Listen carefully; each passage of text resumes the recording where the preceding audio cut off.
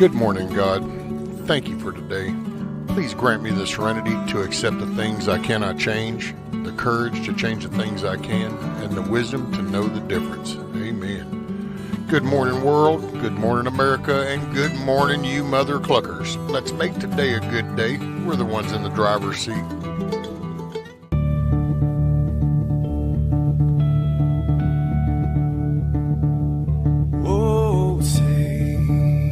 Can you see by the dawn's early light what so proudly we hailed at the twilight's last gleaming, whose broad stripes and bright stars through the perilous fights, oh, the ramparts we watched were so gallantly streaming, and the rocket trackless, the bombs bursting in air, gave proof through the night that our flag was still there. Oh, traitors that star-spangled banner, yeah, wave for the land under the fray, and the home of the brave.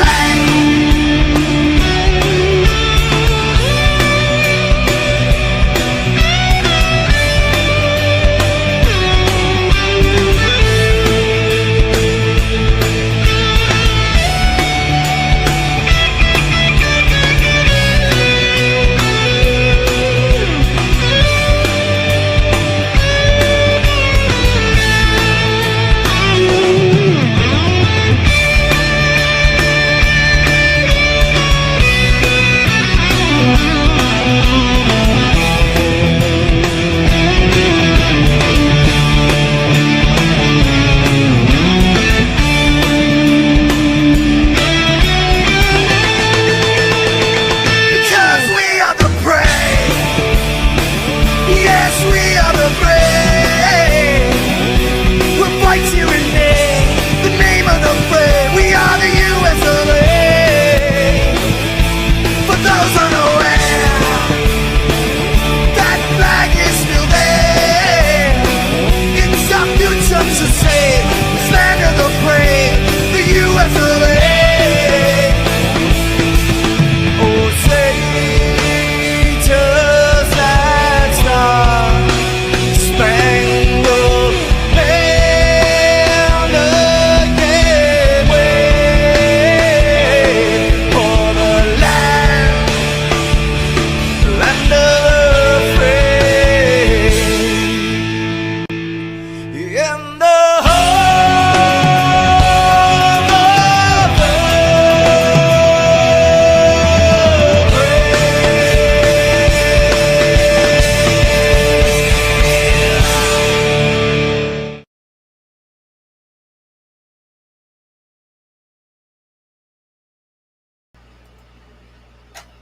What up, everybody? It's Wednesday. So what's up, Eric? Stealing Tree, Miss Billy, Tammy, Child's Play. What's up, Kiss Off, Tiger, Deplorable Chicken Hen. Oh shit, it's on like Donkey Kong now. Look at there, Savage was the first one. KP Heathen in the house. What's up?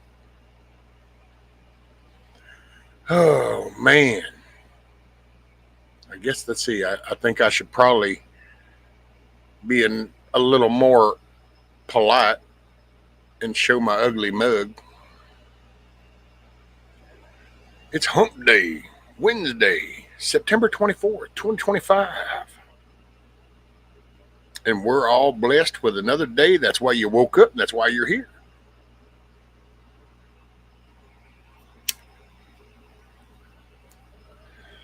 So, I don't know.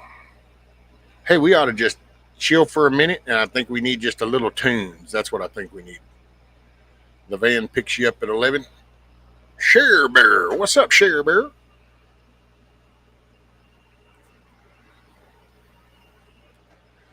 So the van's picking you up. What, you got an appointment? Child's play? Proof of life. That's it. Well, thank you, Tammy. You know, there's so much negative out there, and all that really ever does is hold you back when you think about it. You know, so it's a good reminder. I try to just remind people, you get to decide how to take the information you get. You can get pissed off and wound up and waste time throughout a day, weeks, months, or you can go ahead and acknowledge some things you can't change, and there's no point in wasting time and effort on that. What's up, Tuck? Morning, drinking and driving.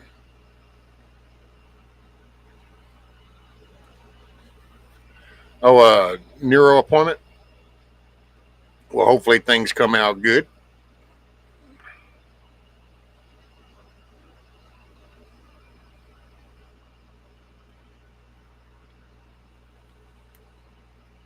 Negative Nancy, where is she at? Right, deplorable. Tammy says, I suffer from PTSD, death of my daughter in 2009, so I need your show, Rescue Sincerely. Well, thank you, ma'am. That's one of the things that keeps it going, and I put my own personal things in check because I realize that because I have stepped into this role that there will be people, that it helps. And so, I mean, that's all I'd like to do in life anyway. I've done enough harm. I'd rather do good.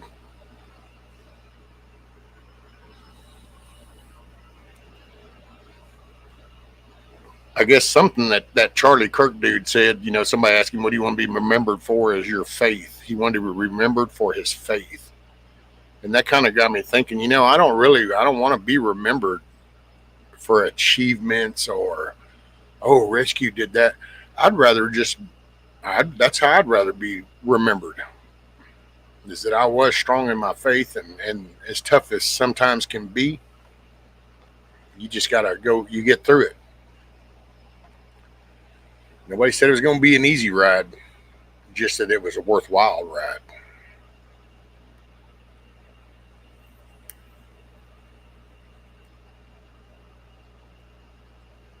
And I got to tell you, man, I still trip out. I sit and I don't really listen to the interviews and stuff anymore, so much, but you sit there and you look at those pictures and you just realize the size of that stadium, and you just kind of go, see, there's hope. There's hope. Because all you ever get shown are these mobs of screaming, emotionally wound up kind of people. So that's all you ever get shown. You never get shown 100,000 people there in faith. What's up, Grumpy? Man, I missed your show, and I am so sorry. I was actually laying down, and a message come in, and whenever I saw the message, then I realized, oh, Grumpy's show, it was spoke, because I had gotten the notification. So I totally missed it. That's why we're inside today, man. I took a break today. I'll go out later if it ain't raining too hard, but. Oh, well, thank you, Billy. Well, sometimes apparently what I say doesn't come out too kind, but I'm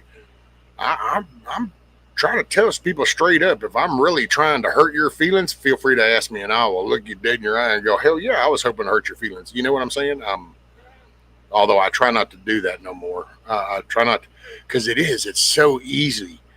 It's so easy to watch something go down, and you kind of go, oh, man, what? And you start rattling off some shit. But then if you step back for a moment, you realize it's like, wait a minute, I don't even really know what went down. Like, I don't know the facts. So am I fixing to make a decision, off of just some emotional response of a visual? You kind of got to process, Had to work, still am actually.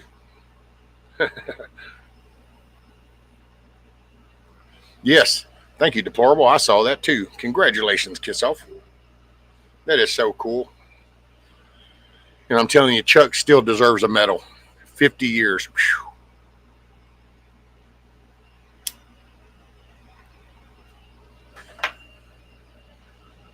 If I'm trying to hurt your feelings and you have to ask me, I'm not doing a very good job. Right, Tiger?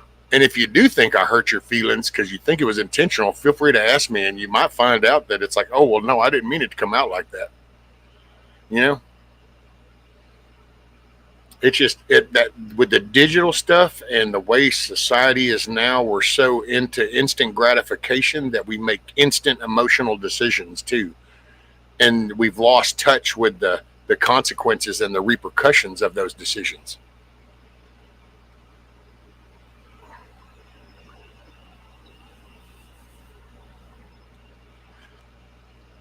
New Dr. Grumpy book. Horton hears a liberal cry because they them got fired.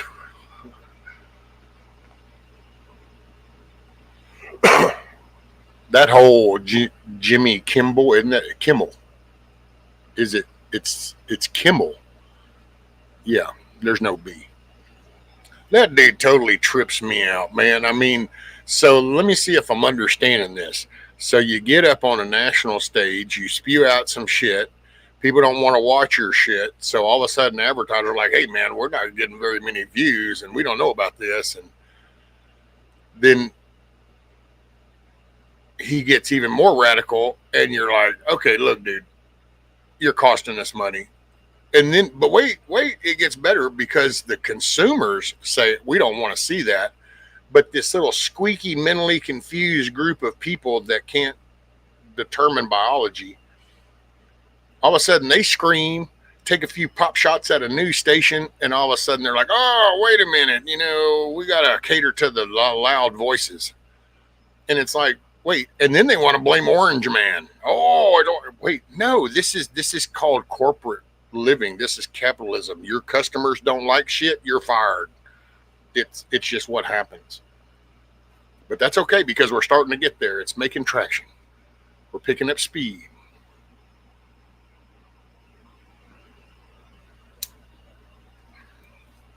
Well, cool deal, Kiss Off. Well, tell Chuck I said good morning, sir. Good morning, fine sir.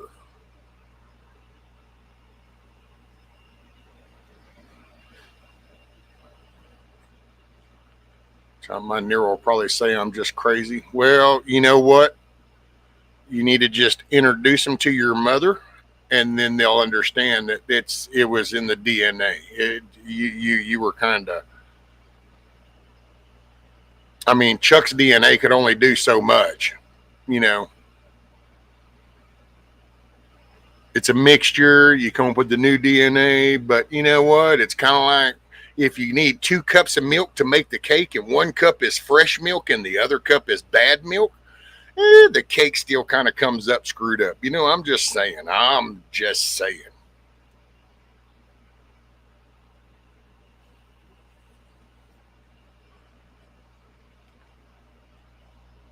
Never found Kimmel funny. I didn't even watch that shit. Man, I haven't watched that late night kind of shit like that since uh oh shit, I just went blank on the guy's name. Carson. That was about the last. I really wasn't even a big Leno fan whenever it came on. I just was like,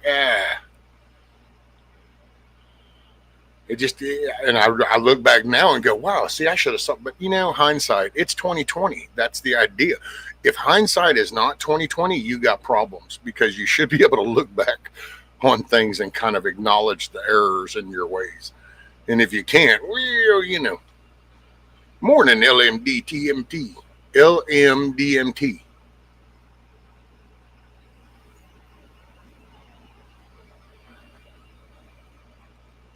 Just a 9 doesn't have to be the good eye. It's only Wednesday, right? Kimball posted about Roseanne Barr that it was okay to hold people accountable for their opinions. Then he whines like, when he held to that standard. Oh yeah,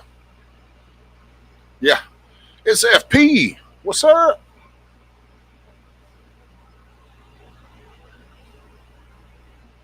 Well, it's all of that.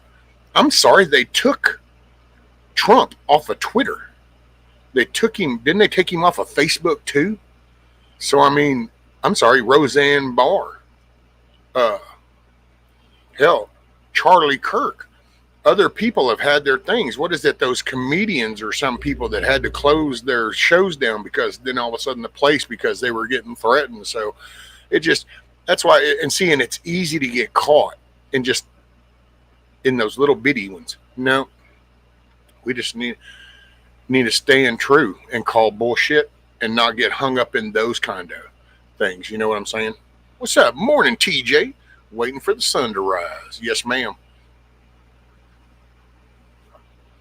If I'm not mistaken, you guys got some rain up there last night or this morning.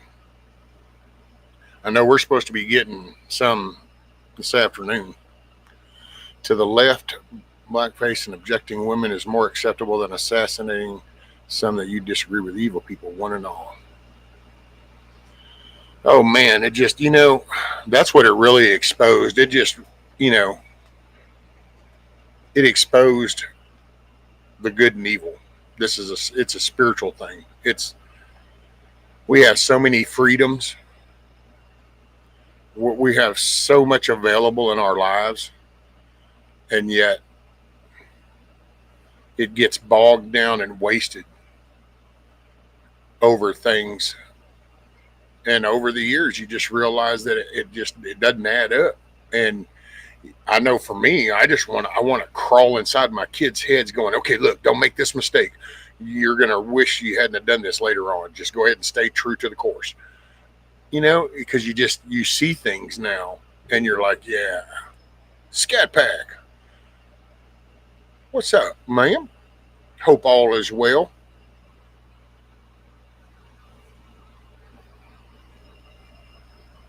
That made no sense, but y'all understand. So we had communications. Not one drop of rain? Oh, wow.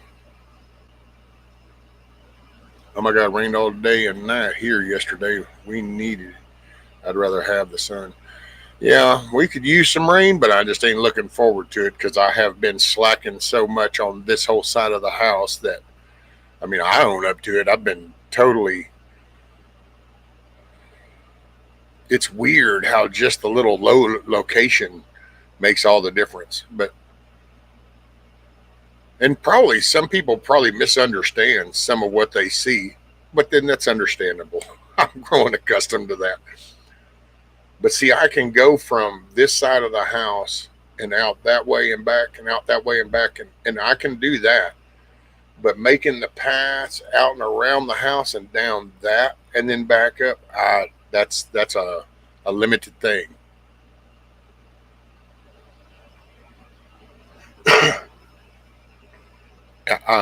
I need to stage more. That's what I'm trying to plan on is staging up over there so I can make more useful of the thing because it's in the traveling, the movements. Okay, get caught back up. Well, my young roosters battle royale to the near death yesterday. Found the black one defeated and bloodied. Looks like I'm going to have to build another chicken coop. This is getting crazy. Man, I got hens that are doing that, Savage. I got this one. She's a mean ass hen. And every time we try to put those two in with the others, man, that one there, and hell, she gets so ugly that the missus is like, I don't know, maybe we just need to just get rid of her. And I'm like, uh-oh, that's pretty bad. When little Miss Loving Heart Shorty here wants to excommunicate your ass, that means you've crossed a line. Morning, Mama. What's up, girly girl? What's up, girly girl? Oh, and there's the old man. I know, and you got to climb up here. She's got to climb up here because the old man come into the room, and it's like, no, you're going to get more attention than me. What's up, old man? What's up, old man? What's up, old man? I know, you little stinkers. I know, goodness, y'all are so jealous. All right, y'all go find something to do.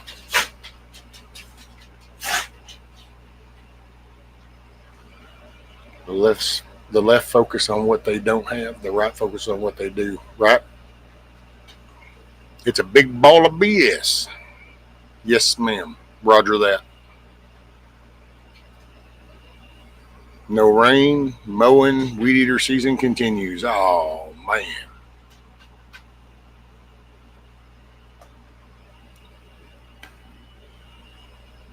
Did you ever get them a pecker's block? They'll peck it instead. No, never heard of such thing.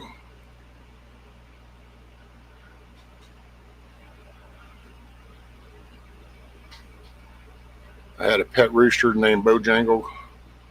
Grandma got a big named Red. He climbed a 10-foot fence to attack Bo. I'm right now red over with golf cart. Didn't think anyone saw me. Dad was watching out the window.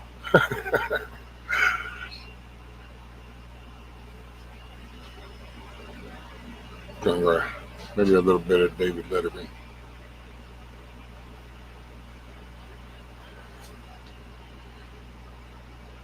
You know, and Johnny Carson, even back in the day, would even talk about. He goes, that's not my job's not to get up here and, do that. I'm an entertainer. People want to be entertained by drama. Little did he know what 2025 was going to bring. Really, Johnny? Because you're going to find that society thrives off of drama. If there is no drama, they will create the drama because they miss it that much.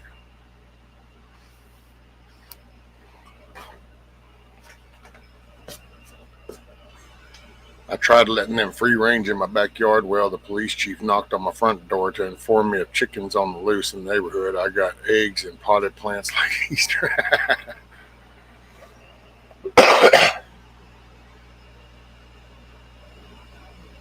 What kind of chicken farmer ate you? I'm still here, so I have not been eaten. So, probably be kind of salty.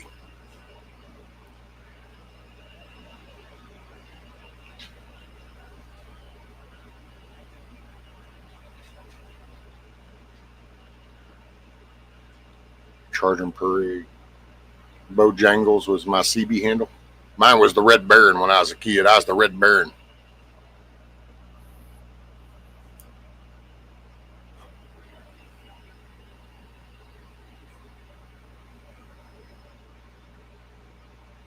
My dad was Snake Pit Billy, and my mom was Honey Bunny.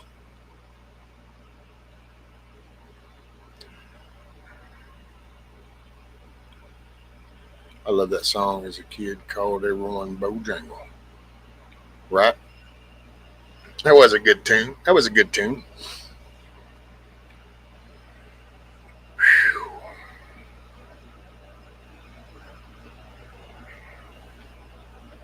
We had one of those when I was young. I don't know, probably 12, 13 or somewhere in there. We had one of those. I think it was a Toyota.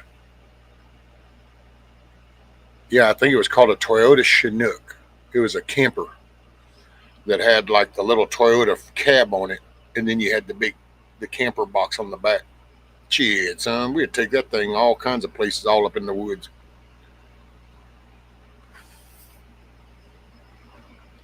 I earned a lot of my badges out of that.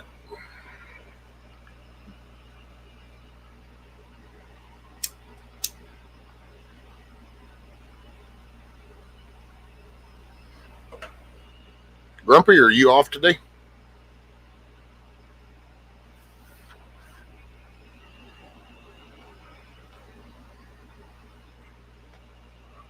That's where Chuck gets that chaparral stuff. Chaparella.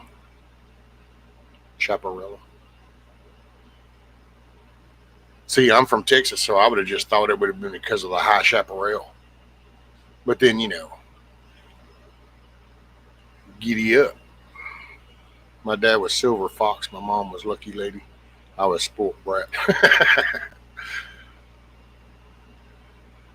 I have 3 types of eggs out there. The one in the main coop for the harvest, random eggs here and there thrown for the fox in the field, and the old discoveries just dropped in the trash bin.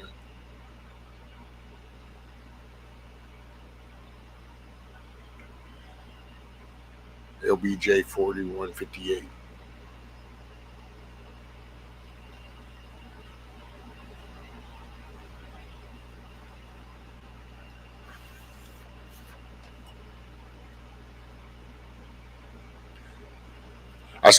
I was going to pick at you, Billy, but I figured I'd know because I don't want you getting mad at me that early in the morning. It's too early. Too early.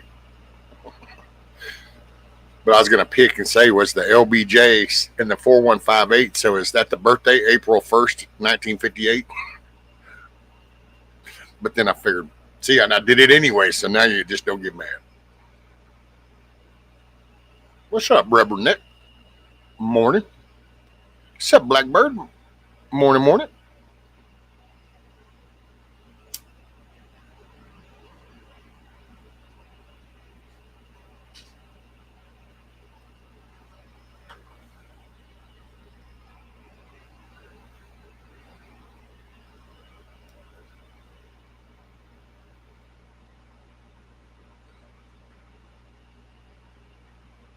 Lady Hawk. Carolina Country Homesteading. Morning, man. Morning. Hope y'all are doing good up there. Yep. I was going to try to plan a little something this morning because I got something coming. I'm not going to say it out loud because the last time I start saying things out loud, I seem to, in the back of my mind, start putting it off. And I don't know why. Some weird ass defect.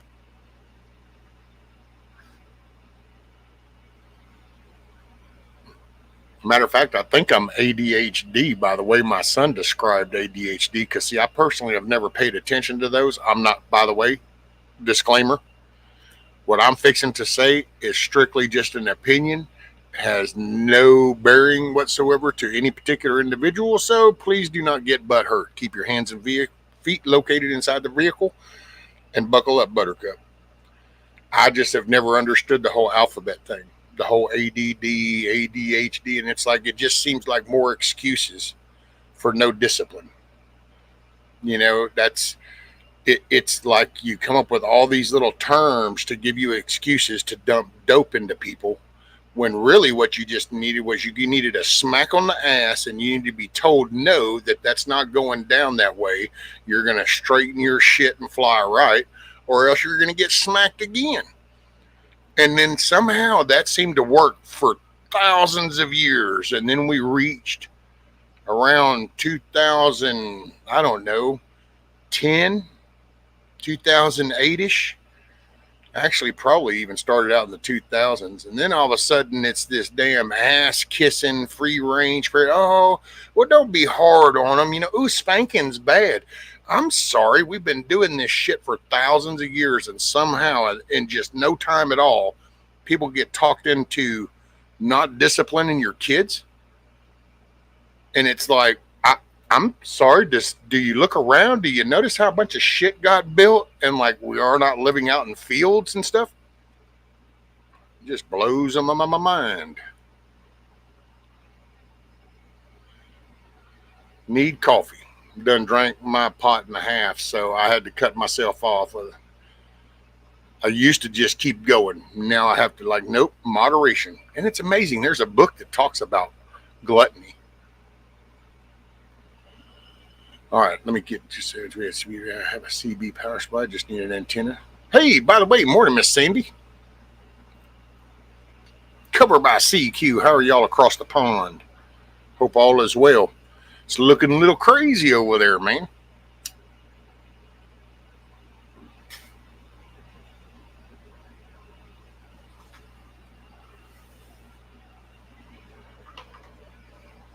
I've often said attention deficit. It's the adults not giving attention.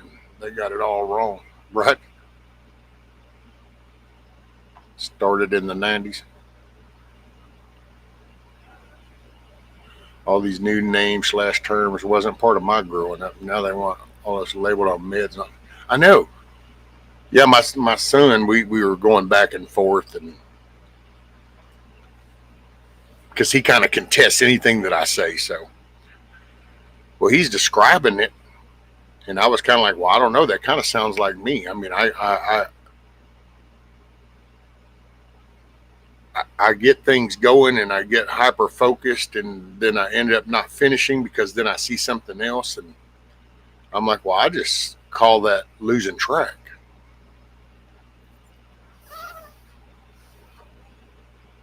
And I didn't even see if Grumpy answered. I'm so bad. I ask y'all questions, and then I stop looking at chat and don't even see if you answer me. You might have had to go to work. Oh, damn, Eric, you're out of coffee. Neither of them drinks or does any drugs, and they have manners.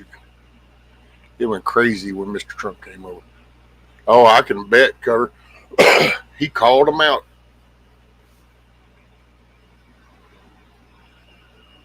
Carolina almost looked forward to grid down, hear laughter outside again.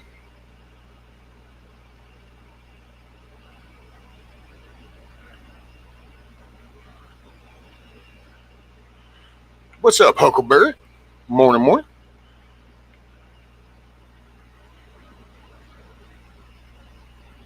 Electronics have been the demise of society. This is true. Easily distracted.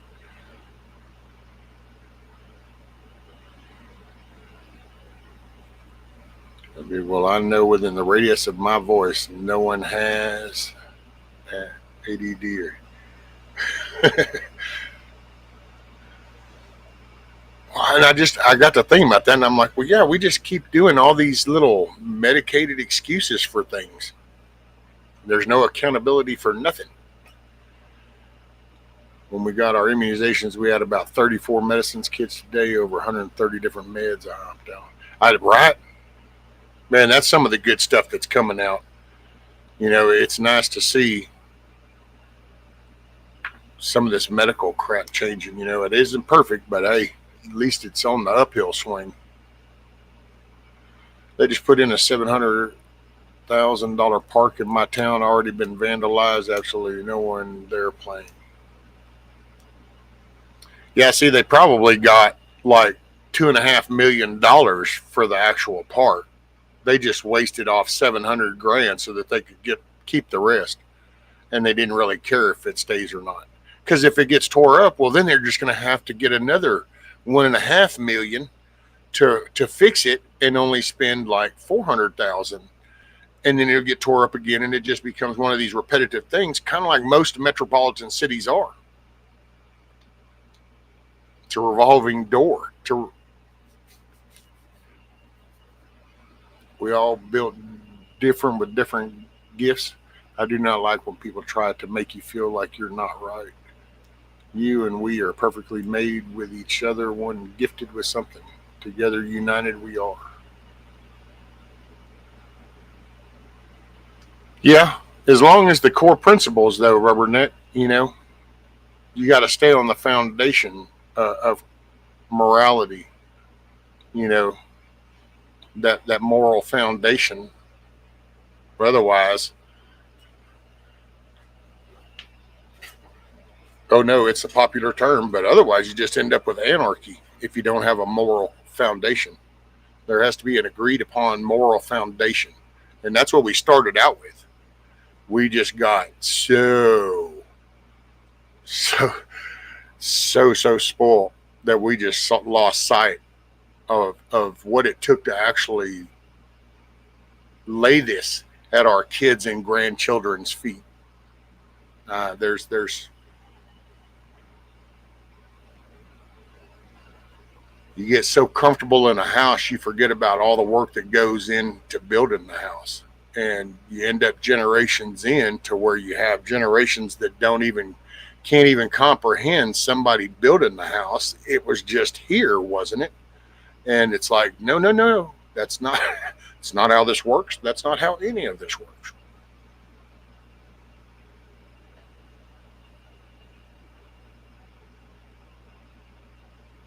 Agreed upon foundation. Yep. Oh, they can shove the labels up but where the paddle or switch should have been. Poor.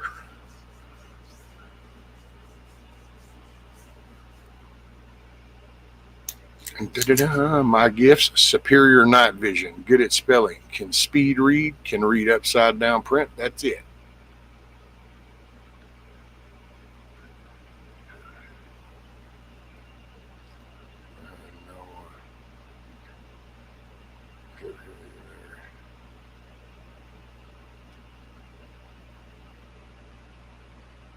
Oh, Lord.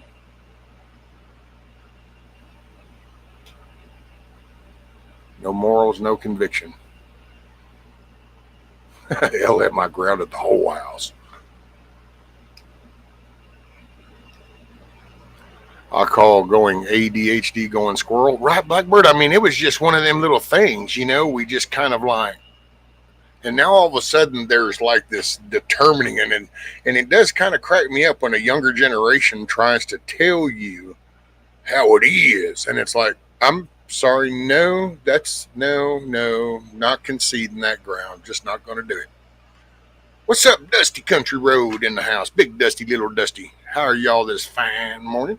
It's Wednesday, hump day, September 24th, 2025, in the piney woods of southeast Texas, with a very high humidity and a chance of rain today.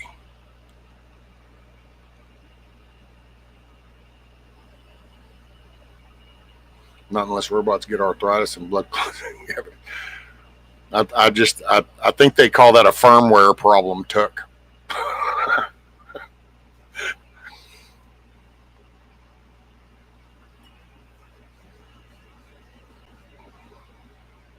We have multiple cords for every device. Not by choice. I hide them and forget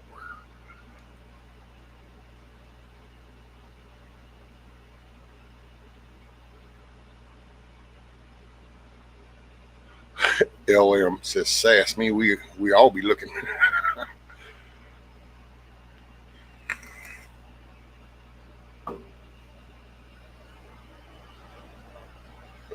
Right, Huck? They have it all figured out. And it is funny because you can kind of start to reflect and remember, like, in times in your past where you probably came across the same way. Like, no. And you're kind of like looking back going, this is how we got here. Ah, this is how it happens. My firmware is firmware out, right?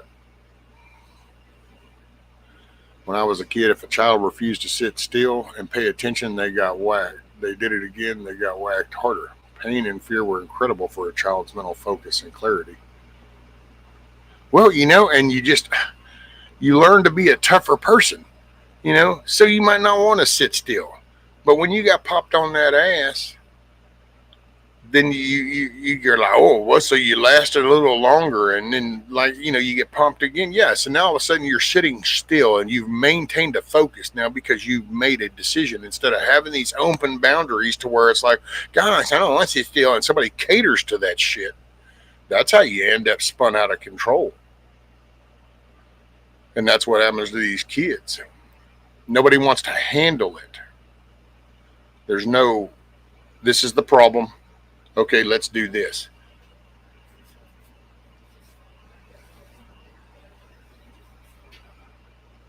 I would probably talk more about some of that. I just don't, it's not appropriate for me.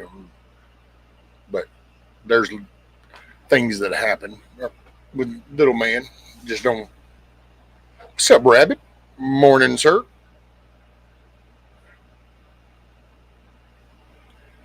Oh, deplorable's gone.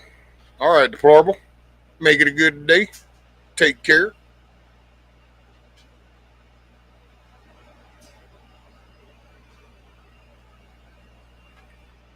Oh, I told my mom I was going to call child protection on her. She dialed for me. I never missed. Dude, we did that one time. I think one of the kids said something about CPS, and it was got them the phone and said they're going to call. Do you need to go? You need to pack your bags though. Why? You don't understand. You go ahead and call. because they're going to pick you up because you're going to say, oh, it's so bad. They made me follow rules.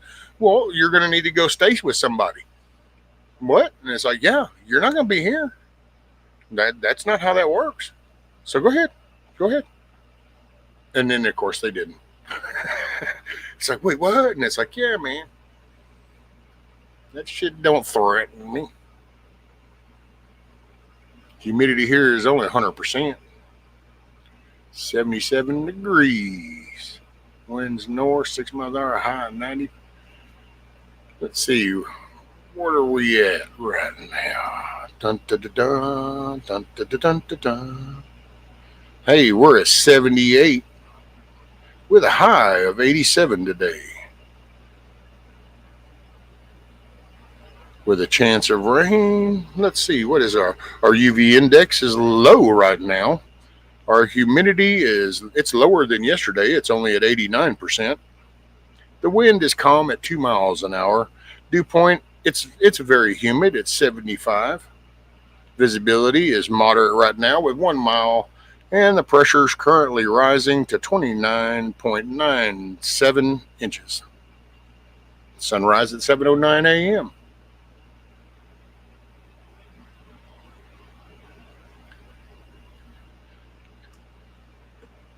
Storms possible this afternoon.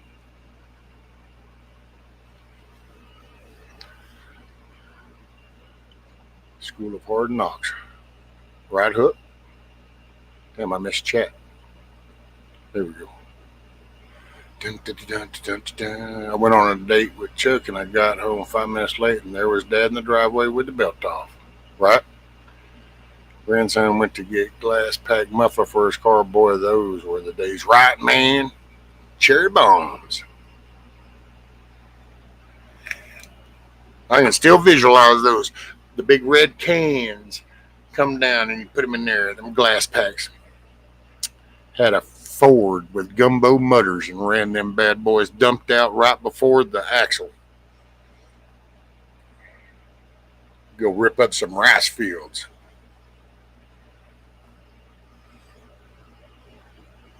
Back then, that kind of mental focus could be applied to make a kid freaking Beethoven or a doctor or something useful. Right, Savage? Well, that's where you got, like, I mean, think about, like, World War II, World War I, World War II. There were kids that were like 15 that wanted to go join because of just the drive mentality, the national pride, and American meant something. And they didn't see like, oh, well, that might be hard. That might be really mean. That might be tough. Ooh, it's going to be hot. It's going to be cold. There was no whining. You literally had teenagers that were lying about their age to try to get in the service to defend the country. Now you got grown people that are more than of age to do it. And oh my God, it's hot outside. And it's like, oh shit.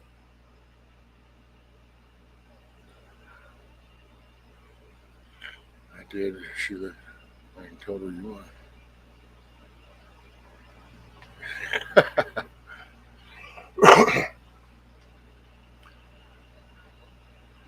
Weather near me is still unknown. It's still dark out there. Oh, blackbird's getting rain. Rescue, we had switch trees as hedge brushes around our house. Willow trees. Ooh, son. Them little widow branches, they could just contour to the cheeks of your ass with every little pop. It would just kind of connect on this side and contour through both cheeks and touch the other side. And he was like, yeah. Now my dad was all about the belt thing. Belt, paddle. Sometimes you might get backhanded. Sitting at a table, put your elbow on the table, you just get popped up in the mouth. Backhanded. And didn't put elbows on the table.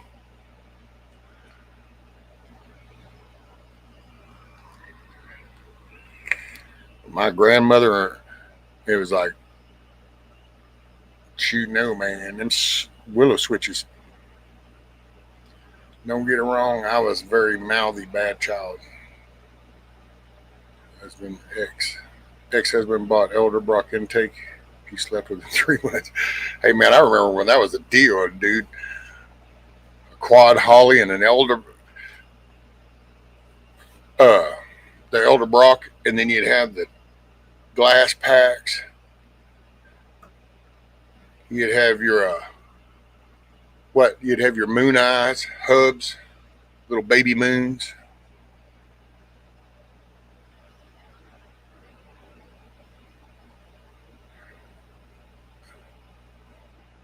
My legs. My great grandfather signed up at 17 and 19, right? Yeah, the Willows were bad. I got spanked with Hot Wheels tracks. 1971, USA made, not the China stuff. See, look at there, Eric. You were getting slowly welt branded with "Made in the USA."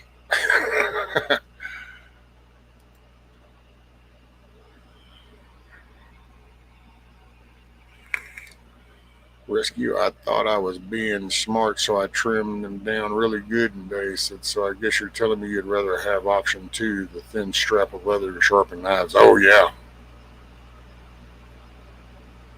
Her shifter. There you go, Huckleberry. Man, that was the day. We had a good time. These kids nowadays just have no idea. They think they're all fancy with their cool little rice burner sports cars and all that shit. They don't know the good days.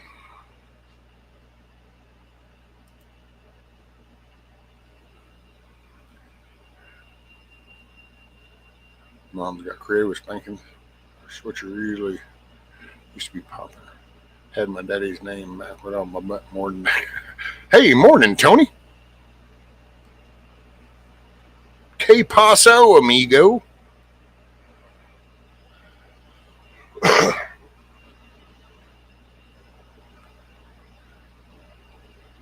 Hey, we might need a little musical intermission so everybody can refresh your drinks, roll one, grab you another cig, make a latrine run.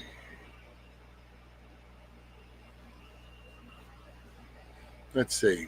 Do I want to do that one or that one? That one.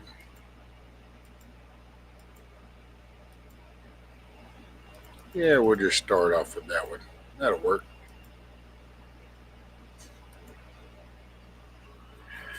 Oh yeah, well there was always that Blackbird. I looked and saw that one, and it's like, yeah, not only well that's how school was too. Oh man, if you got like licks at school, that was just the beginning. That was just a teaser. When you got home, or if you got in trouble while you were at home, yeah.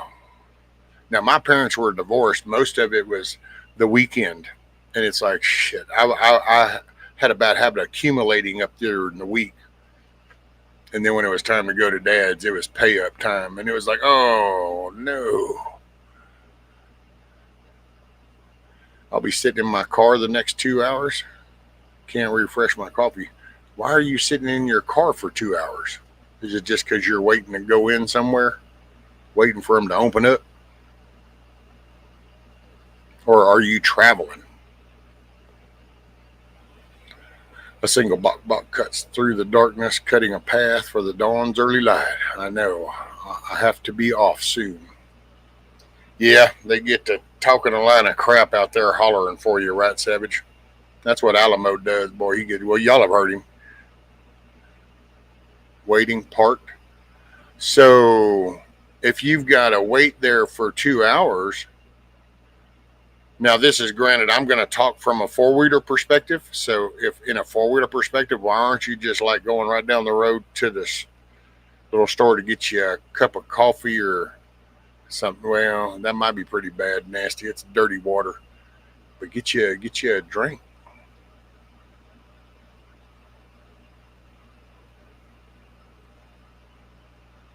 That's it. I'm getting all up in your bees. No. Good grief, flashbacks, the sizzle that sounded like bacon, but was really your ass. Yeah. With my kids, they got 2 licks. A whipping was 2 licks. Now, depending, I ended up getting more than one whipping, and you'd get more than just the 2 licks. But a whipping was 2 licks. Bend over and take it. You made the choice. This is the consequence. That's life.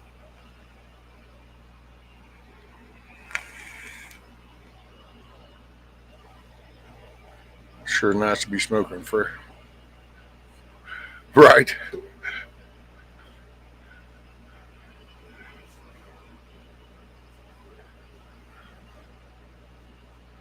Had my second cup already. I do need a break out my thermos. There you go.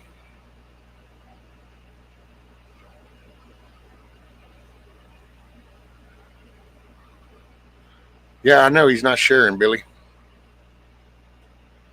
Kept it all to himself. Oh, looks like I'm good. Had breakfast, second breakfast, coffee, part 1 and 2. Yeah, hell, I think I've been up like 2:45, 3 or something.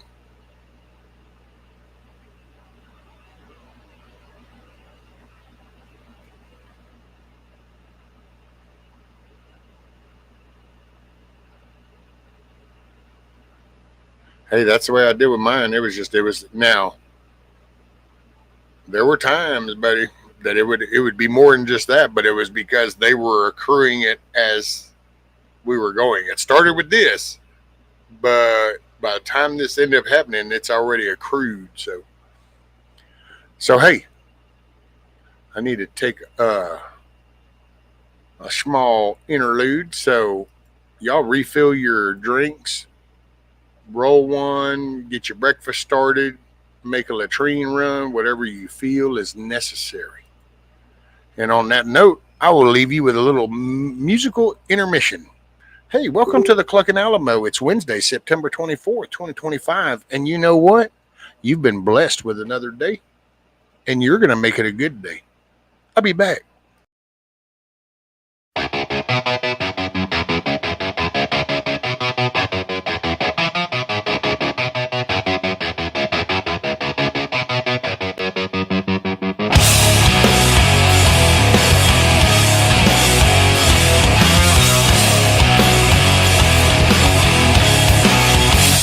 Sing your evil ways and your corrupting your mind. Living out with our soul so we don't waste our time.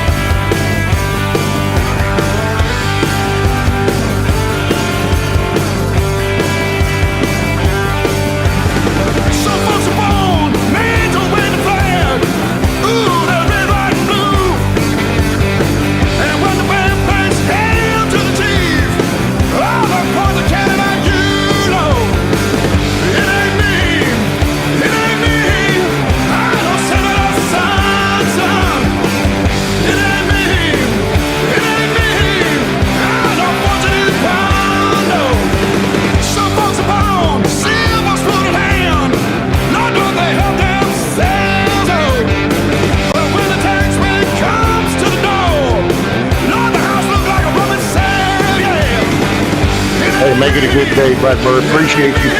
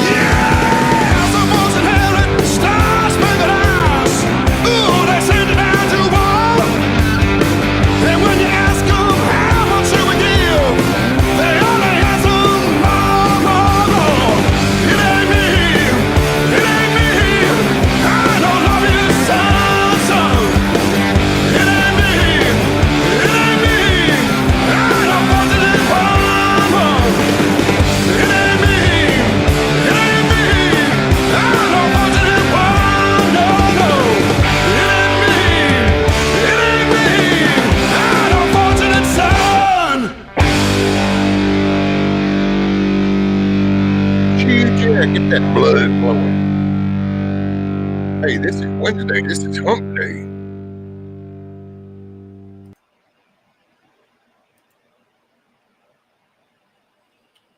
That's what you got to do. That's getting that blood flowing. Hell, Central Time Zone, it's already 7 o'clock in the morning. That's 8 o'clock on the East Coast. And that's 5 o'clock on the Pacific Coast, which ought to be wake up time. So off your ass and on your feet, out of the shade and in the heat. What you guys think about Trump slamming Tylenol? That shit is terrible for it. Oh yeah. And I you know what it just shows you just, man, it's just the media, that mainstream shit and the shit that they pump out. They are the originators of most of this batshit crazy stuff. It's like the whole, what is it, Harvard and somebody else has their own study that shows it. And yet they don't, the very people that told you to follow the science when it was a short little lying piece of shit behind the podium, all of a sudden now it's like, oh no, the science is lying. Why? Because Big Pharma's pissed off.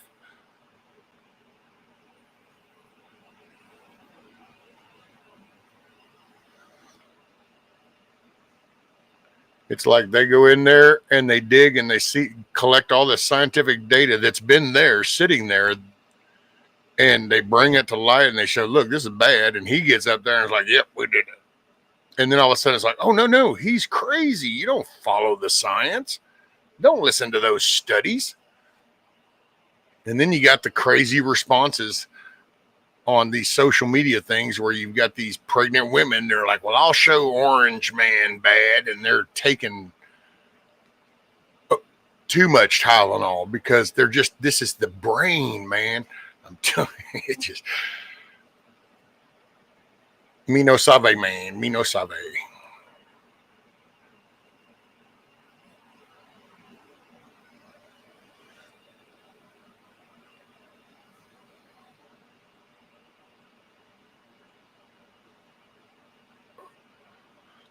They got the science, but they hide. It's that freaking crazy. Yeah. Oh, and now they deny that the science actually exists. That's, I don't know. Which, you know, I think what it is it's the combination of these things, and it's the exposure of these things. And I'd be willing to bet you, because see, I've noticed how a lot of conversations go. A lot of them stay on the topic words or the highlight word, and it's like that. I would be kind of curious to know, like, the actual ingredient measurements, the specific ingredients that they use now versus what they used 20 years ago. Because so much of this shit runs under the same name, but the base end has changed. And so you kind of like, it's kind of like a Chevy Nova. Okay, well, I'm sorry. Yeah, that's called a Chevy Nova. That is nowhere near what a Chevy Nova looked like. That is nowhere near like a Chevy Nova was made. That's so you start looking at things like that and you go, yeah, it's changed. They've kept the name because it was a popular name and everybody grew accustomed to the name, but they change core ingredients. Well, now what is that doing? And you just add that with all these other excuses they have to give our kids and grandkids all this shit because it makes them money.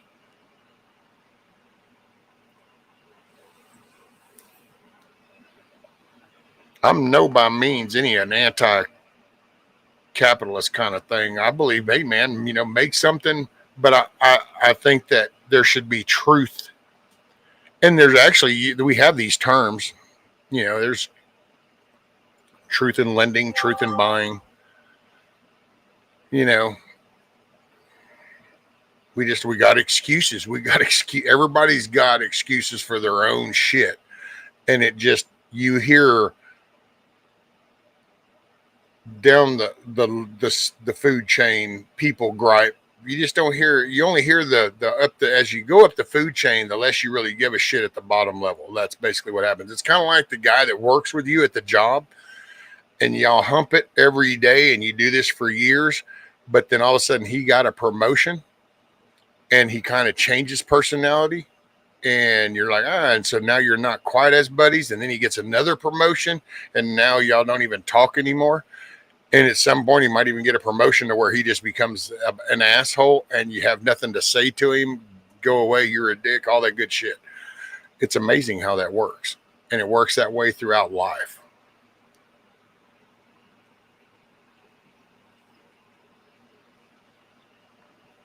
I told my son to quit using it. Well, what I will say as a acetaminophen is like, what's the point? If you have aches, why can't you just do aspirin? Why the pain reliever? And then I loved how, now it kind of starts to make sense when I think back over time. Like, because if something happened to you, you went out here and you fractured your leg, they didn't give you Tylenol 3. But now all of a sudden, hell, man, you go in there with something kind of severe, and they'll fall back to Tylenol 3. They always tried to make it sound like they were trying to keep people from getting hooked on drugs, but it's like, but that shit's bad.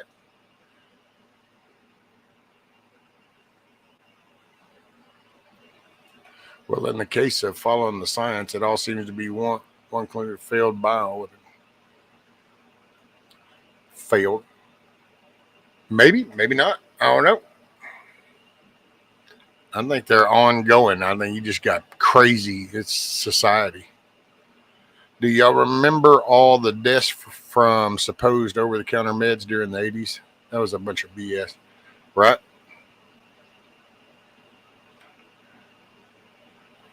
I'm on warfarin. Only can take Tylenol. That woman offered her hubby, then puts on shelves to cover.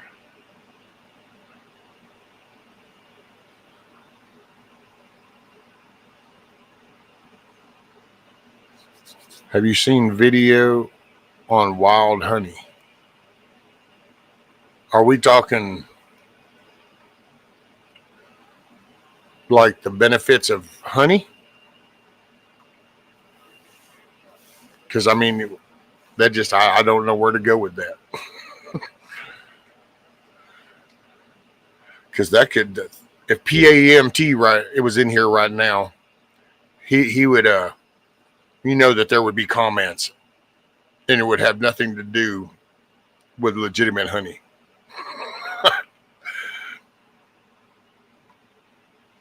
Chuck he got a CPAP once. I made a mistake and told his work crew he got a pap smear. I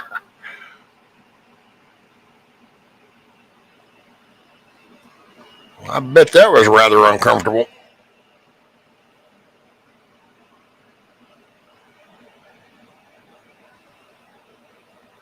And no, I don't guess I've seen a video on that.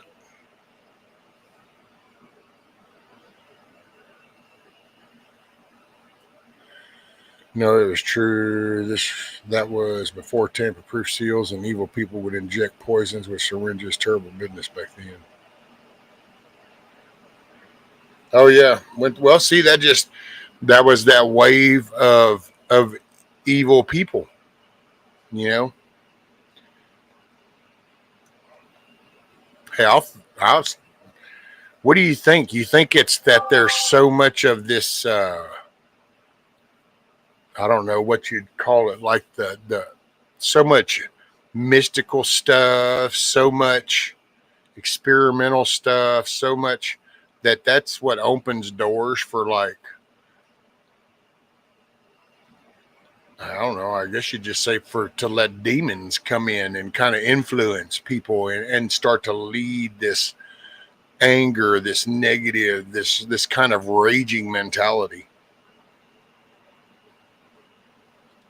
You know, you play around with the psychic stuff or the Ouija board stuff, and who's to say that that doesn't open up doors?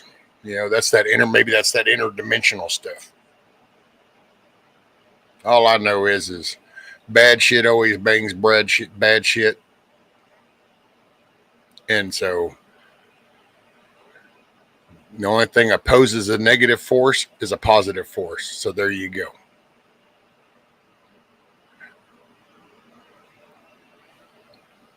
And I kind of have still my old school way of thinking of, you stand your ground, and the harder you push back, the more you can stand against shit. So, you gotta fortify your spine, stand on your beliefs, find character and find strength in that. And then you'll be amazed at things you're able to accomplish when you get up above this certain negative level and you start removing clouds of doubt and stuff. And you just kind of, you can then, you'll see where those terms reach deep, dig deep. You can do this, push. That's where it comes from. It comes because those things came from a society that didn't look at things as a failure. That came from a society and a culture that didn't see quit as an option. That was the little train that could. That was never say quit. And so look at what worked in the older days. This is what worked.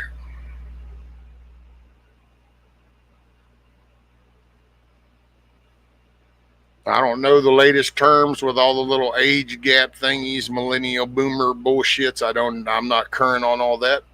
It's a waste of time to try to remember it, I guess, because we've had discussions over the years, but I still forget what's what because I just guess I don't see it as an important issue. But I know I'm disgusted with this older generation. When you look at some of this shit going down and the age of some of these people out there playing in this shit, and it's like, man, where did you go? Where did you lose it? I'll send it to you. All right, Billy. Demonic forces. I don't do negative. I can't handle depression. It's a black hole. I have to laugh. Hey, you know what? What doesn't kill you just makes you stronger. Did somebody come in? I don't know if anybody came in. Hey, if somebody came in and I didn't say hi to you, I apologize. And so good morning, good day, good afternoon, good evening, wherever it works for you. Appreciate you being here. Refuse to use the new slang. They have tried to change the meanings. No, you need to kind of stand firm on stuff, and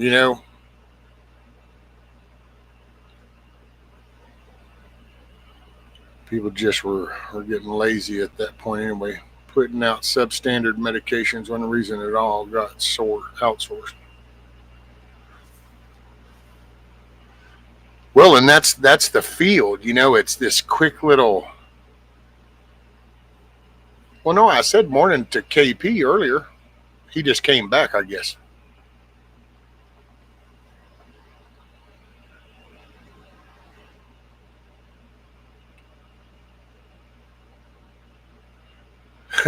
Duck.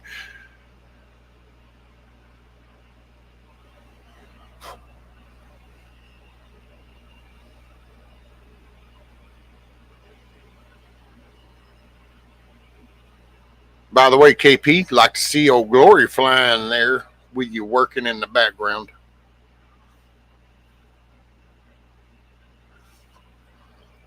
Old Glory makes every video look good.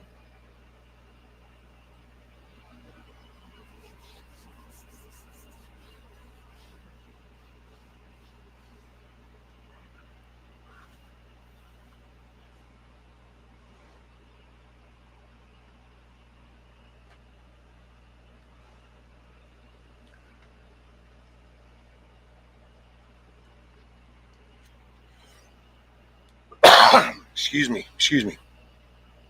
Chucky's baby working on my car. I had to call AAA so many times they report him. Oh, damn. Is that one you just got? Didn't you just get that thing not long ago? Hold on, wait a minute. I might need to reflect on this. Didn't you get that car not long ago? And I think that's one that I think that's the one you wanted. Like isn't that the one that you like? Wasn't there some kind of like contention about that or something? But no, Kiss Off put her foot down. It kind of seems like it. So I wonder if Kiss is gonna just own up to she just put her foot down and got a piece of shit that now has a bunch of problems. And if she had just listened to her husband at first, she would have probably had a more dependable vehicle.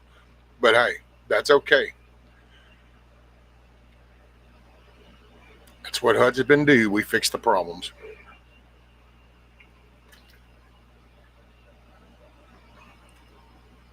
Oh, probably most definitely, Huck. The problem with that vehicle is located between the seat and that steering wheel.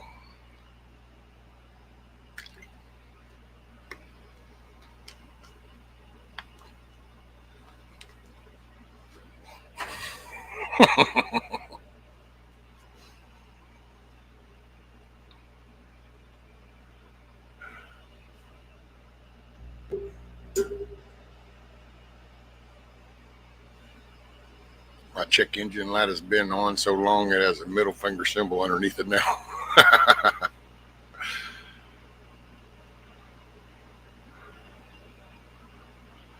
With all the other BS I've got going on, my damn dryer went out. Well, and this is, probably going to sound really inappropriate, and I apologize, Eric, but hey, that's not that bad of a thing because there's two easy solutions most of the time to that. The most easiest is you just put them on a line and hang them up and let them air dry. Okay. Then the next easiest thing is the heater element inside there is so easy to replace.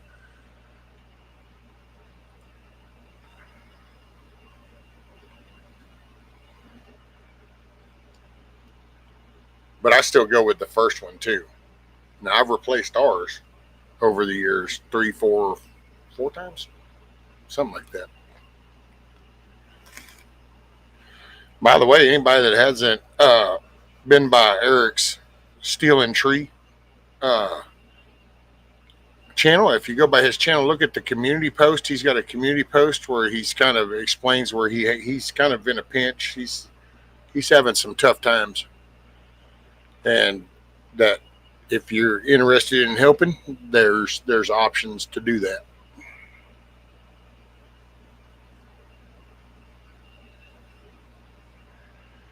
My body's check engine light's been on for years. That's what black tape is for, because I'll just cover it up.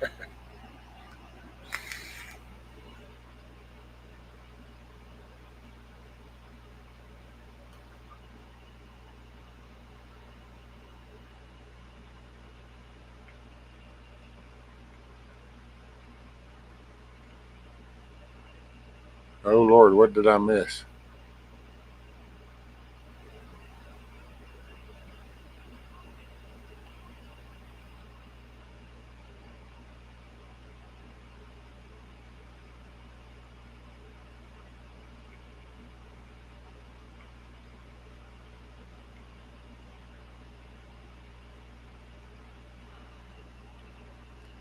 Just calm down. There's old David Devine.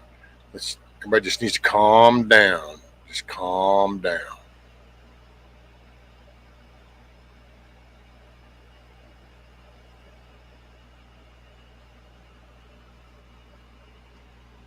Haven't seen him in a minute.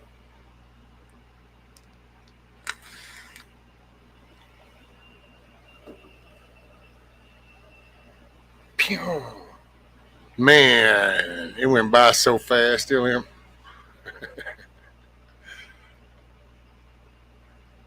Squirrel.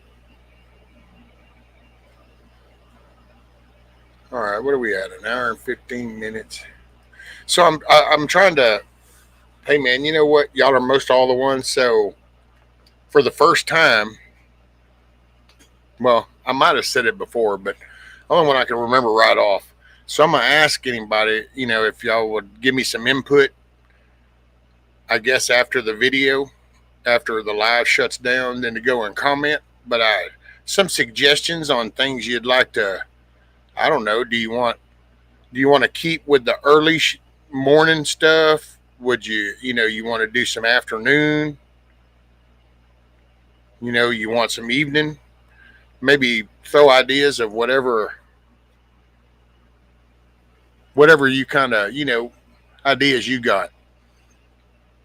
And because I'm just trying to, I know I'm glad it can help some people, and so that makes me feel better. And that's kind of, as long as I know that it's helping, then I'm down with doing it. So, you know, but just kind of some input, because I'm trying to figure out a good little rhythm of stuff, something so that way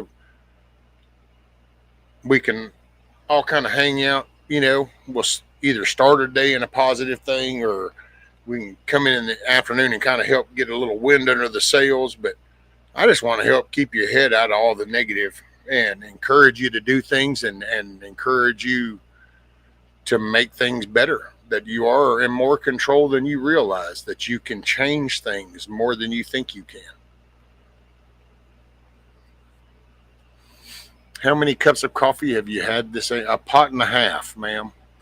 And I won't lie, and people are probably going to go, oh my God. So what I do is, well, actually, probably almost 2 pots of coffee, I guess, in all honesty. So depending on the morning, I start the pot of coffee. If I'm kind of just like if it's one of those kind of mornings, then what I usually do is I sit here and I kind of keep an eye on the silver band at the bottom of the pot. And the minute I see the coffee reaches that silver band, that's my espresso shot, is what I call it. And so then I'll go ahead and get me a cup of that. If I'm kind of in a more chill, I'll wait till it gets about half, and then I get a cup. Well, I'll drink that cup and another cup, and then I add water. And then I'll drink it down, and then I add water. So I keep running. So about 2 pots. Now, I'm sorry. What's up, Coffee? So good to see Coffee. Always got to start the day with a coffee. I just found y'all. I enjoy my coffee and chat. Roger that, LM. Early with chat and music.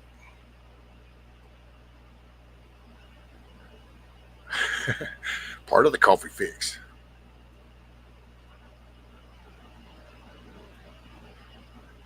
Right, and looky there, and there is coffee. Needed more coffee? Got some coffee. Some of the best coffee. Well, thank you, Billy. It has really helped me. I found that I am less me all day since I started chatting.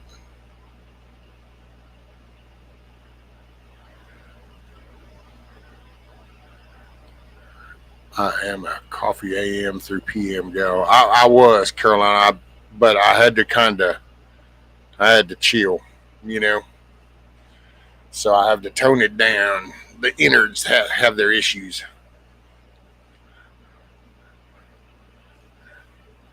Coffee with rescue.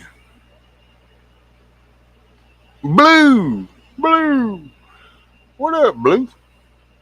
Morning. I'm working, so in and out of chat. Yes, ma'am. Rescue, no matter what you do, I can rewatch your old stuff. Yes, ma'am. Well, and because I'm thinking about shortening my morning ones a little bit and kind of just being, like on just kind of a good mood. Try to, in case just kind of be a buffer zone in case people wake up feeling like shit. I don't know. Maybe you need to laugh, smile, or have some encouragement, before the rest of the day hits you, because there's a bunch of assholes outside the door. So, I just figure that's why I don't want to start it off with a bunch of BS. That's why that shit gets old after a while.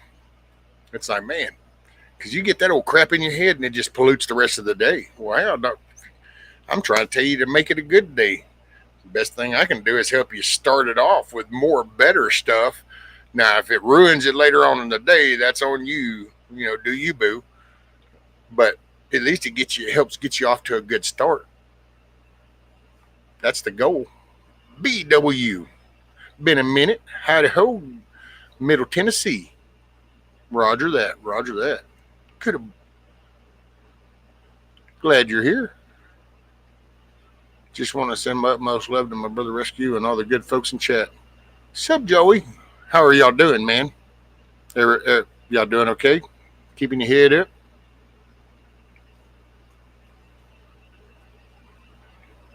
You have to laugh. It's healthy. Hey, man, you know what? In a world full of shit and all the prep talk and stuff, and you know what? Your mental preparedness is the best thing. So maybe if you learn to handle conflicts without letting it drag you down, it makes you achieve more at those. You'll be more successful in the conflicts. I'll put it that way. Hope you all are having a blessed and safe morning. Roger that, Joey. Oh, man. It's going to rain, but it's okay. I need to just, I don't know. If it doesn't rain too much, I'm going to try to get more focused on some stuff. But, hey, it's a good day. We all were blessed to wake up another day, so that's a good start. See, and that's what I don't know. Joey, and you get it, man. There's just, so there's a way you find your own happiness. Well, okay, there's confinement things where you do that, but out here, you know where you find your happy place? Start your day off in a positive train of thought. Start your day off feeling like you can do something. The world's not against you. Feel like you can kick some ass. Morning, Miss Leslie. Oh, no, I just hadn't seen you in a minute. I can put it back. I don't mind. And somebody else, hey, Pilgrim, what's up, buddy? Did I miss anybody else? Man, I'm sorry if I missed you. You know how it goes. I just get them little soapbox going.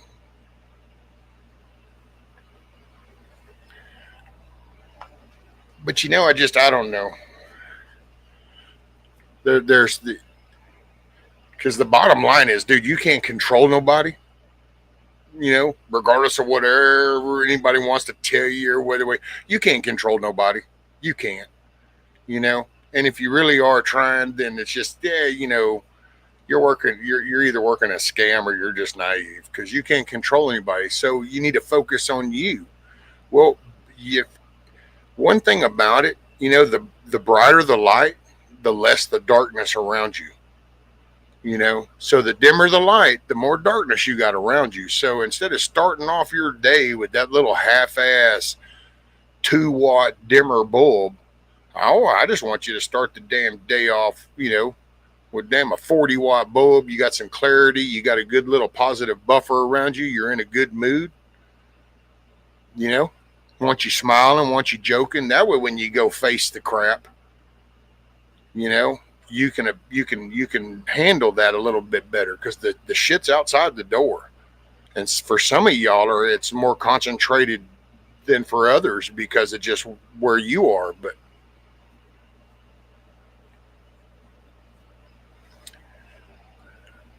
the chickens are doing good. I think we're almost on. I don't know if we're fixing to be on the end of life cycle with them. The end of because the end of eggs.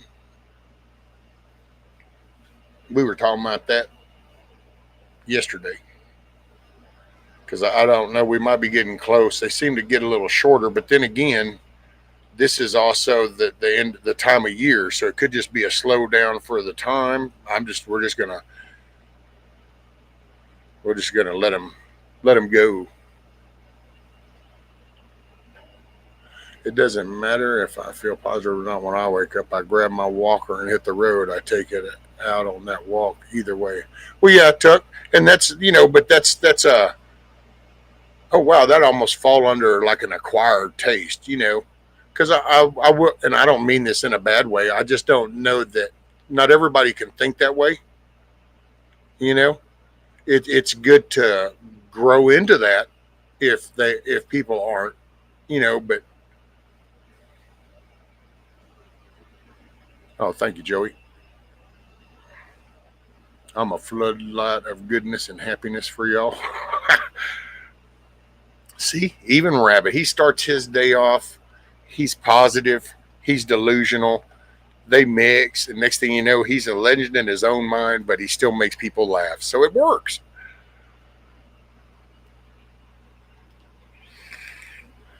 Just laugh. I love this show, positive show. And then Billy says, BS. I'm not sure which one to go. I went from, I love this show, positive show, and then I go to bullshit. It's like, oh, man. Oh. It's horrible, too. And I see he's full of shit. Oh, man.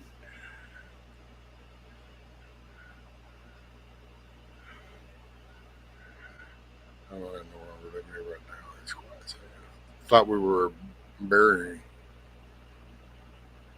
burying the shit. Oh, no. Where's the shit? Where'd all the shit come from? All right. Where's this? What in the hell? Hell, I was just poking fun at Billy's in between comments. But so, wait, we're burying shit? It's called a septic system.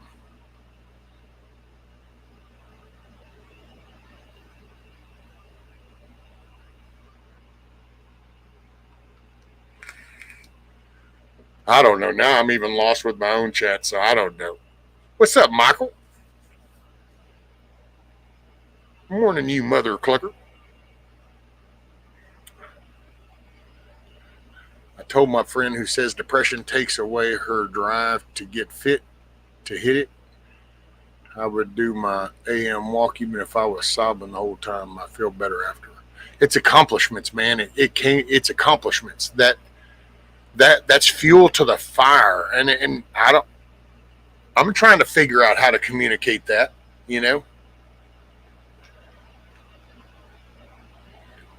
because I don't know, that's the drive. And that's what I think that our younger generation doesn't have. There's no goals, there's no drive, there's no fire, achievements, accomplishments.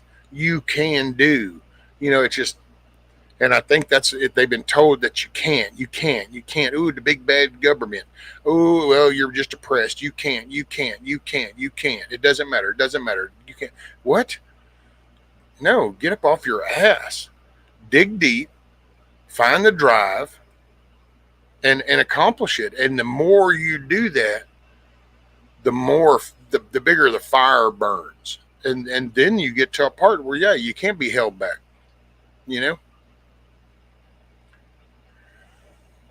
Joey says, I'm a morning person and probably annoy some, including my wife. First thing in the morning, I get up at 3:30, get my coffee, my herb, and handle business. Hell, I ought to holler at you sometimes then, Joey, because most of the time I'm up at 3 in the morning. 3 or, which that'd be 4 for you. I don't know. Are you far enough over there to where you're in the other time zone, or are you still connected to Central? And I probably knew at one point, but now I've forgotten. And if that is the case, I do apologize. I get up at 4, no longer concerned about who I disturb while making coffee. Well, see, I don't really quite have that flexibility, Tuck.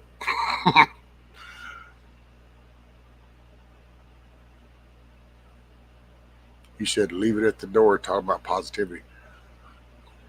No, don't leave it at the door. Take that positivity with you. Face the shit outside the door with the positivity. If you're of Christian faith, then I would say that's where you put on the armor of God. And you know that your Creator has you and has given you the strength and the fortitude to endure through the stress, the trials and tribulations. For those not faith-based,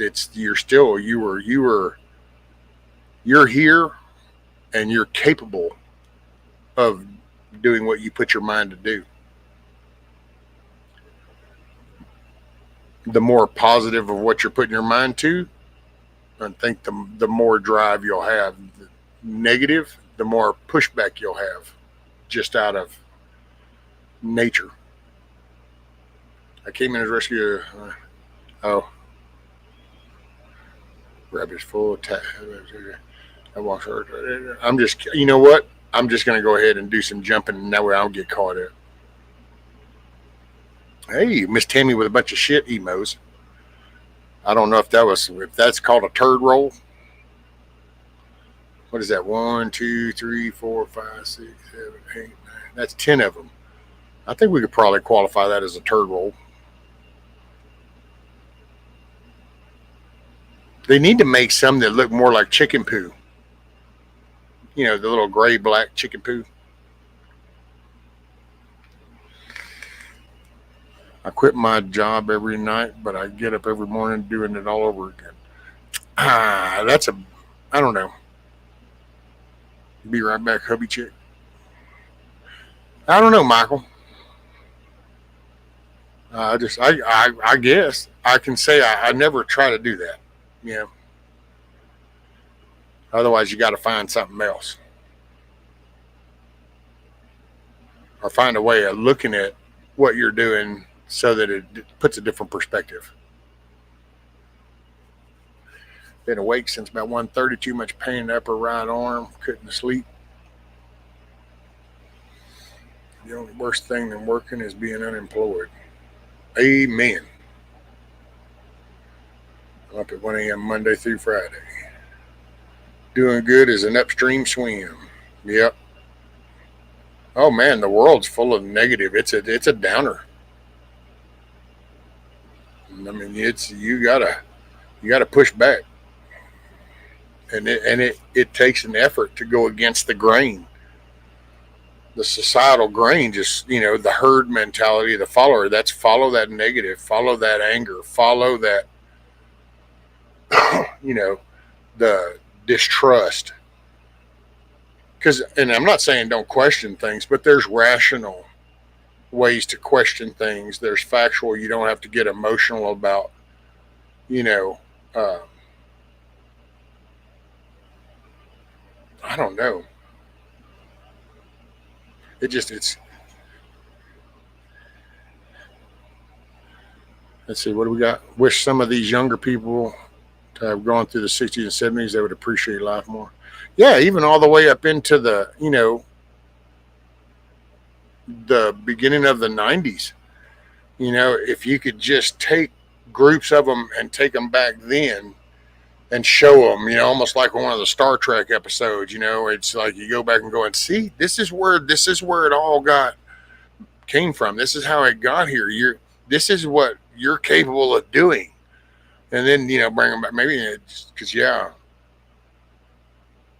And, see people worry about jobs right now with the whole AI stuff. But it's like, but you can, hydraulics, rebuilding hydraulic blocks, welding, electrical, the transformer servicing different electrical. It's not just an outlet or something. You know, there's so many fields, the factories and foundries that they're bringing back, just the things in that, the steel and concrete work that gets done. So there's stuff. I mean, hell, I remember back when we used to be booming, and before that was what 80s and 90s. Man, you had people that were, it was called shutdown crews, and you'd get on a shutdown crew, and if you were like a single or a couple that were into traveling, oh, that was the shit. Because what you'd do is go to different plants and different factories, refineries and stuff, and you would do rework on units inside those foundries and plants. And so you'd be on a rework crew. Well, that's, you'd just go work here for 3 months, 6 months, maybe a year, depending on whatever the unit was. Then you relocate. It's traveling, kind of like oil work, oil field work, drilling. But there's stuff, but it's going to be sweat. It's going to be hard work. It's going to be muscles. It's going to be doing things. But that's okay, because that's a better life. That's a healthier life.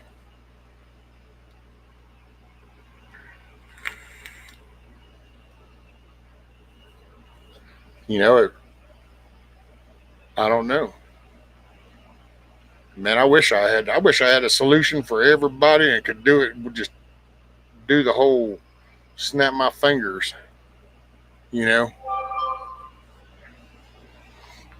and help everybody out. But it's just, that's just not.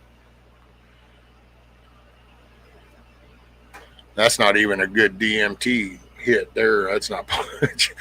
But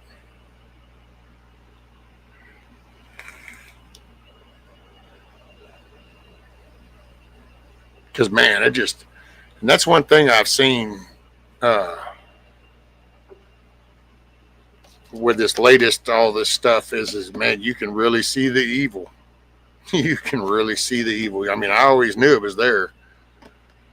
And one day I've tapped on some of it, and who knows. I might start making little videos where I just, put my 2 cents out there. By the way, Joey, did you want to come up? You want the link or anything? Hell, I'm sorry, brother. I should have asked you that when you first came in. Anybody, if you want to come up, you just got to let me know. I'm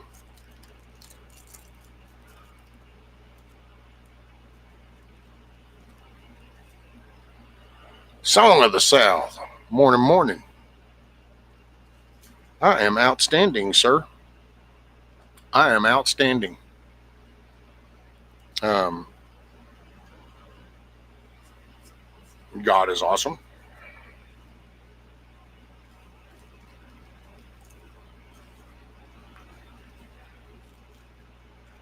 Really been a big work in my life. Wish I could actually share more, but the internet's the internet.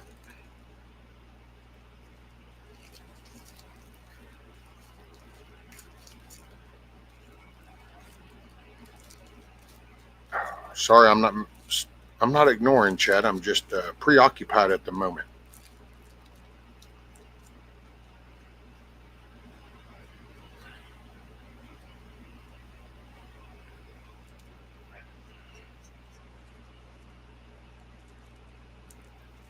Roger that.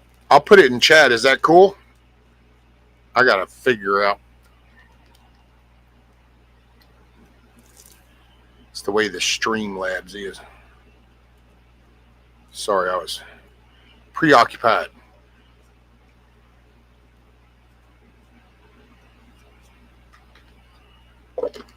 Got to roll one, boss.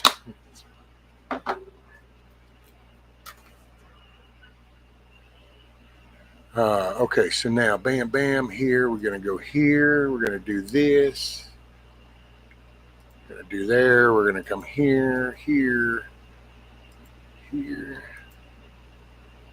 There we go.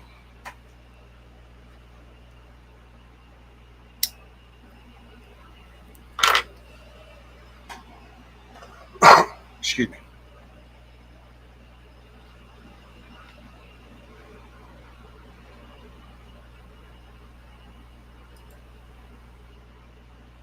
Oh yeah, Battlefield production is mayhem.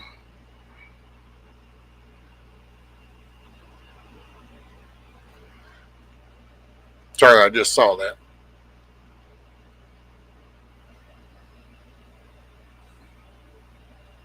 Yeah, it just want to just try to figure out a good little rhythm. I got a message. I don't. I keep. I'll just generalize it, but I got a message. And kind of encouragement. Saying that all the accomplishments that they've been able to do, and they thanked me for helping encourage. So it's those things that just I don't know, man. It makes you feel good. It's you know what do you bring to the world? Well, that's I said it. I've been saying it for years on here, but I just feel like I did enough bad when I was young, and that's I just try to do good. I really do. People can call me an asshole, call me mean, call me whatever, but in all honesty, all I try to do is good shit. You know.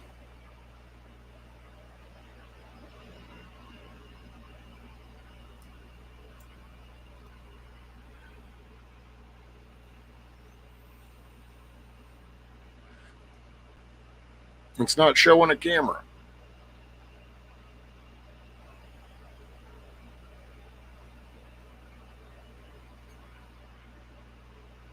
Is that wait? Is that really? You know what you got, right, Joey? You know what I mean. There we go. Thanks, brother.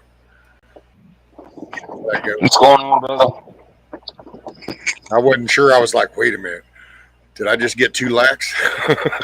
Yeah, no, I just, I'm still chilling, bro. Got you. How you been, man? Shit, I'm actually pretty outstanding. It's God's been great. It just had some good things. We'll have to talk on the phone actually.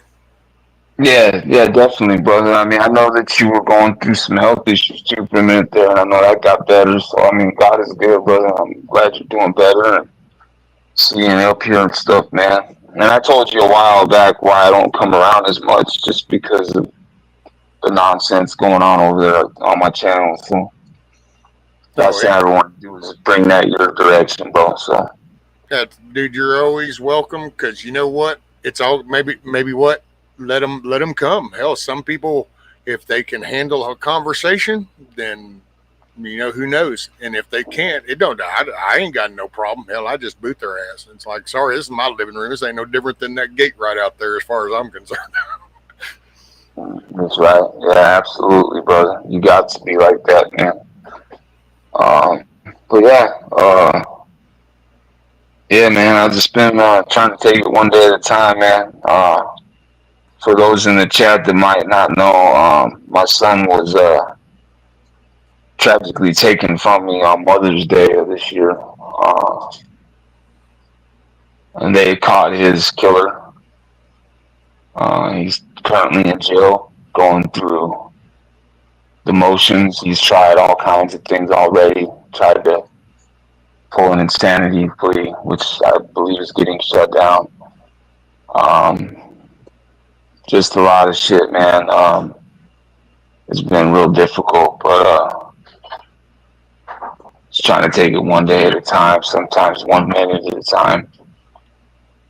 Oh yeah, dude, that's all you can do is as it comes. There's no magical. There's no book on it. Everybody the loss, and I know that a lot of people mean well when they they try to this and that, and it's like, but there's no set man there because that everybody's thinking and shit's different, so it hits people different, and Absolutely, bro. You know, and everybody deals with trauma and loss differently. Um, you know, my son was going through a lot of stuff. You know, I'm not going to get into great detail, but as far as just within his own life, he was, he's 29 years old and he was dealing with a lot of internal stuff, and but he was a very kind heart, man. He was not a violent person. He was not mean. Um, and I think the hardest part of this is the way he passed. You know, the tragic way it happened. Um, is the most difficult thing for me. But yeah. Well, yeah, bro. I'm doing all right, man. And me and Leslie just saw you were live, and I always like watching your lives, bro, and hanging out and listening, bro. It's always a good time. I listen when I'm at work a lot. I got my earbud in, and I'll be listening. Oh, there you go. Yeah. Well, I appreciate you, and I always wonder how you're doing. If I see, I don't know, man. YouTube. The only thing I can give YouTube is they are 100% consistent when telling me with my notification when I go live. Everybody else in the subscription list, it's hit or miss. Right. Some I get, some I don't. Sometimes I get them a day later. Those are always weird. It throws me off, dude. At first, I actually look at my system and I'd be like, is my board battery going dead or something? Is my losing time? What the hell? And Right. it's just YouTube, and they're playing around with that algorithm. And it's like now it's even more. Now I think you're going to notice some more little errors, and I don't know that it'll be so much on a bad way, because the latest thing where they've actually had to come out and own up to going, yeah, we kind of banned a bunch of channels because the Biden administration told us to, and so they're unbanning them. Well, it sounds easy enough, but that means they're going to screw with code again, and every time they do, they always screw shit up. Oh yeah, bro. Yeah, I saw that though. People are going to be able to come back that got booted, so that's good. Yep, man. Hey, man. You know what? Fear the Constitution. Absolutely. Fear the Constitution. It's coming. Yeah, man. I hope we see some good change come, man. We need it, man. We need some good change, man. I was tripping out on the speech he gave yesterday at the United Nations, man. Oh, boy, he really fucking handed it to him, huh? Right. Oh yeah, and it's like, gee, I wonder what all them people that have been screaming Putin's puppet for so long, and it's like, oh, I'm sorry, what was that you were saying again? Because homeboy I don't know if anybody picked up that underlying message. Whenever it's like how Ukraine can get all their territory back, it's like, yeah, that was a message. Yeah, that sure was, man. I thought we had a deal, man. I thought we were gonna calm this down, and now you're trying to stab me in the back. Well, just so you know, we can just give it all back to them. How's that? And that was a hell of a message. Yeah, it's he's definitely doing things differently this time around. There are a couple things though that I disagree with him on, that that don't sit well with me. I think if we're gonna really put America first, we need to really put America first, and that goes fully without anybody else or any other country's hands being in it. Let's just say. No, that's just how I feel, man. I think there's some people that have a little too much influence in our country, and I don't know, that needs to be reined in a little bit, I think.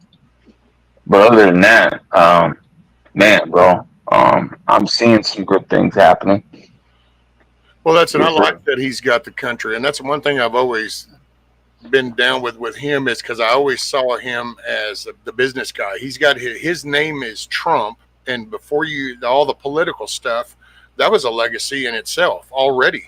So, I mean, it's not like he's, Trump the legacy because he's the president. No. It was Trump, the legacy that actually became the apprentice that added on to the legacy, because he was already, and just like that with the election, it all changed. But right.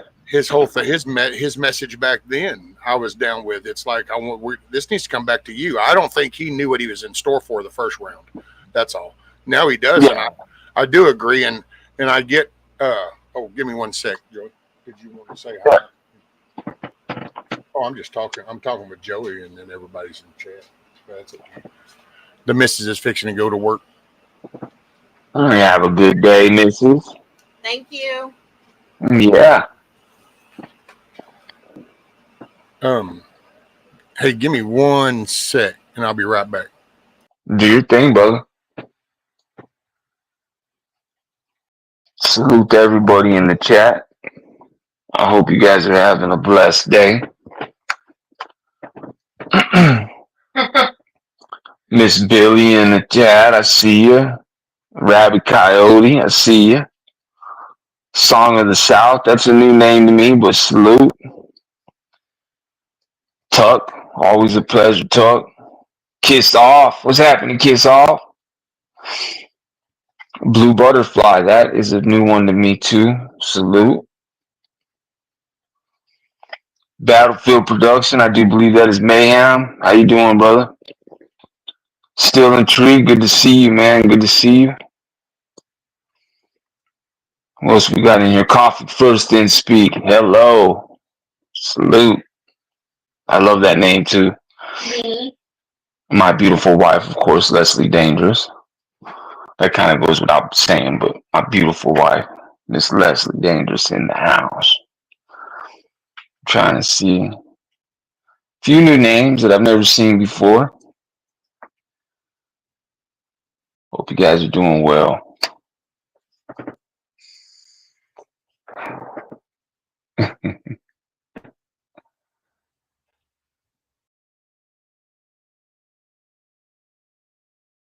Yeah, Tuck. His name is he changed it, but that's how I remember it.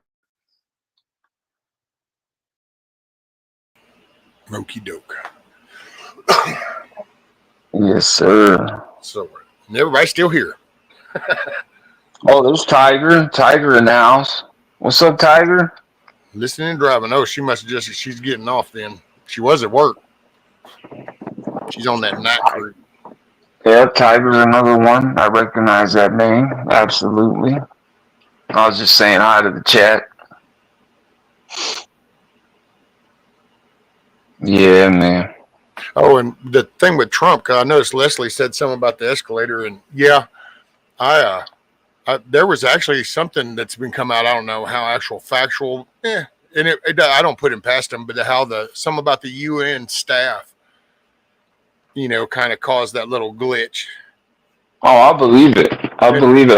They don't like Trump, you know what I mean? And Trump don't like them. He's made it clear he don't like them. He don't understand what their value is anymore, and he just doesn't like them. But I thought it was perfect timing. I mean, in all honesty, because sometimes people want to do the chicken shit stuff, only when they do it to the wrong person, it backfires so bad.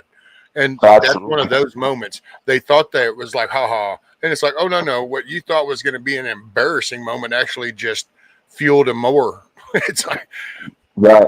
It's like these disgraceful people saying this stuff about Charlie, you know what I mean, after his passing. So many of them thought it was all fun and games until they fucking lost their high-paying jobs and their manager positions and their corporate jobs, and you know what I mean, got their radio, their TV stations taken off the air, and they got canceled or whatever. Yeah, we all remember how that feels when it was happening to us back in the day. We remember a few years back when it was happening to us. So, well, it's evil. I mean, it's just it's evilness, and it's that because I mean, and I think it's more spiritual battle right now, and that's why when you really look at, because dude, he literally.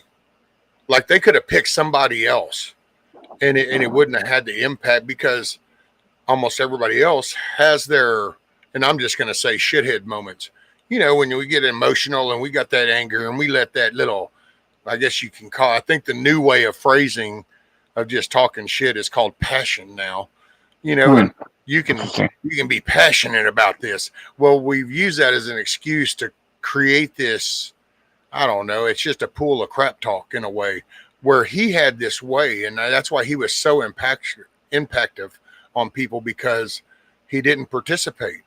He didn't participate in name calling, in the screaming and hollering and over talking you. None of that shit was his vibe. His vibe was to, if it really, and if you go back and watch and think about it, he sits there and he talks, and they either reach just an agree to disagree, or the person is one of those people that's like, no, you've got to be convinced. And then he'll only, agree to disagree. And then he just actually just smiles and goes, okay, next. He doesn't like, and that's what, it was a shining light, I think. That's what brought up this real ugliness. Because then you have doctors, you have teachers, lawyers, you have professional people that are making some of these comments. And it's like, ooh, because look at the professions that are doing that, dude. Right. And the impact, that's evil. That's the demonic shit that, because, we're in a society. This is, I'm a Christian faith belief person. So I come from a perspective of, this is the devil's playground. So you're going to always have those influences. That's the pushback. Yeah, and I agree, man. And we're seeing a different type of level of violence and evil that I think that we've seen before. And I think it's only going to get worse on both sides, I think. And I think people are really starting to get tired of it. And I think we're going to see a lot of pushback. And I don't know. That's just my take on it. You know what I mean? The more it keeps getting worse, the more pushback we're gonna see. That poor lady on the train, man.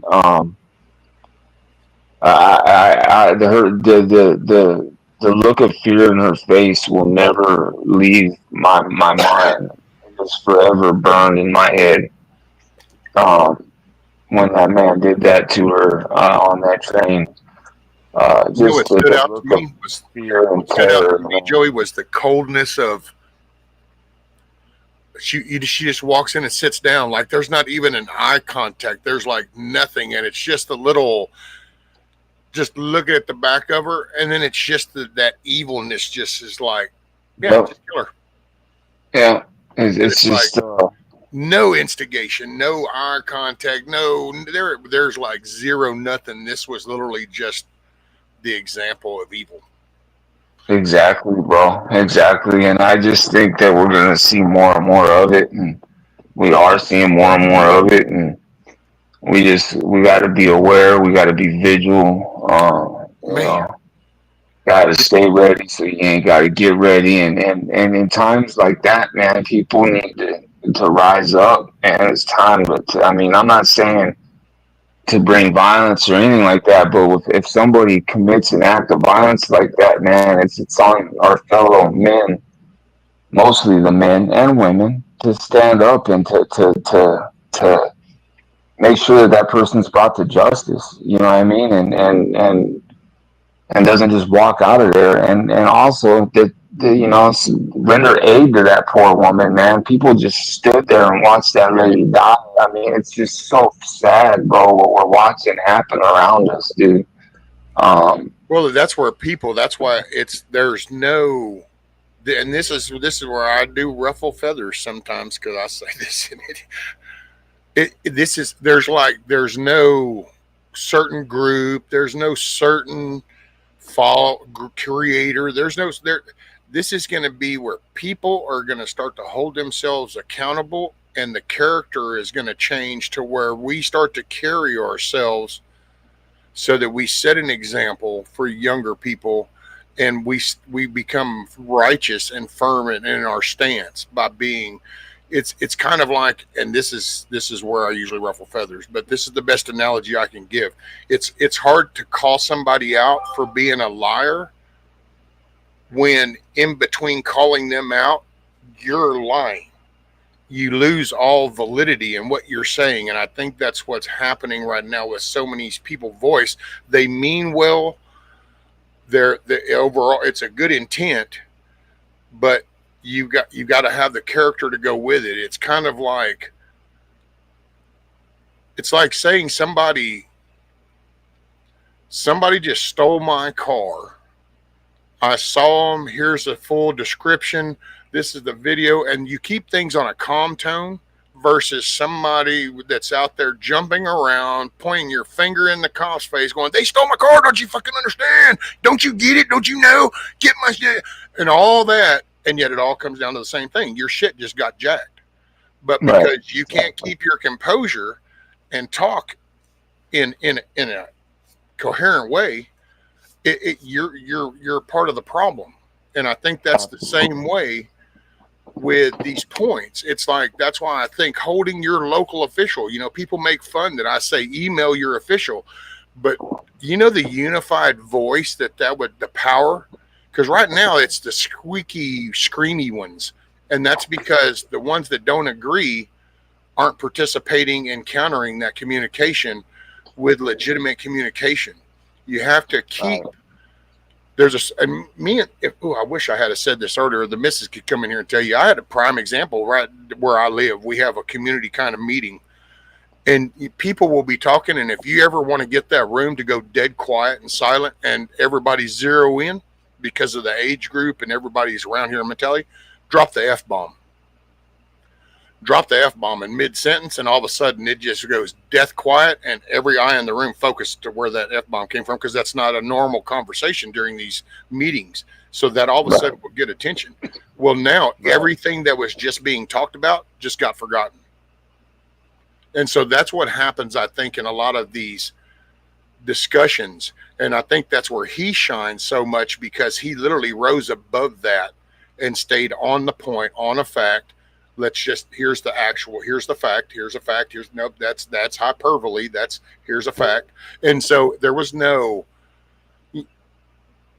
of that emotional response, is about the best way I could say it. And I think that's where it's gonna start, as areas start to have these little, what do you call them, mini revivals, in a way where because that's what it's going to take. It's going to take people getting out here now. The next step, this is my 2 cents right here, is you're going to have to communicate this out on 2 feet, face to face with other people. You have to learn to have this communication and just introducing yourself. We need to get back to waving at each other, smiling, saying, "Oh, hey, have a good day." We need to bring that back. And you know what? Here's the problem, is that this is swimming upstream. So this is going to take a concentrated effort. This isn't just going to we just got to wait for something. That's what I mean when I say there's no magical moment. This is going to be personal. If people want to see a difference in the country, then you've got to be personal. You've got to bring it. Right. I can't ride the gravy train. No, I agree. I agree with you. And I agree with you, Charlie. I mean, he was a threat to people, man. Because he was willing to hold that dialogue. He was willing to hold it face to face. He was willing to hold it with anybody. And the thing with him is he was like spotless almost, like, in his life, as far as the man that he was. He was a good man, and it was hard for anybody to bring anything real negative against him. Bro, I'm not a big TikToker, right? And I was always against it. But I've been going over there lately just to kind of see what's going on, to put my finger on the pulse. And man, I don't know if there's anybody in the chat that ever goes over there, but let me just say, I have heard some of the most vile and disgusting things from both sides on TikTok. I actually was on the conservative panel. I had to go up and tell them, you guys sound exactly like I'm hearing the left panel sound like. Like people come up and try and hold dialogue with you, and just because they're from the left, you immediately mute them. You immediately start disrespecting them. That's what they're doing over there to us when we try and go and have dialogue. I go, and you're doing the same exact fucking thing. Yeah. I go, it's disgusting. It's disgusting. And you see it over there all the time over there on TikTok, man. It's just vile, bro. It's a place of vile. This is the thing, Joey, though, is that, this is these stories that come out, but because this other headline is taking precedent, people kind of forget this. But it's like, it was already, TikTok is, one, it's China controlled, and 2, it's bot infested. That was reported, if you'll remember that, years back. It's bot infested. So absolutely. This is the pollution. So almost a lot of the arguments might not even be with real people. They're intentionally going in there to talk shit just to keep it stirred up, because they keep that division going. They keep people from having that coherent conversation of just facts, because if you get down to facts, then so much of this would just go away, because some of this is crazy. It's the whole trans thing. Dude, do you, but we've had drag queens over here in Vegas for decades, whatever. But you didn't do this to kids. You didn't promote this as some like, oh no, now everybody around the country now needs to address. No. So it's factual, dude. Just, and this whole belief of men and women's sports, it's like, why entertain the conversations? And I will say now, some of this, but so I don't sound hypocritical, if this ever comes up, I don't get called out, because I'll say it. There's some of this that I got no give on. So I will say that there is some shit that there's no debate on, because I just science, the biology is the biology. It is what it is. I'm not debate. Some people are. I'm not one. The point of creation. That's not open for interpretation to me. When does life begin? Conception. That's where I stand. There's no I got no gray area. So there's no debate. Transgender. You are, a man is not a woman, and a woman is not a man, regardless of what you think. You were born with a sex. That's what you are. The rest is just a choice. Come on, bro. I can't have a baby. Like I can't birth a child. You mean I can't birth a child, though? No, I'll even say that too, and this might piss people off. It's like, I don't care if you're gay. Santa Claus ain't real, bro. What? You just ruined it for me. If you're gay, I don't care. If you're gay raising a kid, I think that's wrong, because I think that there's no way then the child gets to start off on a fair playing field and then gets to make an adult decision later in life if they want to participate in that type of lifestyle. They're being shown right from the get-go that this is an acceptable way, and that's not really, to me, it's not right. It's not a righteous thing. I agree. So, and there's, I get it. There's some stuff there's debatable and fine. Hey, tell me, there's some that's just not. And I think that it's been allowed to have so much of a gray area that it becomes just it's kind of like harming kids, man. Me and the missus still sit around and trip out over that when we sit here and we visit with our son and our grandson, and we're just looking at both of them, and it's like, can you imagine when he was that size, nobody talked about harming kids. You didn't mutilate kids. You didn't do that. What? What? And somewhere between, and you're sitting here looking at both of them, and you're going, so somewhere between that age, him, and this one, this is now in state legislative shit. Hell, states come in and take your kid. And it's like, wait a minute, how do we get there? I mean, I'm sorry, my kid's not like in his 60s or some shit. So it's like, that's pretty damn fast to go from non-talked about to all of a sudden, oh no, state legislature saying, if you don't agree, we'll just take your kid. And it's like, exactly. we just went from 0 to 1,000, dude. Like, how the hell? And all in the blink of an eye. Involved because you're trying to instill your beliefs upon your children, as you should. Until they're 18, that's what you're supposed to do, is instill your beliefs and righteousness and upon your children, and then you got the state coming in and telling you, oh, you can't. Whoa, hold up. And it's like you said, it's happening. I mean, kids are literally being. I wanted to say something on Rabbit Coyote's comment. He said a heartbeat is life. I was having a debate with this woman on I wouldn't even call her a woman, to be honest with you, but this person on TikTok who said that she believed that life did not start until the child took its first breath. Oh yeah. And it's like you are a disgusting human being. So you're telling me that the heartbeat does not represent life, huh? The flow of blood, the most sacred thing, the flow of blood through the heart. The heartbeat does not represent life of that child. I mean, it's just scary part, Joey. The scary part is those are college kids that would say that to Charlie.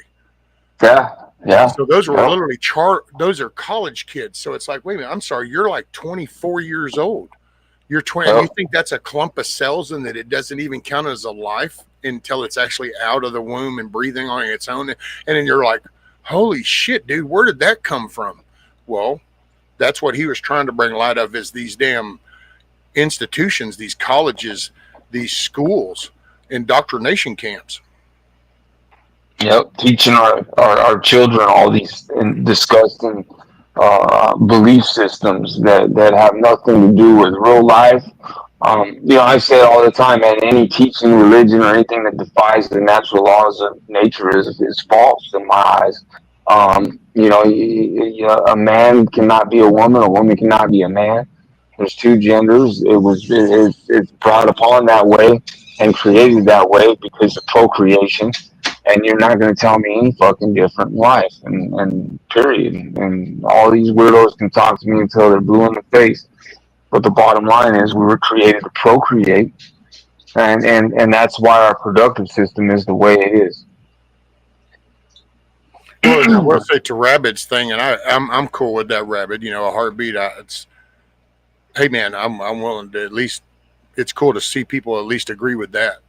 I'm at the point of conception because there was a new DNA was formed, and it's not a part of the mom and part of the dad thing. It's literally a brand new DNA that got created, and I think at that moment, well, then because that's us, our DNA. My DNA is different than yours. That's what makes us our individual beings. And so I think the minute that got created, that being got created. That's my take. That's where I'm at. But at least I'm glad that people are going with the heartbeat. Yeah, no, and I understood what he was saying too. I think I was picking up on him. The Michelle the Great comment was amazing. Is that Michelle? That comment is just amazing. Right. Her comment's amazing. 30 years when you're dug up, a man's gonna be a man and a woman's gonna be a woman. Yeah, that brought a smile to my face. It's just like that. I mean, I don't really. You kind of got to, which I've said that before. I actually used to say that about the gay marriage thing, and when it became just like in your face stuff, and I'm like, I used to tell her going, so I don't know, did I miss that class or something? But when we go to the store, do I talk to you and I walk away because I'm a heterosexual male? Is that the only, do you talk to me because you're a subservient, female? I mean, that's a heterosexual. I don't understand. Why are people changing their voice tones and their body postures and shit? I mean, do you, boo? Keep your shit in your bedroom and it's all your biz. And I never understood that because I don't remember ever going to some class as a man to just go, okay, now, because you're going to be a heterosexual male, then you need to have some bass to your voice and you need to be sure and walk like this. And so it's like, so if you're choosing the other way, why do you have to make it so observant for somebody that isn't wanting my reaction? You sure do put it in my face for somebody that doesn't want my opinion. Yeah, for sure, man. I agree. Yeah, man. Normal life. It's like when you think back over, we had this normal way. And I used to talk about this before. It's like I remember growing up, it was kids. Respecting elders was actually a thing. Now, don't get me wrong. And by the way, disclaimer, I'm so ashamed at the elder generation right now. It's unbelievable. So I'm not referencing any connection to what we all got right now. But back in the day, when grandma was around type thing, we had still competent real adults but kids, no matter what, like yes ma'am and no ma'am was just a thing. Yes or no sir, may I please, thank you. These were just like common things when I was growing up for all the kids. So you weren't like abnormal if you were heard telling your dad yes sir as you got out of the truck, at elementary type thing. You weren't weird if y'all were seen at the store this weekend and you're running up to open the door and you're opening up the door for these 6 older people to go in before your family and your friend from school's there and you're like, hey, what's going on? Oh, hey.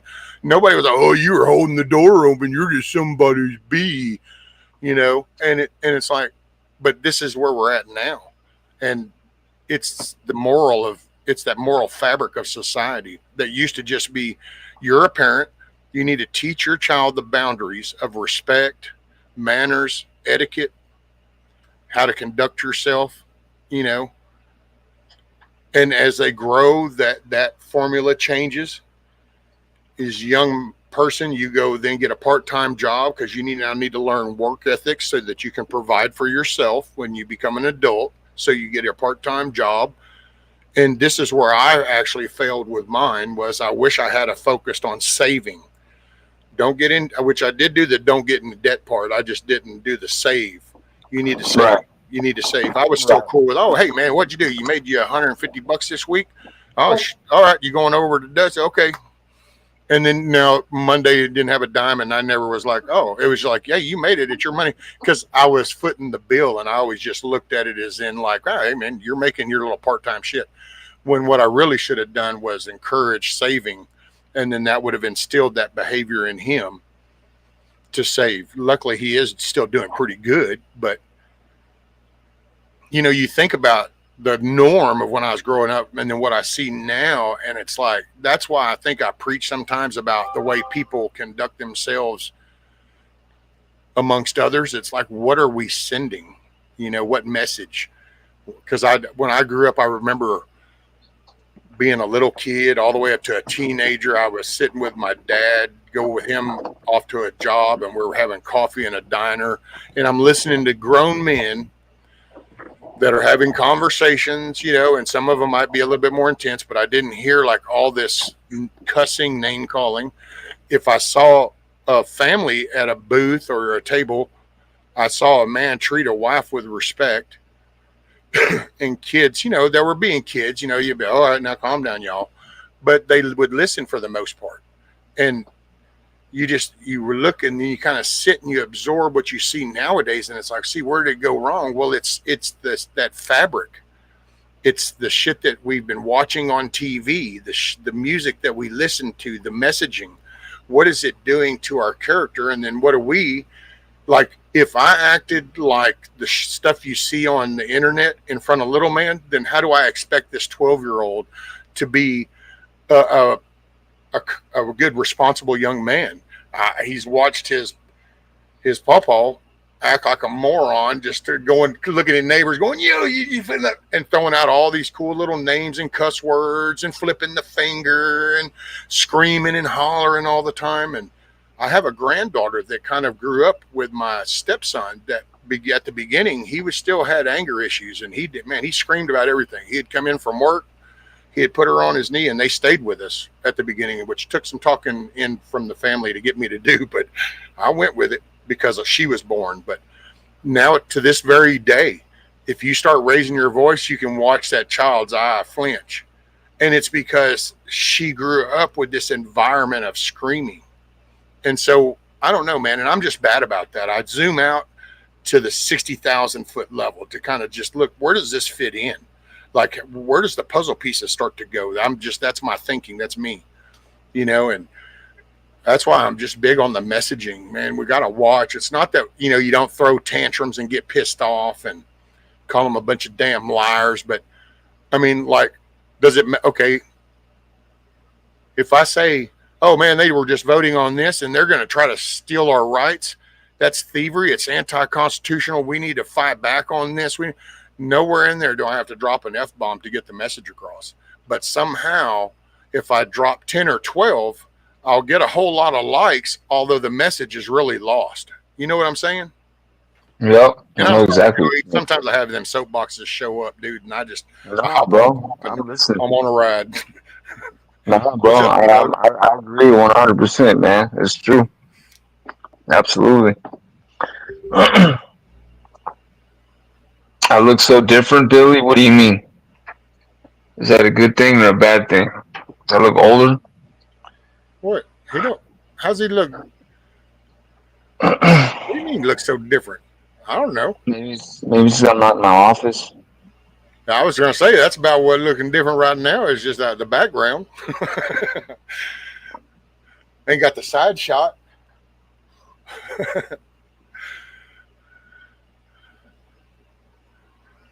I don't know. Much better Do I not. know Blue Butterfly? So you got fluffier cheeks. I probably put on a little bit of weight. That's a good thing. Yeah. Thank God I was losing some weight there for a minute, pretty bad.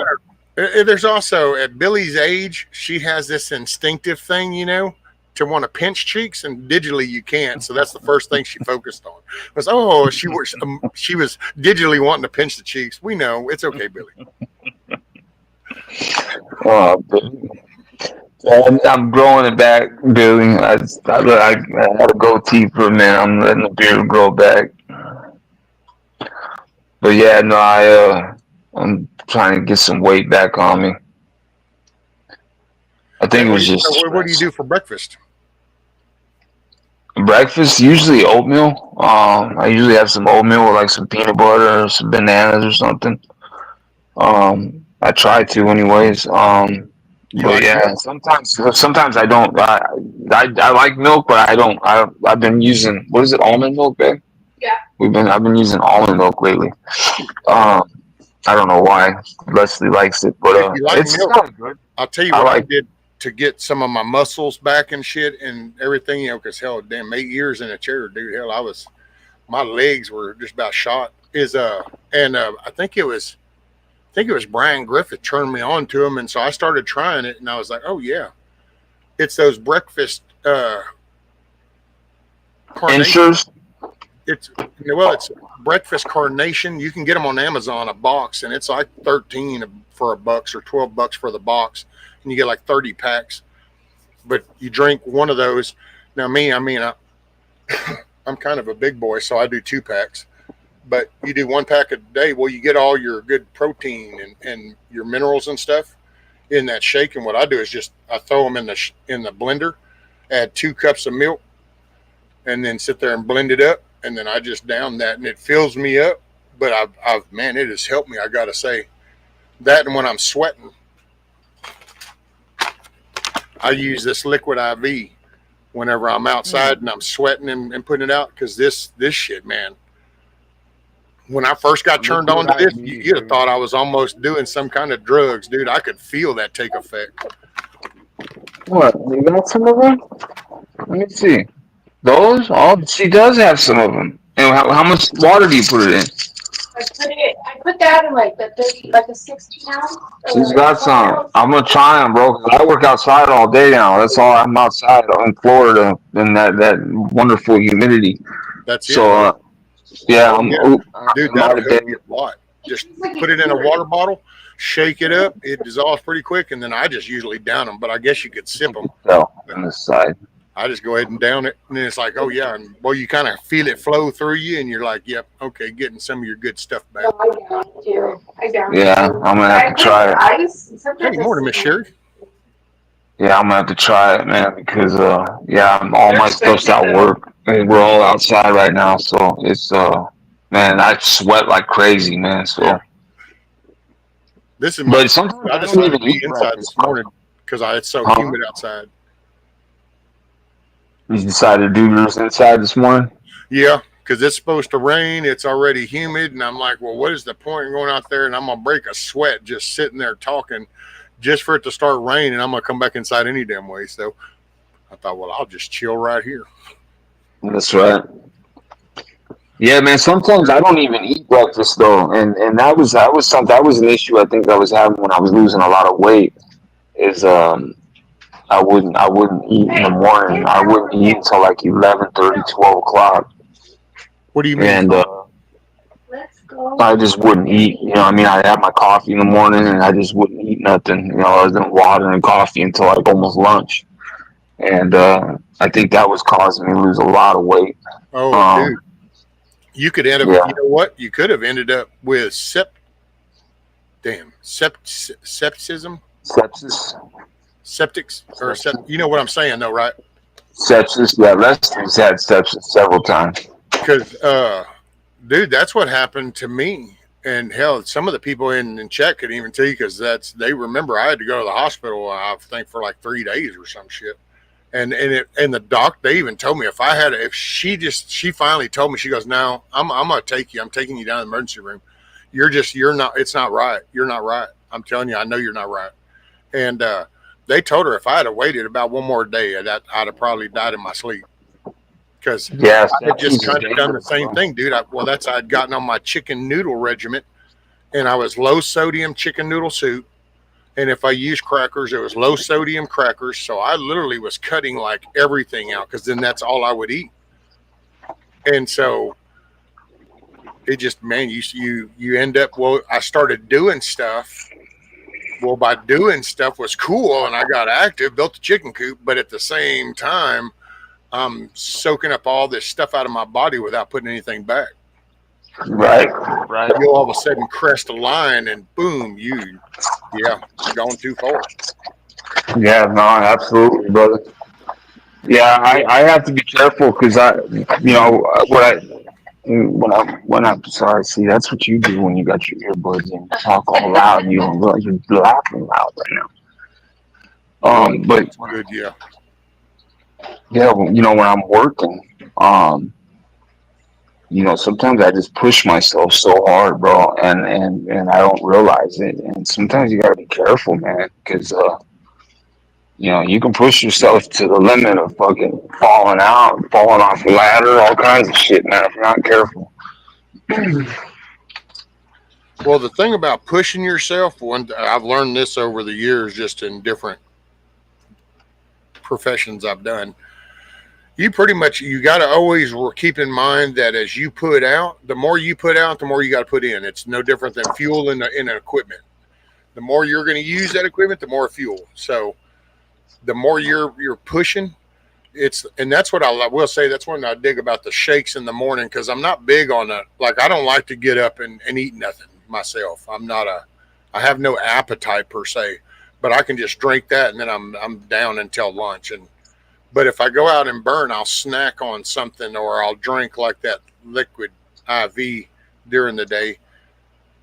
But you got to put in if you're putting out. You got to, you got to watch what you put in. You don't want to put in like a bunch of carb type shit that your body's not going to really use anyway. Now, this is going to kind of sound gross, and I'm not trying to sound gross, but it's just we're all grown adults, I would like to think here, because hell, mine is 18 and up. Just, when you excrete your waste, keep in mind that that's your body's way of going, I don't need none of this junk shit. So that was it. So you can kind of see how much waste you got, and that's the byproduct of food that you're putting in your body. Right. So, right. it just, but I will say, you gotta, if you're out there, and especially with muscle too, man, you need proteins, and a peanut butter sandwich at lunch might,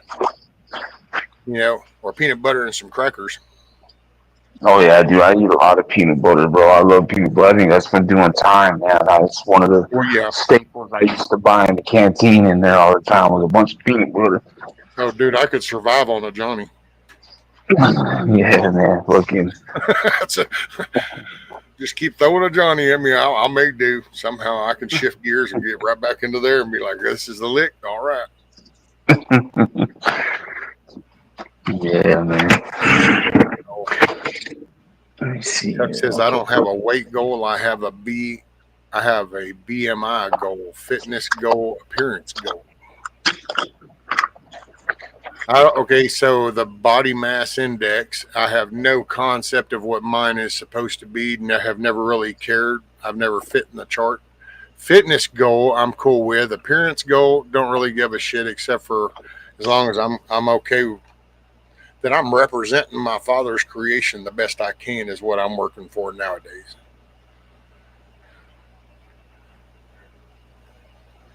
I haven't eaten corn in over a year, and yet I still find whole kernels. Whoa. TMI. Lord have mercy. Yeah, the fact that you're still inspecting poo over a year, you have the wrong hobbies. The wrong hobbies, sir. Now we know. But he was a truck driver. I just didn't know you were one of those truck drivers. I mean, you had your bucket and the sleeper too. Y'all going to town, huh?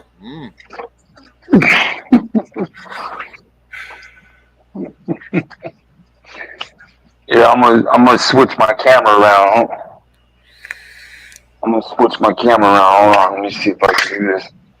Well, we now know why Battlefield Productions talks so much shit. It's kind of a hobby for him.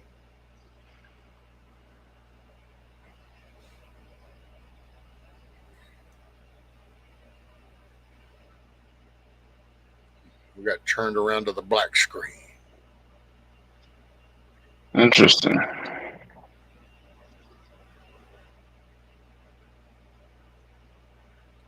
Rear camera not working. Or is it covered up? It doesn't show like you don't have a. It's still showing a video signal. Yeah, see, I'm trying to go to my front. I'm trying to show you my bearded dragon. Did you where? Okay, where did you change it at? Did you change it on the phone or in Streamlab?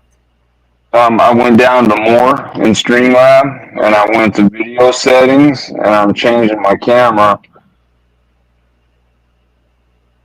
facing back, camera 2 facing back, facing front. A black rectangle. Now it's not even picking me up no more. That's weird. Hold on. Now at least we got the nope. There Okay, you are. Hey, try that on the front. So switch it to the yeah. I'm gonna switch and then to turn the front. Now close it. Do your. There you go. Nope. There we go. Oh, there it is. Yeah. There she is, bro. I just gave her some salad. Say what's up, Red. She getting big. She's gotten so big, dude. She's man. She was like this tall, this small on that little fucking wood thing. Now when I first got her, now look at her. Yeah. Hi, Mama. All right, Savage. Make it a good day, bud. Appreciate you. Stay safe. Keep your head on a swivel. Love your 1911s. And then here's for those that might be squirmy, you might want to be careful and close your eyes. But there's a Mexican red knee tarantula down there sitting on that water bowl. Oh, okay, there it is. Hold on, I'll make you full screen. Let me see. Bam, there. Yeah, he's I can't really see how big he is. He's pretty big, but yeah, he's cool. What do you do? Crickets? Yeah, crickets. Sometimes mealworms. It depends. And then we have this pink toad right here. It's gonna be hard to see her, but she's down there in the corner. But she lost a leg on her last molt, bro. And so I named her Seven now. Her name's Seven. Because she's only got 7 legs, but she's not eating right, man. Ever since she lost her leg, man, she's not doing too hot, man. So we're a little worried about her, but that's some kind of board thing. She's now 7 of 8. right? And then let me see. Let me ask you something, Song. So you said something about what happened to my YouTube tag. What did you mean? I missed it if you answered me, and I apologize, sir. I just thought of it again. So I trust a rattlesnake before a big-ass spider.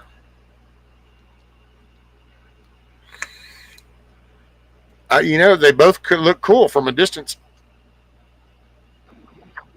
Yeah, man. When there's these tarantulas are when they're tame like that, they're real chill, man. They won't bite you.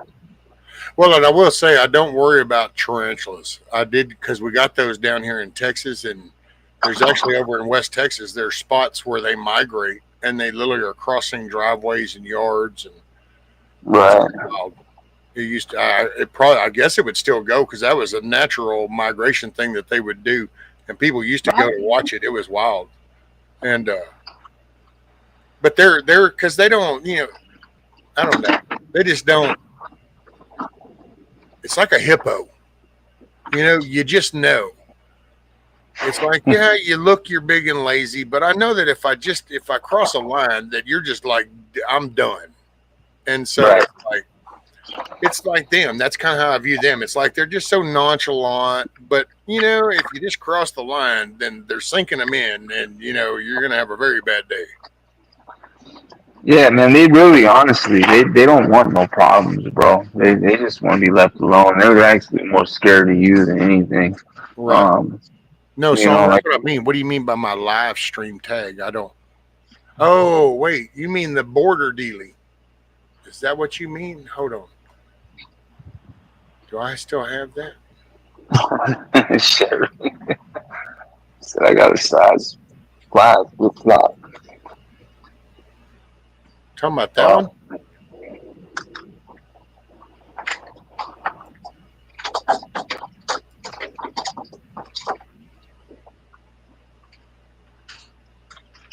Anyway, sorry. That's yeah. I don't have it. I don't use it no more. I just Roz, come here, Roz.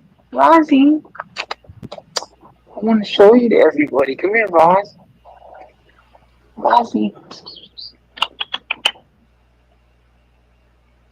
I just put my little banner at the top instead of the bottom, and I got my little rescue chicken coop in the corner. I'm going to try to come up with an overlay. What I really want is I want to try to come up with an overlay so I can have the flag coming down. I want an American flag on the left and a Texas flag coming down on the right.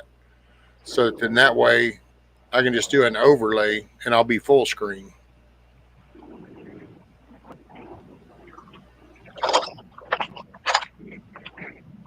See, it'd be like this, only it'd have the flag borders going down the side, so it wouldn't be like all like, I don't know, because this, I don't like this. That's why I like my flag border. Got to represent. It's America.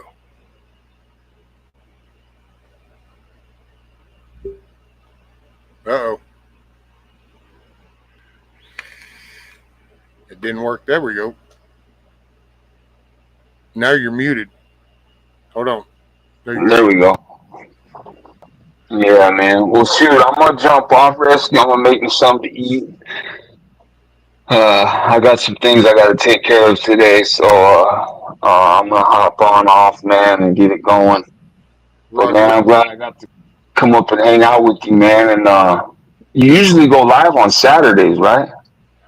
No, I haven't been, but I'm thinking about it now. It's kind of doing some weekend thing, and we need to try to talk, and maybe we can do some kind of like little hour show or something. Yeah, bro. Saturdays I'm off on Saturdays and Sundays. Um, and if you want to do something on Saturdays, man, we can do something every Saturday if you want, bro. Roger that.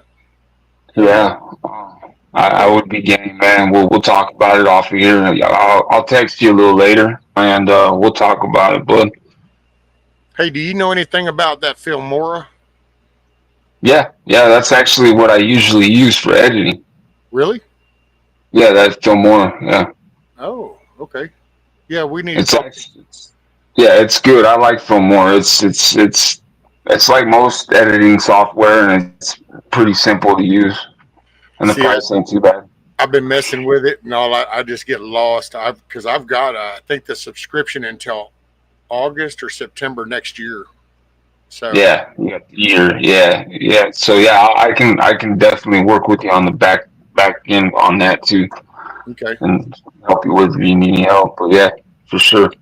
Roger that, brother. Well, hell yeah. Then I'll reach out to you then, and then we'll hook up in the evening or something, and we can shoot the shit for a little bit on the phone. And Absolutely, brother. That's yeah, I good to see appreciate you you, man. coming up, Joey. And I'm glad you and Yeah, the man. missus are doing good. That's awesome. Yeah, man. Hey, and I hold your head appreciate up, brother. it. You know, it just Uh, you know how it goes, man. yeah, I'm trying, man. Like I said, sometimes it's a minute at a time, man. But I'm definitely I've definitely seen my growth through this. With some of the things that are happening online, some of the things that people are doing to my son. Um, it's allowed me to see some of my growth, and how I would have handled things 20 years ago to now, and just That makes you realizing that I humble. have, yeah, realizing I have a lot to live for and a lot to be here for, and that I have to live on for his memory and his legacy, and you know, so. But I appreciate it, brother, and thank you to everybody in the chat, man. I hope you all have a great and blessed, safe day, and I'll talk to you later, brother. You got it, brother. Hey, thoughts and prayers, man. You and Hey, Miss Lee, thank you, y'all brother. take care. Hey, make it a good Hey, day. yep, you too, brother. Likewise, man. Much love. Later, brother. Let's see, Blue's gone. All right, Blue, make it a good day, ma'am.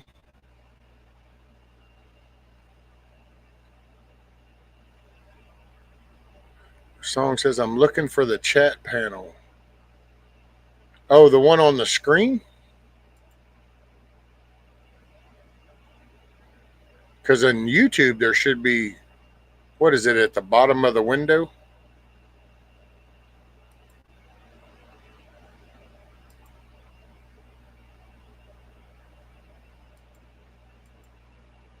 Let's see. Yeah, there should be, I know on a computer, on YouTube, you'll see the video window, then you see where it's got, the title of it and the like button stuff. And you go down just a little bit and it says live chat, and over on the right hand side it should say open panel.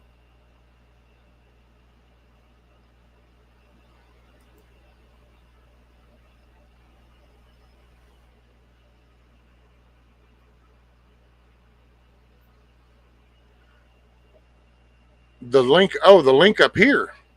What's up, Zombie Force? And I'm sorry, hell, I just now looked up to see the other orange block with my name. Got you. Hell, I was trying to figure out going, so what is it? I'm looking around the thing. Okay, who else did I miss? So I see Zombie came in. People don't know what it takes to be an American. It's the entitled syndrome. So what's up, Zombie? He just come in. Okay, cool. And then here's this, and then this, and then what we got to do? We got to go here, and then we got to go here.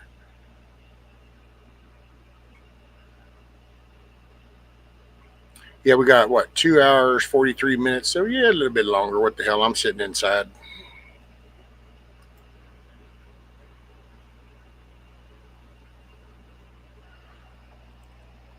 Oh, there's old D-Dog. What up, old man? How's it going, brother? Oh, doing good. Cool. Doing good.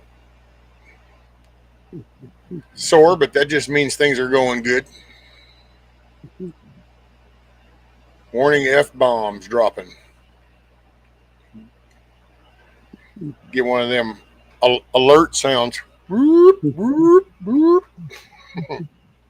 I'll be able to do that because the sound system for the command center in the garden is showing up today.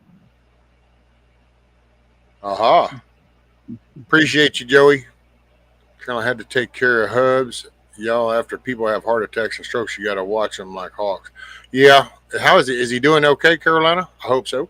Oh, yeah, there you go. Wait, swing it over. If I want your opinion, I'll remove the duct tape.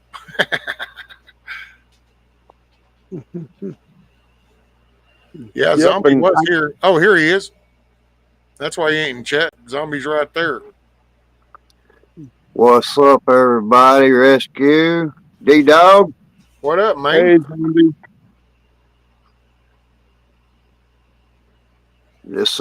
This discussion where you was having about people, and how they used to act and how they act now. Yep. It just kind of burns my ass up. Well, damn, that's probably not a good sign because you don't have much of an ass, do you? I just told everybody in the chat how much I thought the conversation just completely sucked.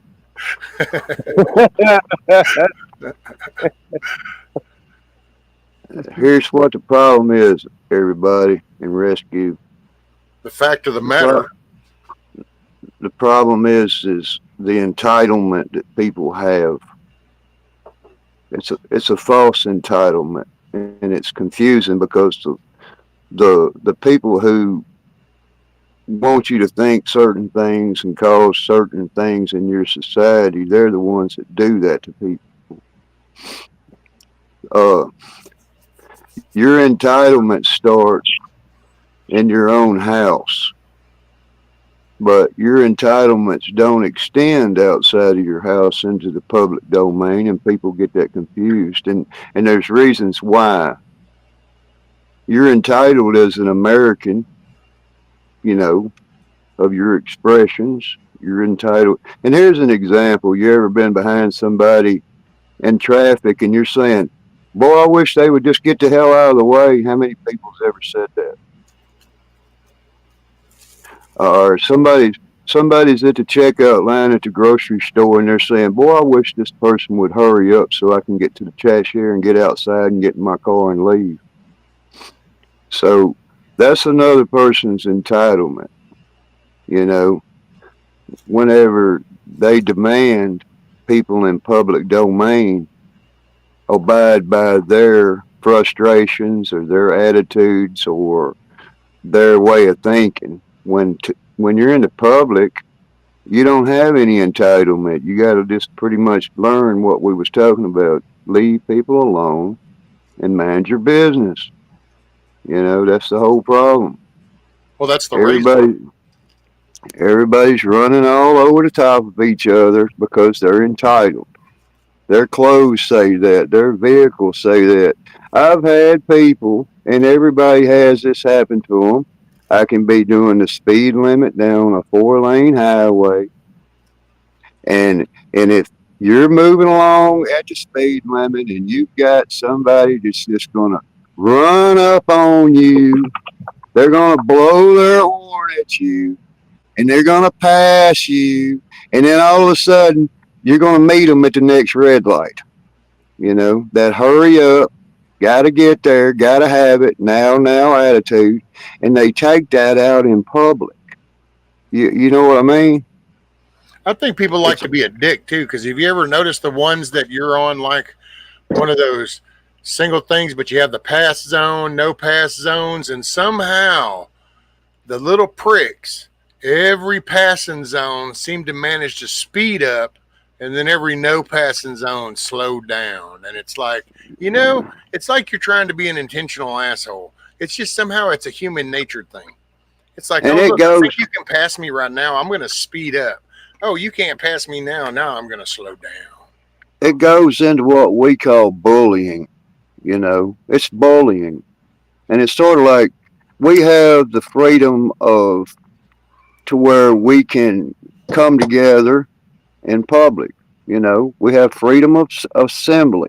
See, people they don't understand that, which means that if you've got a certain group of people and they choose to assemble in a public place, such as a protest or anything, you're not entitled to interfere with that. You know, even though even though it just completely pisses you off about what they're protesting about, it just makes you mad. But you do not have the freedom of entitlement to interfere with their assembly, only because they don't have the right to interfere in any of your assembly. But it's like all of everybody feels like they're entitled and they own the sidewalks, they own the street, they own all of the public domain, they own this, they own that, when they don't. You see what I mean? None of us do. That's our American. We share that. But I thought that's the way Nobody. because we all do. We all own it, but it's sort of like What's up, Roni? you can't. You don't have the right to tell anybody else how they can act in public. Is what I'm saying. You can't just go out here and tell somebody how they're going to act in a public space. And you see the attitudes that goes behind that, and they'll say, "Oh, yes, we can. Get the hell out of our way. You know, get out of the way. Get out of the way. Don't you this. Don't you that. Don't you. You know." It's kind of like, get out of here. You know. I know that a lot of these protests that they have pisses people off, and when they say, "Well, they're damaging federal property." Well, they're actually damaging public property. And if somebody's storefront gets knocked out or something, that's called rioting. That's criminal. That's criminal, you know. But the fact of the matter is The whole subject just pisses me off because probably 8 out of 10 people out here in public just kind of just annoy me. And it doesn't make them bad people. It just makes them, they feel this certain entitlement whenever they're out here traveling through public space. And that's I part of must the say, problem. I must say, you have better odds than I do. No, no, I just don't talk to too many. I need to get out more though. That's it's communication because I I've been mean, people don't even want, they don't feel like they're motivated to get out and go do anything. It's the simple in fact. It's a simple fact of all of oh, these other people's entitlements, by you the way, know. zombie, just real quick, I turned your camera off because I guess the way your forehead was scaring people in chat, and I didn't want to get Oh, for I forehead was in the porn. middle of So something. look. Oh, I got Yeah, a good one out of D Dog on that one. but the old the old rules of mind your own business are kind of completely gone inside this country, and then people feeling they feel they feel I don't know, like it's you don't want to, you don't really, something in your instinct says, hey, you've got to interfere in certain things. True. If somebody's assaulting somebody, well, it's kind of your duty to interfere to keep somebody from getting hurt or being harmed. But outside of that, man, it's the public domain that just drives people crazy. They don't want to go out because they're going to try to, they always encounter these individuals, people that people that just come whenever they come ripping down the road out through there, driving way faster than they're supposed to, and kids are out there, and you say, "Look at that idiot! He's going to run over somebody," and it upsets you. You know, people don't know how to act in public anymore. I'm afraid. They feel some kind of an entitlement either way when they're out in public outside of their property, their house, their castle. When they get outside of that, they think they have that extension out here in the rest of the world, and they don't. And if they realized that, things would be a lot more peaceful. It's like that's the no man's land. You know, Welcome back, Blackbird. Yeah, it Tammy, I does. don't even. I think it's just that's just you know, I don't know. The blunt version, you basically had a Christian man doing business, having an open debate, had the love of his life.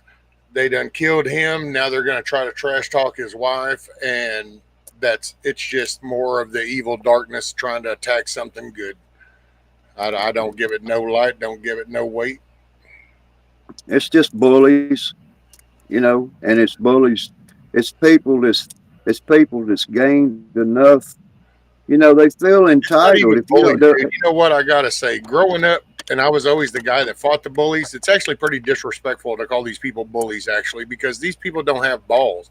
At least yeah, a bully actually went over there and shoved. At least he has shoved the little kid, but he did something. And then he just went it's over there and popped him upside the forehead, and he realized that, oh well, okay, I ought to probably put it in check. I ain't the biggest dog in the yard, so. But yeah, they're this is emboldened. actually all those little whiny asses that sat in corners and whined and wah, Yeah, wah. And now all of a sudden the digital platform gave them a voice and it gave them a way to get out here and they can be something. And it's like, oh, okay, so now you're not accountable.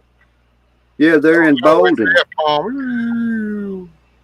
Yeah, it's called emboldened. They're They were emboldened. wondering what you were doing, D Dog, if you were pissing in your coffee or if you were just using it to stir. No, I got a little shithead too. Oh, you were getting them out of the cabinet.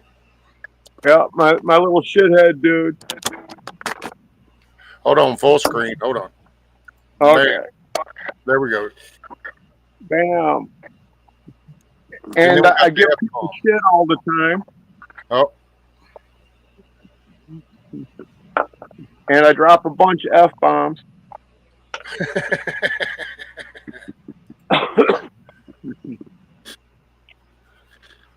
Yeah, they're just emboldened rescue. They've become more emboldened in what they're doing. And and if we went back in time and said, who are these people 30 years ago? It's the little sneaky weasel type people. You know, they were they were the ones that in school that they wanted to they thought a different way, and then eventually they wound up saying, well, why is everybody always picking on me? You know, so eventually they figure out a way not to be picked on anymore. You know, I mean, it's sort of like I heard that said about law enforcement on how they used to just be the geeks that got picked on at school all day, and then when they get out of school and they get their job, then they're just out for revenge. You know, they get emboldened. You know, they got that protection. So that's what these people that interrupt our society and our public spaces. You know, it's it's it's supposed to be peaceful. People are supposed to enjoy the public properties. They're supposed to not argue with each other. You know, because you can argue with anybody you want to inside your house. You know, you can you have a freedom of expressions and all that stuff in public, but it doesn't mean that you have to. You don't got a right to approach anybody. You know what I mean? You can't. And these people approach you, even though you're just wanting to move along peacefully. Somebody's going to approach you out there in the everyday world. Well, this is what's been taught though.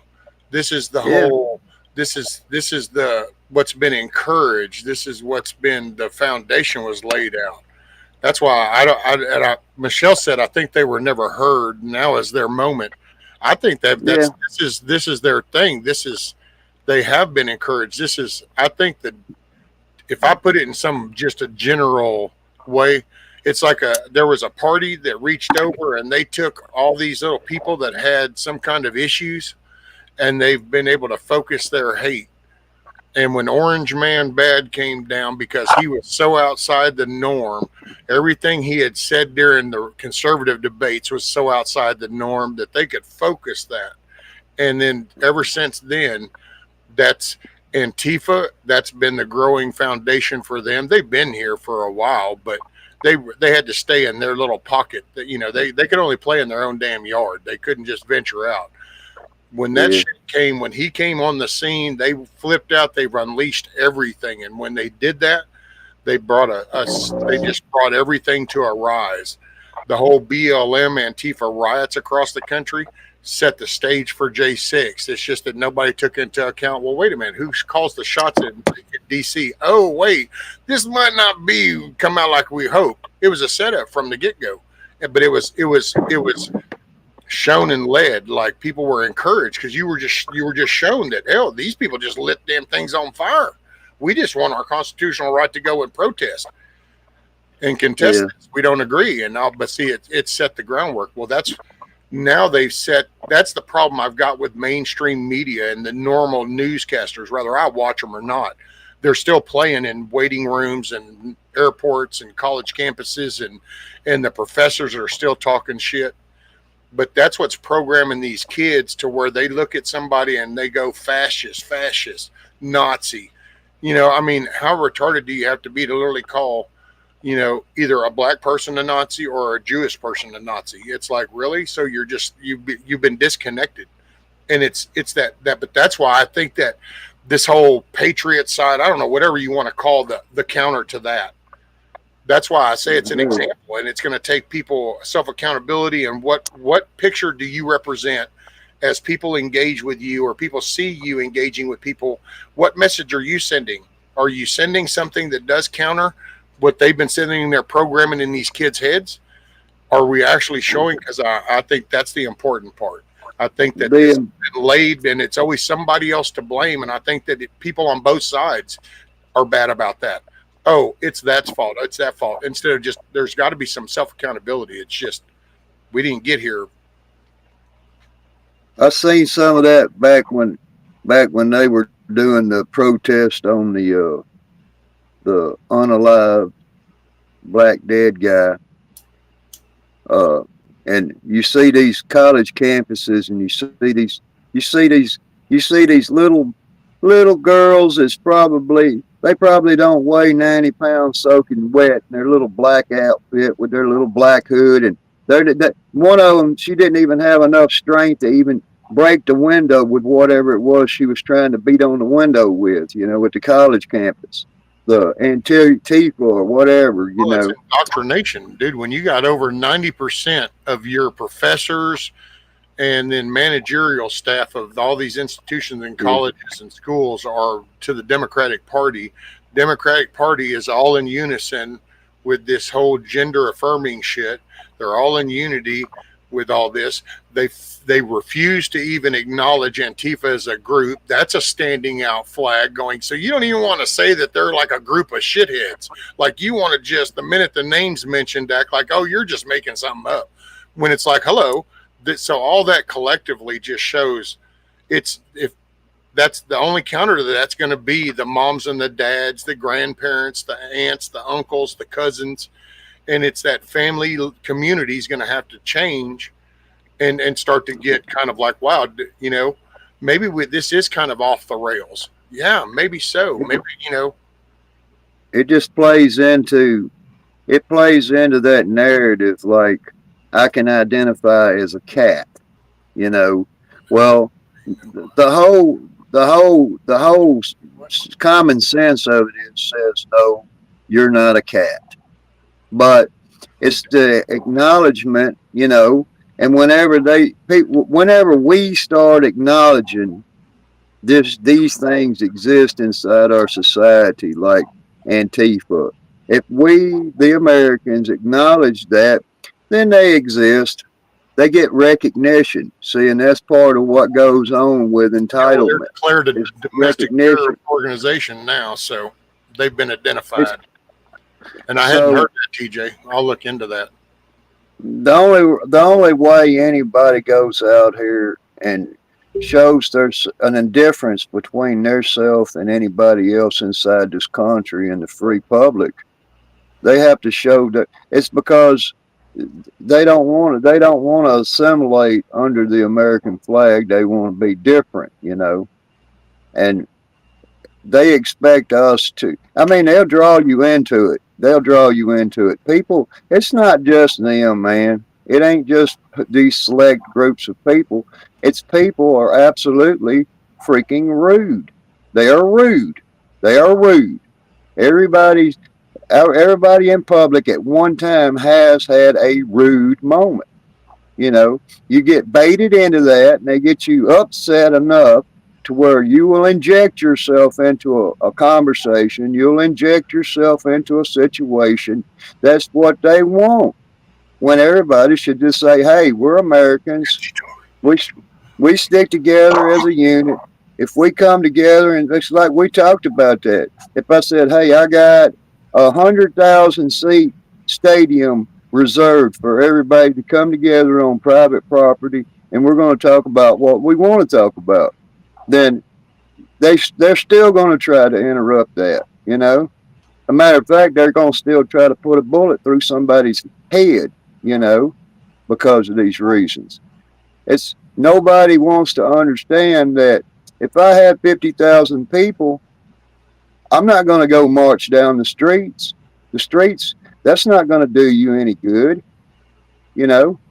because you could gather 50,000 people in your area together, then you could actually make a change in the laws, the things that you didn't like that were going down in your area. Yeah, and that's about all it's going to amount to. The fact is yeah, the rest of that area changes, and then that area does it, and the next thing you know, a state pulls its head out of its ass, and it becomes like a damn independent state that's part of a union. And the next thing you know, another state does it, and another state, and then holy shit! Next thing you know, you've got a union of the American states. And it's like, okay, cool. We now have our Constitution and our Bill of Rights back, and we all have our head out of our ass. Now, this is all just euphoria. That day will never happen. I mean, literally, there is no perfect world. It's like it would be like mass Hollywood stars on the sidewalks. Hold on, Zombie. You So know, Leslie said there's a sniper right now at the ICE office in Dallas. They shot 3 people so far. Tune in, Agenda Free TV. Oh, okay. So that's what I think TJ was talking about a while ago. And from what she was saying, apparently the 3 that got hit so far are actually detainees. They aren't even ICE officers. So whoever's firing at the ICE building is literally popping the detainees. Supposedly, the people you're pissed off that they're holding, you're actually popping them. You know, if you were going to do that, you could have done that as they were coming across the border. I'm just saying, we could have cut a lot of great tape out. yeah. I'm just saying the public domain out there on the city streets and highways and stuff has just got off the chain, completely off the freaking chain, man. You can't go anywhere in this country anymore without dealing with some asshole that's going to try to say you're not driving fast enough. You're this, you're that, you're this, you're that. It's not just Antifa. It's not just people that you think. I'm talking about. I know people I can come through a certain neighborhood. Everybody drives a new car. Everybody lives in a new house. Everybody wears a certain clothes. Everybody cuts their grass on a certain day. The suburbs. But if you come riding down the street doing 25 miles an hour in their 25-mile-per-hour speed zone, and if you take too long at a stop sign to completely stop for 3 seconds, then you got some Ivy League bitch behind you blowing her horn at you because she just has to go. People they don't see the mass enormity the what's going on here. You've got 300 million people that say, "Hey, get out of my way." In one way or another, they're telling somebody to get out of their way, leave them, and then you have to take your chances every time you go to the store. You have to take your chances every time you go for a walk. You have to take your chances because people are so entitled and uncontrollable and unpredictable. You're thinking, well, hell, so then you got to go back and I say, well, the founders did say Second Amendment rights to defend yourself Well, and because you also you got, have, I mean, when you're in that kind of an area, you can just flicking move because it didn't get that way overnight, unless you're one of those areas like Colonial Ridge right over it's, here, it's where they that shoot way. 30,000, within no time. But It's that way everywhere, Rescue. I could come through your it ain't that town way on right Google. here, brother. The missus just went to work and with a smile on her face, and I could call her Yeah, right now, and there ain't been no threat. They didn't think nobody looked suspicious coming in the bank. yeah, Nobody I know. tripping. She goes to the store. Now I have to remind her that, hey, by the way, when you're getting out to get gas, be sure and look around to just see if Yeah, anybody is looking weird. But that's yeah, me telling her, but by nature she wouldn't, because that's not really the environment. I just don't want her to be one of them first part of the statistics when, oh, well, look, the little redneck town just got a carjackings going down, or oh, look, the redneck town just got, you know, the lady it grows from, in at the gas but station. So that's all. But it, it's not it really, grows, it's it that grows fear. It's out. that life of fear is the problem. People just need to be, they need to become, that you need to be happy. You need to be happy. You need to be positive. You need to think of, and I hate to use that vision, a better thing to portray that, that whole, because I don't believe in the manifest vision shit. I don't know. I just know that if you will put good stuff in, you're going to get some pushback because bad doesn't like good. It's that simple. There you go. It's negative That's doesn't the like reason. positive. So you're going to do that, but it's walking that way. But it's just, I don't know, That's man. the All I reason. can say is if somebody does live in an area to where you literally are like, okay, I've got to go to the store, and you like, and I'm not saying don't carry an everyday carry or have a first aid handy, but if see, I don't know, I don't, I would have made the move before I ever got to where I literally, because, but then as a man with my missus, how does that, how can I keep my missus in Whenever, that area where it's not whenever, safe? Like, how could I raise my kids in that area? And I'm not like condemning it. Hey, man, everybody does them. I'm just my perspective. That's why I've heard and I've seen some of the bad shit, and I don't understand how some of that, you yeah, I know, mean, people gotta realize something. It because doesn't there's matter. difference whenever you just, and I understand being It's not being It's in any better sense. to have than not need than to need and not have. I understand that concept, Leslie. It's just, and I'm with that. But the mindset of like, oh shit, yeah, oh yeah, oh yeah. I just, man, that's like, I don't know. I guess I remember living in that lifestyle, but it was when I was confined on a state vacation under duress because I had acted like a retard. Yeah, So, I yeah, just I lived know in that. that life. I could not see having my wife and knowing that I'm doing my job as having my family in an environment where I don't know about their safety. It's just damn. It's it's And it's so when I hear that talk, completely. that's why I react that way because I can't It's conceive that man. It's like, man, why would somebody want to live in that? Raise a family? it's off the chain, man. It's called.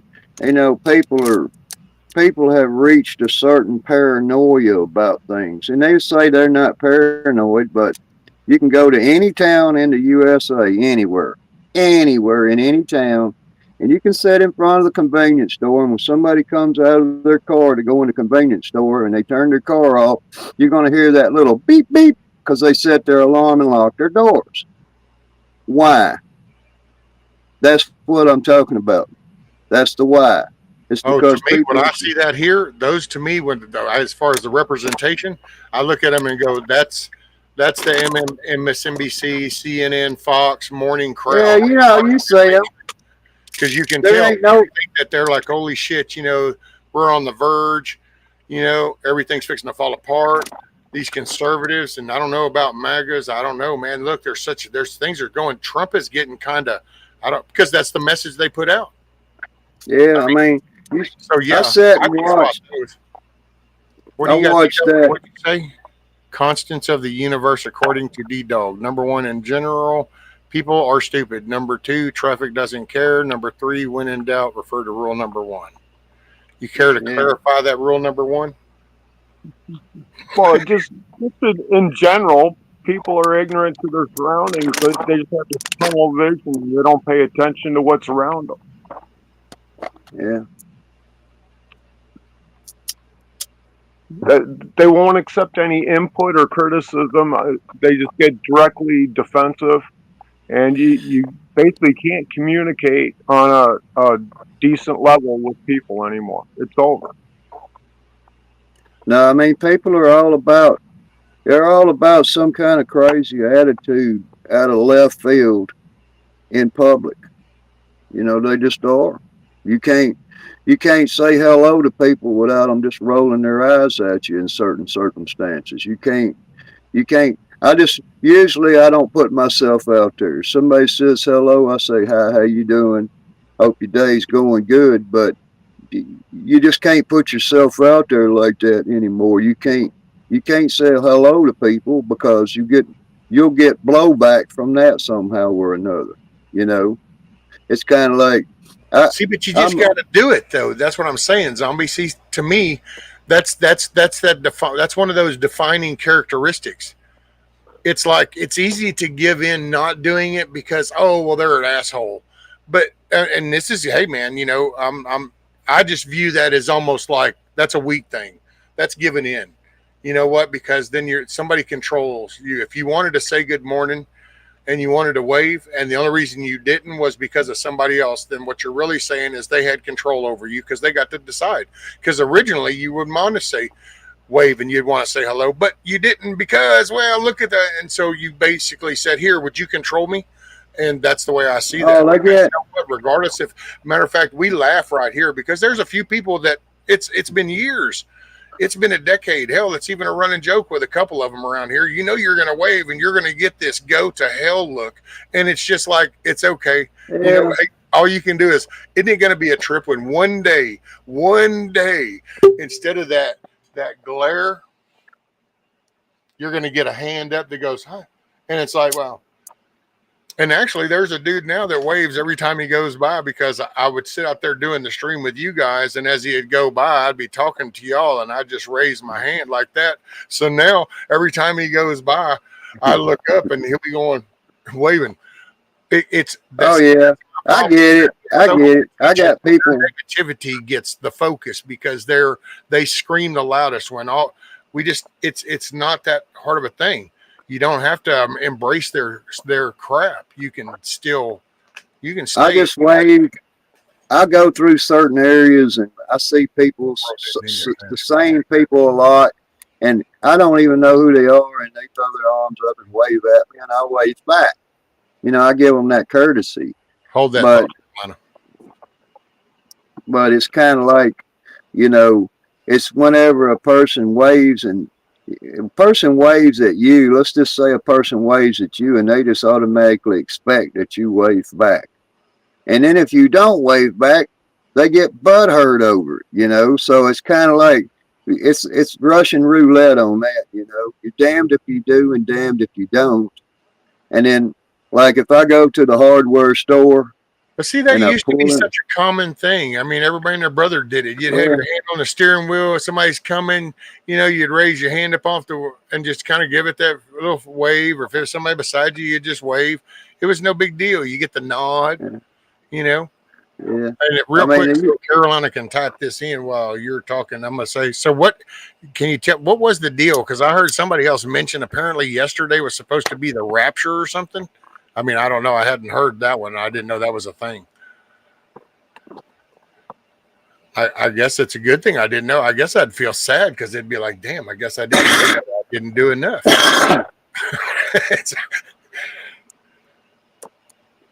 Yeah, it's off the chain, I think most people have good attitudes, and most people can have a certain kindness about them, but then you can take 100 people that have a certain sense of kindness about them, and then if one person says the wrong thing, then they get gang rolled about it, So I mean, people are too out to find a place where they fit. They want to fit in. I know people want to fit in. They want to be a part of a certain assembly of things and thinking. But a lot of them out there, they just got the wrong path. They're down the wrong path. Like I can go to the hardware store and pull in. I can get out, go inside the store to be a good patron, and then I can push the button like at Lowe's. You push the button and you wait on a person to come around, and then they just literally act like they hate doing their job. They don't want to do their. That's the environment that's been set for them. That's the message. They don't want to do their job. Slaving for the man. You can't own anything. You don't really own anything anyway.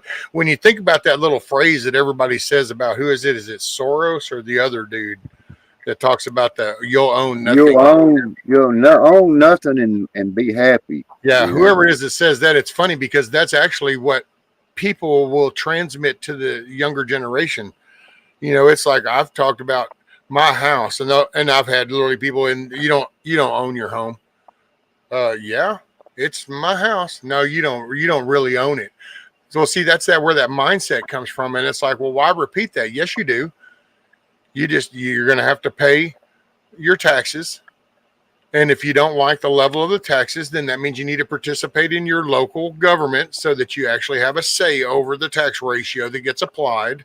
It can happen. Hell, it just happened. Actually, I was surprised for, I think, the third year in a row, Tarrant County up there, which is Dallas area, just lowered their property tax for the third year in a row. And it's like, well, it's about time because, they were batshit crazy to begin with, but that's city living. Oh, here's a quick update. Here's a quick update on something me and you were talking about when I was talking about the air conditioners the other day. Remember that conversation? How I was lifting the air conditioners in and out of the. So at about 4:15 this morning, I had said, well, I'm going to put some new wallboard. I'm going to put some new wood wallboard up on a rear wall inside a travel trailer. So I go back there yesterday and I make sure I take all the old off, and I got it ready. I got The insulation's all tucked in everywhere, and I put plastic over there, stapled it up, had it looking neat, and I had the window unit sitting in the same window, but I took all of those little screws out that holds the inside lip of the window, you know. Oh, yeah. Look, rescue, at about 4:15 this morning, I heard something just fall, and I said, what the hell was that?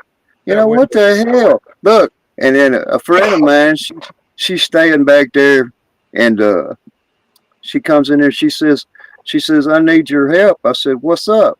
And I go back there, and the whole, the whole window just fell right out with the air conditioner still hanging in the window. It's still plugged in. The old air conditioner's just laying out there on the ground running, still plugged in. So at about 4:15 or so this morning, I had to go put the window and the air conditioner unit all the way back in the whole wall. It just popped out. It didn't Well, yeah, break it. that's what happens when you take all of the screws out of the window frame. It falls out. That's why you put the screws in the window frame is to hold it. It made it all night long, and then at 4 o'clock this morning, for some reason, it just The decided right to pop vibration, that compressor kicked on Yeah. at just the right time again, and that was Yeah. oh. Like, what the hell? So it still worked. That's lucky the AC still worked. Yeah.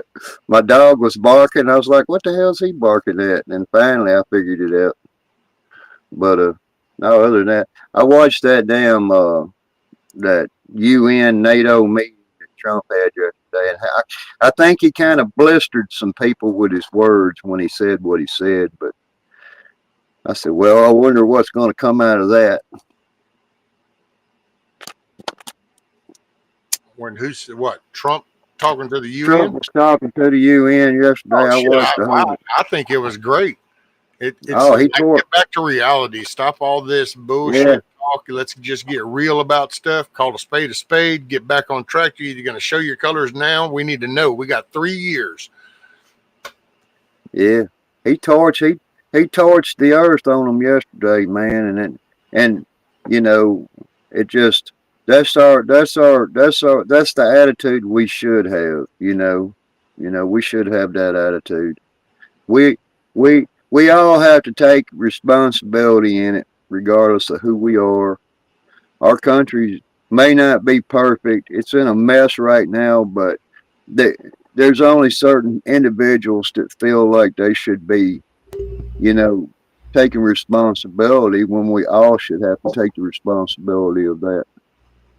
You know, that's that distrust, because we have things in our system now that says, I've been watching some of these videos about the crime rates and what's causing the crime rates and the things and see, this is sort of like what Charlie Kirk was talking about, and it's one of the reasons why he lost his life, because of it, Michelle, do you and mean people, a real lemon tree? Go ahead. and people avoid it. They avoid the truth. They don't want to hear the truth. They can't handle the truth, like we were saying, Rescue. They can't handle the truth. 5% of the population inside this country, this is the latest numbers, 5% of the population in this country is black. They're ethnic black. So did you put it over the top, Michelle? Is what you're saying when you said you put it? But 58% of the crime inside this country is only 58% of the crime is created by a black ethnic group.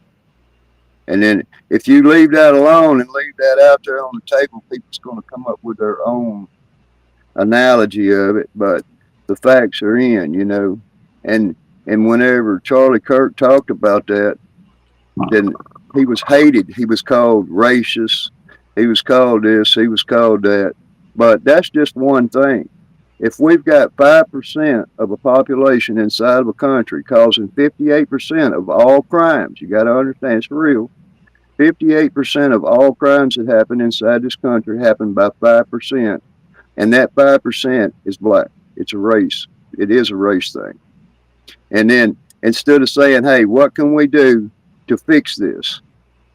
No, we can teach people how to hate black people. Is that how we fix it? No.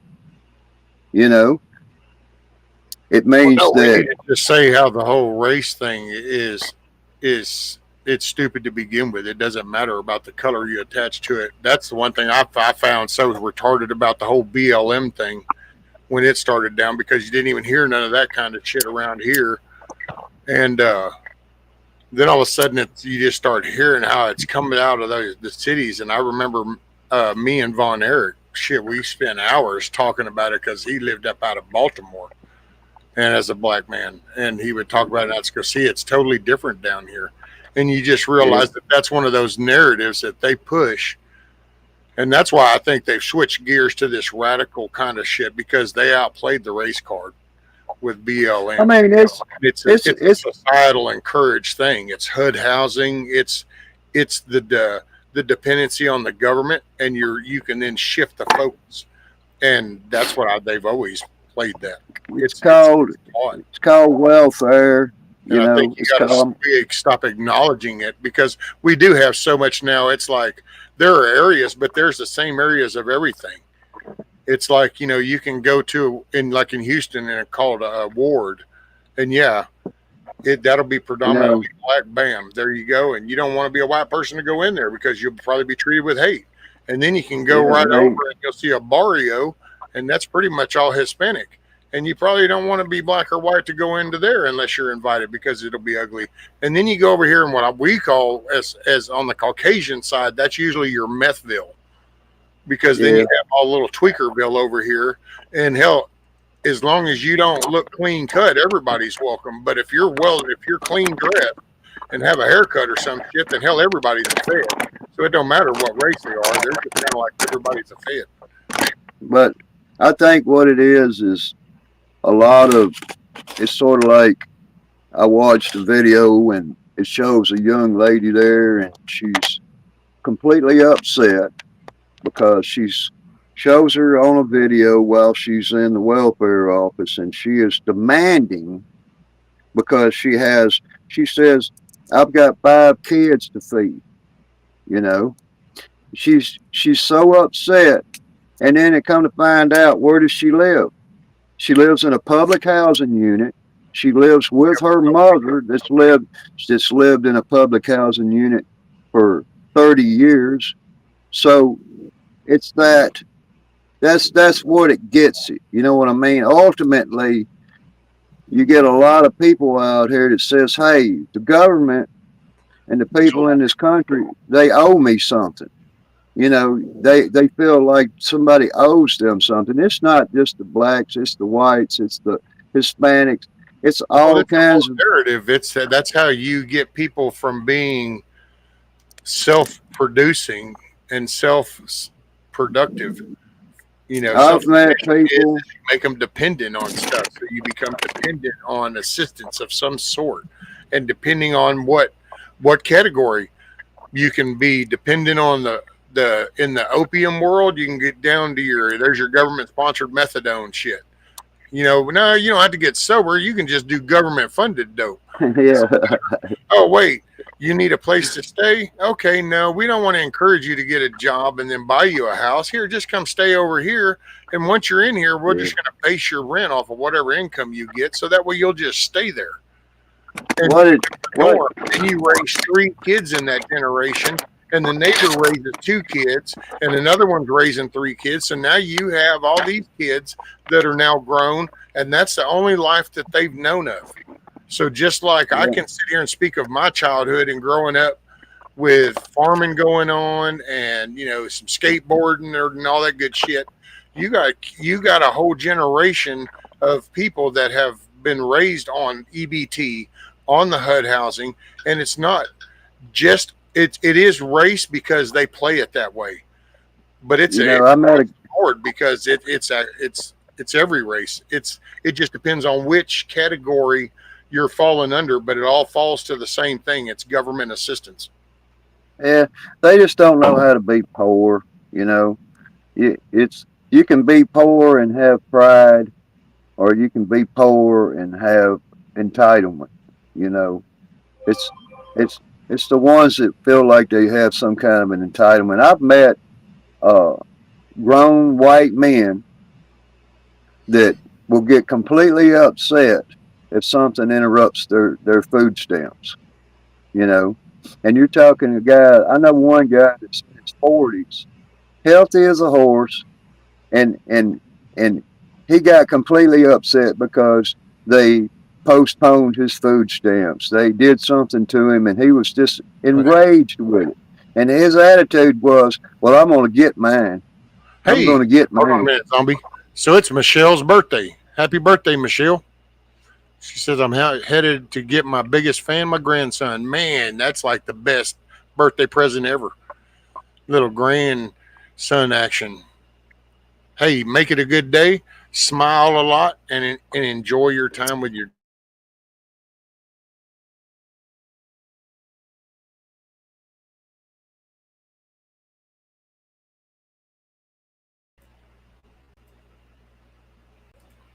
Well, Oh, alrighty. I have no somebody, idea. somebody, somebody said the wrong thing, I've been sitting there saying but happy birthday to Michelle and to have a great time with her grandson and enjoy it. That's the best birthday present ever. And all of a sudden it's like, boo. YouTube's like, no, no, no, don't you dare say that. It's like, what? I guess. And it was right at three Well, and a you half hours, so it could be some kind of weird shit. I mean, it's no, you said always, something nice. That's what caused it. Huh? You said something nice. That's why it happened. Right? Oh, look, I Michelle's like, think, it's YouTube. It hates me. They won't give her channel back. I mean, we're not gonna, Welcome to Life. this is not none of these situations out here in this country that everybody's just going to be able to vote it away. They're not going to be able to pray it away. It's something that's going to have to be confronted face to face, or it's just going to continue. We're just going to continue to have all of this disruptions and stuff inside this country. Well, you It's, pray for it's the strength and the wisdom to face it and to stand yeah, righteous in the face of it. You don't turn away and you don't attack it. You can defend yourself in a righteous way that then actually sends the better message. I mean, it's a it's a physical thing. It's just a physical thing, you know, and and the realities of it is sort of like Grumpy was saying the other night, that the realities of it is some people will have to find their capabilities more than others in it. So You like have I to, do every morning. I try to every morning during the week. Start at 6 a.m. Central. I run from anywhere an hour to 4 hours. Just depends. I just try to get people started off in a positive mood for the day. That way you don't let all the negative crap that you're fixing to hear for the rest of the day take control over you. yeah, you don't really have to be positive or negative. You just can be observant, you know. You need to be positive. We need positivity. The negative has risen to a point to where it's actually killing innocent debaters in front of thousands of college and high school people. So yeah, Yeah, it's a physical thing, it has to. There is, there's things probably coming inside our society that people have to be prepared for, you know. You have to be prepared for it because that's the only way that's going to alleviate all of this problem, you know, in a way. well, it's raising the next generation type thing. That's like this is the beginning. I mean, in my view, this is all my personal perspective. So take this with grain of salt. But I spend my time with little man about every other weekend. I hope to, and so what I do as I'm totally am enjoying every moment, watching the youth, the innocence, the discovery of things. But in doing that, I'm also because I do have a bad habit of zooming out to that 60,000 feet to see, well, where does this fit in? I start envisioning him like 15 years from now and going, okay, you're a 17-year-old young man now. What's the world like whenever I know what I had available to me, and I know that what societal fabric was in play when I was, and I made bad choices, and but that wasn't like the norm. So I wasn't following. I went outside the norm, did bad shit and all that. But I look at what was there was righteous men working good hard jobs that were building stuff, breaking sweats, respectful family. So that still was all in play. Well, now I look at him sometimes, and especially like when he's napping and it's the quiet time, because then you can kind of got the visual, and you just, dude, I just, if somehow, and this is, if there isn't like this wave of men that stand up and say, you know what, it's time for me to get my head out of my ass, and I need to, let me translate, a righteous image to the youth, so that then those grow. It's like, what's it going to look like? Like, what's his role models? What's he got? The music sucks ass. The TV sucks ass. You take them to the store, they listen to a bunch of suck ass shit. You take them to the theaters, there's a bunch of suck ass shit. You take them down to the park, and somewhere along that few hours you're in the park, there's some damn stupid little exchange of some words, or just somebody getting pissy about something, and it's the verbiage. And you just listen to this trash, and then you wonder, what is the example? And so there are days, and sometimes it actually gets kind of depressing, to be quite honest, because I look at him and I envision that going, what's going to be like, what's the picture of the world when in 15 years from now? I look at because then when my son's sitting there, that's 30 years ago. My son's 31 now. So there's 30 years, and I look and I go, look at the drastic change of shit in 3 decades. So what happens for him at the momentum that we've got right now? And it's, well, then what's really going to be available? It's good, all this hyperbole, apocalyptic bullshit, whatever. This is like legitimate shit. Like, is college even like an option type thing? Like, because it's really kind of getting crazy and things are so getting exposed. What's the workforce going to look like? What's the image? Like, what's the picture? Because when I grew up, it was hands-on mechanical, get dirty, get your grease under your nails. That was your man thing. And then I've watched a generation to where it was all about the penny loafers and the stock market. And now I'm looking at this crypto thing, and you got a bunch of these little weird punk ass fucks. Pardon my French on that one, but I just dropped that F-bomb because of the name I'm fixing to say, is like this Destiny dude. When you look at this piece of crap, and when you really kind of look at it, that was like a nothing, but because of crypto. So what is this, the encouragement that's talking to TikTok and to Instagrams and shit? So is this the youth? So is those the ones that are listening to this prick? Is that who my grandson's going to have as representation? Like, what's coming out of this? Is there a more stable, righteous male that's fixing to stand up and be an example? Or is it just going to be a bunch of emotional shit? And you can either be some testosterone roided up gym whore over here that because, ooh, I'm all real good. Or you can be this dude who's dug in some freaking hole or something that doesn't want to talk to nobody, that's just waiting for the nuclear bomb to go off. Or are you going to be one of these radical little college kids over here? You can't figure out what gender you even are anymore. It's like, what's the options right now when you zoom out and look at the big picture? What gets talked about? What do you just stumble across? Go in guest mode in your browser or some shit. Don't log in. Do a guest mode and just start drifting thumbnails. Don't do Instagram. Just go over there just for hell of it. Make a bogus email. You want to see what the general vibe is of what a youth is? I mean, the only way you can prevent that shit is and I get it. Everybody goes, oh, well, no, I monitor. You know what? We did that too.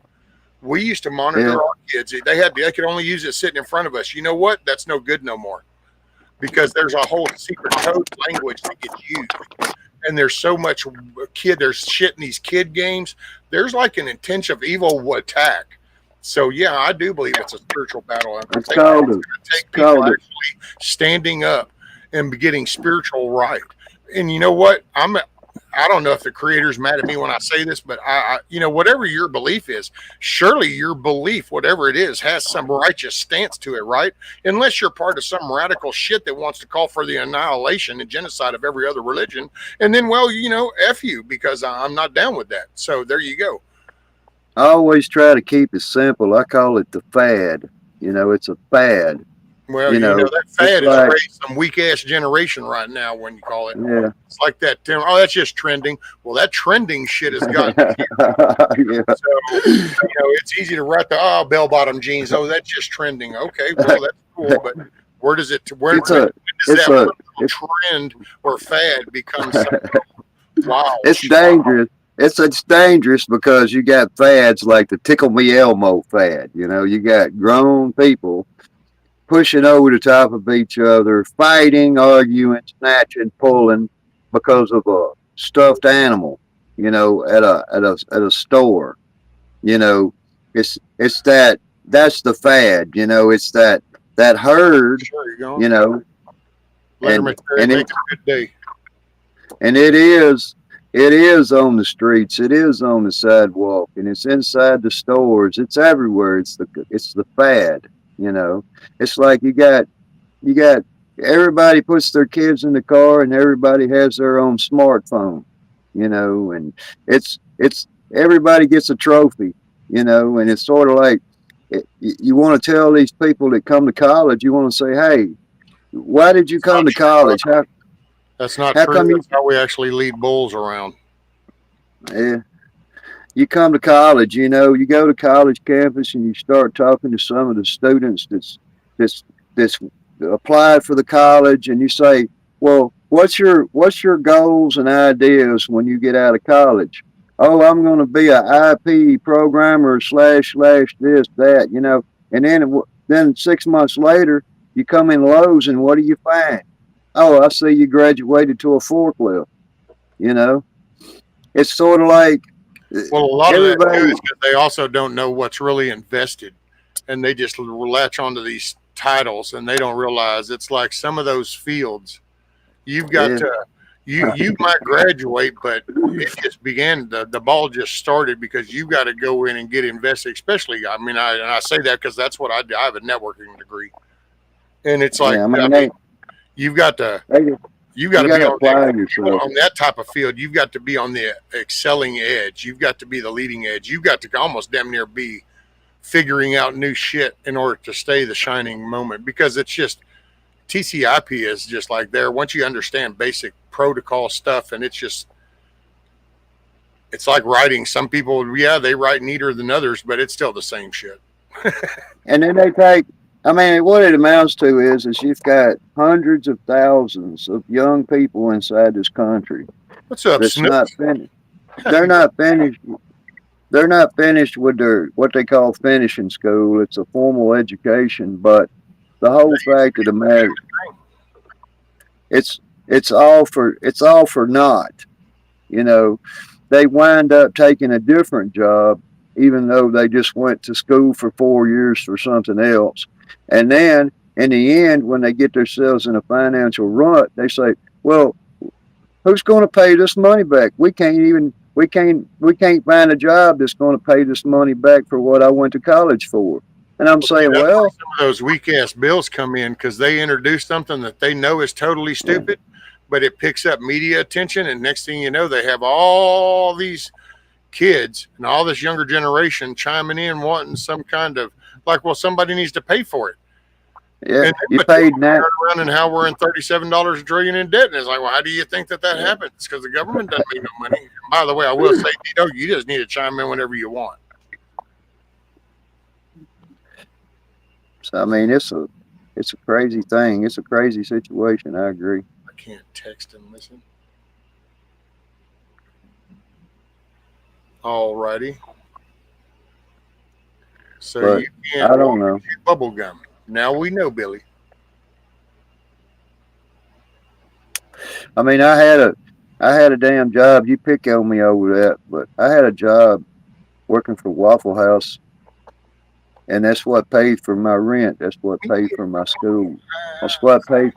That paid for everything. So when I was done, I didn't owe anything.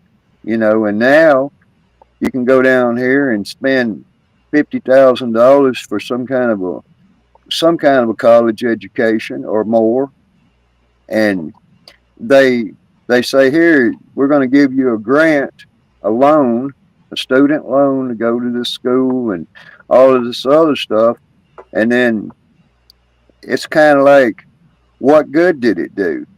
What good did it do to spend all of these thousands and thousands of dollars so you can go down here and work at a fast food restaurant, and be this miserable person because things didn't work out for you.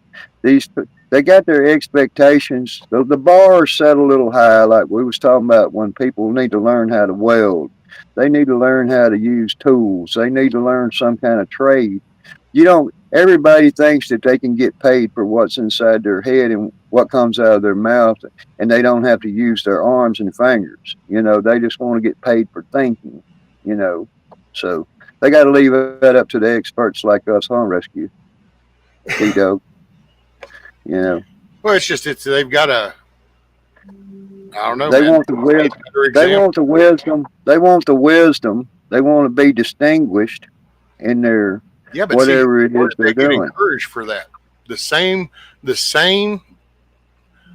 people involved in help portraying that image for them to get that picture. We need a wave of people that stand up and show that no, that you don't. You need to put in hard work, and you do need to fail. By failing, you learn from failing. Yeah. And that you succeed, and that you set goals, and you want to achieve a goal, and you got to raise a generation to where that's a thing. I don't think that's really a thing anymore. Like, that's not what you hear the majority of. You don't see that portrayed in anything. And so I think that's what we need back. We need just that basic change, just trying to get people to go, wow, it's the message we're sending. Because what message did we send? That's how they got there. That just didn't magically wave a wand, and all of a sudden we ended up with all these college students that think that they're entitled to have their college paid for. It happened slowly because, to be honest, and I've admitted this, I know, like, raising mine, I didn't pay attention to the big picture. I didn't see what was going down overall. Right here, it was fine. I was hitting a lick, going to work, made money. They were happy, content, food, clothes, medical's all taken care of. Everybody's doing fine. But then I look around and I'm like, holy shit. And you kind of look back where things started, and it's like, oh, well, shit, I wish I had seen that for what it was. And so it's saying something. It's standing up, but you can't scream it. You have to say it, in a righteous way, so that the point actually drives home. It just, including something factual in a bunch of bullshit, it just gets lost in the bullshit. So it's learning how to walk that talk, I think, for the majority. That's the society we need back. We need that society to come back. If that's called conservative, then fine, it's conservative. I don't care. I don't have a problem being Republican because I live in the Republic United States of America. The words now, and that's what they were talking about a decade ago, on how they were trying to make words a crime. How it's a crime to say certain things to certain people, to express your words and to certain individuals, then they want to make that a crime. Words are a crime. The truth is a crime. It's a crime to tell the truth. So they get a little trophy for everything that they do, regardless. They're going to try to get a trophy for that. And then you got, I don't know, if I found out my kids were up here protesting in front of a ICE detention center, I would be totally embarrassed. I just would be. Behavior that. What about the neighbors that live next to the house that have those kids down there? How come those neighbors, well, they don't agree with that, but they won't say anything? And to be quite honest, they won't hold their neighbor accountable, and they won't shun them or outcast them. And that's what we used to do. See, when you just crossed the line, you got shunned, you got outcast. When you broke the law, you had justice brought to you, and we don't do it anymore. We now have excuses for everything, non-confrontational. I'm just not really gonna. That's none of my part. Well, it affects everybody. Now you just tell them like you used to. You better go down here and deal with your kids. You know, it don't matter if your kid's Yeah, but then you can't 24 years. neighbor the damn lawnmower the next week because now it's a different week, and that's the problem. Everybody just has this give in spot to where it's like, I'm not really going to hold you accountable. It's like whatever. Yeah, they just change the channel. That's their norm. They change the channel. Well, You know, they'll forget about it. It's like, oh well, that was I just let that go. Just and it's like some of this shit is just bad and it's that's evil. that. It's like the gender shit with kids. I'm sorry, there's no excuse. People need to be shunned. That's why I said that before. Everybody sees those videos of like the little drag queen with the kids, and they're like, "Oh my god, look at that pervert!" Man, to hell with the pervert. You knew what he was. I mean, it said he was going to be there, so you knew a freak was going to be there. What should really be pissing everybody off is looking into the audience at the age and the type of people that brought those kids to that place. Exactly. It's kind The of like parent. watching the ass whipping. You ain't never watched nobody punch somebody in the face, okay? But look at the people that stood around and just let that go down. It's like, no offense, that lady getting stabbed, somebody getting stabbed. That's happened, but didn't it? Wasn't it very? That was shocking in itself. But I'm sorry. What about the fact that people just stood there? Like They're demonizing. to me, that's worse. Yes, this They're was bad. demonizing This that. is one evil action, but then you watch a group collective thought of like, oh, I'm just going to look away. That's even worse to me. They're demonizing that. And there's a guy that just made a video I watched yesterday about that. How they're demonizing that. They're saying, well, it was about they was they was making the example of a black people and stuff, an example, and he was saying, and then he actually shows a well-known Thanks, Doug. media artist. It says black people don't care. They don't care, and they was trying to get that across, like they don't care. It's because whenever people shouldn't mind their business, it's when they they mind other people's business, and when people should just leave stuff alone, that's when it's backwards. If you know Well, what I there's a mean. difference between minding your own business and then standing for what's right. So Yeah, minding your own business is, yeah, don't worry about if my grass is 3 inches tall or 4 inches tall, or if I want to wear jockey shorts in my house, or if I want a buzz cut, but if I'm out here slapping the dog shit out of my wife in my yard, that's not minding your own business. If I'm forcing yeah, my son to be my daughter, that's not minding my own business material. That's when you yeah. speak out, you know? They don't. They don't. The mentality out here is they're already ready to piss down their leg because they feel like I'll get in trouble for this. I could imagine what they would do to me if I did this. The fact of the matter is everybody gets in this fear, and it's like they freeze up. They freeze up. Their mind's saying, "Hey, I can get in trouble for this. Oh, I don't want to go to jail. I don't want to get in trouble. I don't want to. I don't want to." Because it's sort of like the Chicago mayor. Just his late recent message was to say that the the police and putting people in jail and all of that stuff was a was a travesty. He spoke out against the law enforcement officers and stuff inside Chicago. So now they're all kind of butthurt over it. And I was like, well, what'd you expect? Whenever something comes along and it's not the right thing and you allow it, then eventually it will become the norm. It'll become the normal. You know, so it's normal for people to say, "Ooh, don't go over there. That guy and his wife are fighting. Don't go over there. Stay away from that. You know, you'll get in trouble. You'll wind up getting in trouble." So they don't inject themselves into things that they should, and then later that becomes the normal. It's the normal. You know, lock your doors and hide in your house. You know.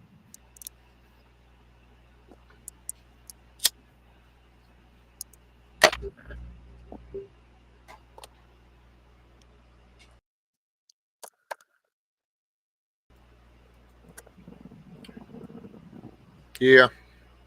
Sad world. Sad place we've Yeah. gotten to. And when you think It's about a, it, got a bunch of cool shit, and all they did was give us a bunch of crap. yeah. It's Everything that it's was supposed to be like this cool, make life easier, when in the long run, it just made life a whole lot worse.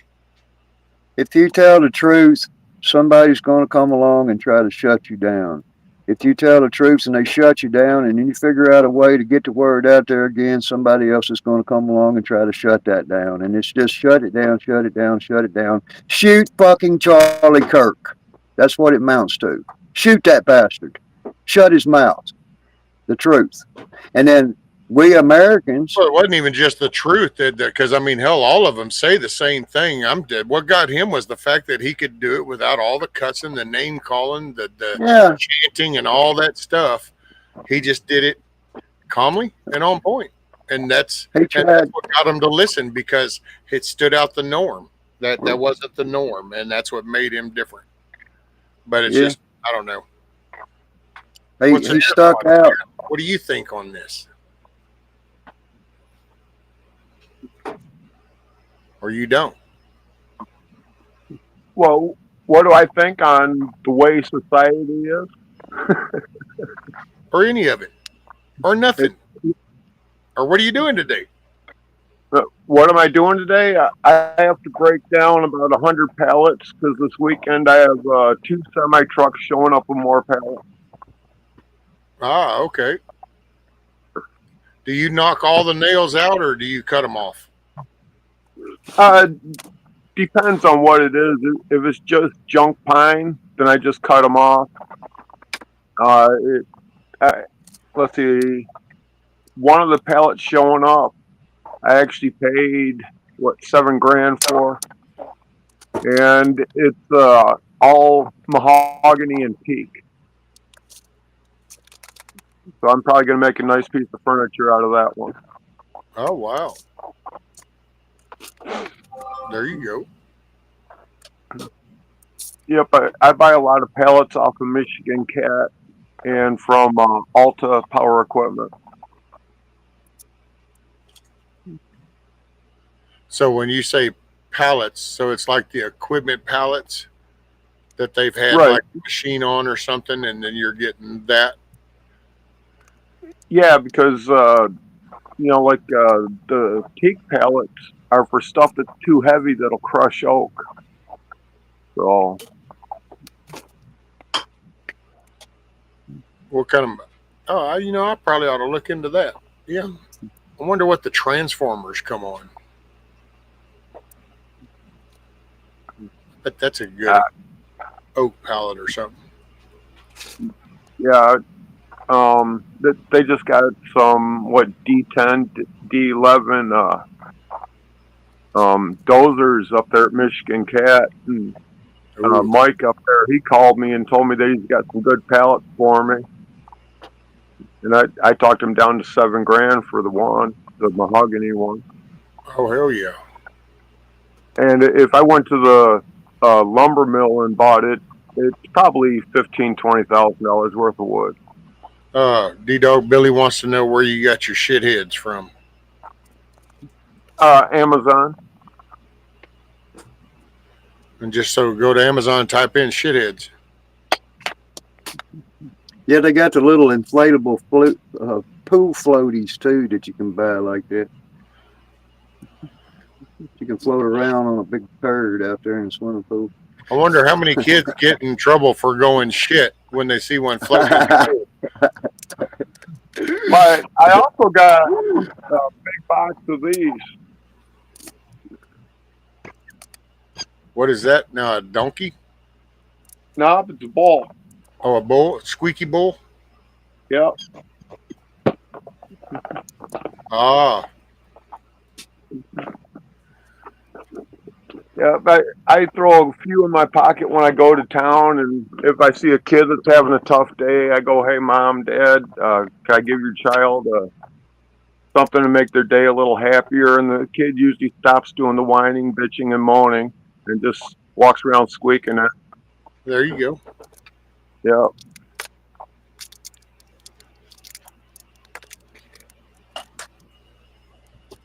Yeah, I still got some pallets I got to take apart, but it's the old cheaper pine stuff. I'm gonna use it though as like a little fence around the chicken coop. I think I don't know. I just got to see how many I come up with, and if it's enough, or if I can get my hands on a few more. We're going for a walk.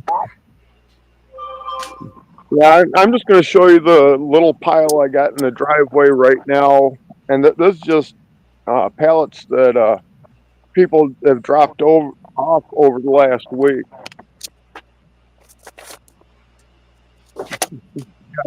They're just a couple. Just a couple. Yeah, can you see them? There you go. Yeah. So now, are those the ones you're gonna like hammer, take nails out of, or you're just cutting nails off, or what do you use those for? Just scrap building? Like side walls for some of the greenhouses out, in my neighborhood. I've taken some apart and laminated them together and built garden sheds. So, it's just, something to burn up time. Well, if I could get my hands on enough, I would love to do like a little railing and then do some front barricade that because it just I don't know, they look pretty cool. They got that cool natural just raw look, that rough look to them. I like that rough look. Those pallets, those pallets. That's a talent just to take the pallets apart without breaking the boards and stuff. Some of those pallets are pretty tough to take apart. Nope, that's Yeah. all you need.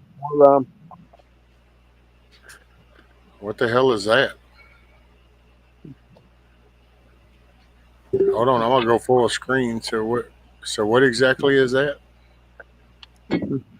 It's a pallet buster. A pallet buster? Yeah. What do you do? Just pick it up and beat the shit out of the pallet, or?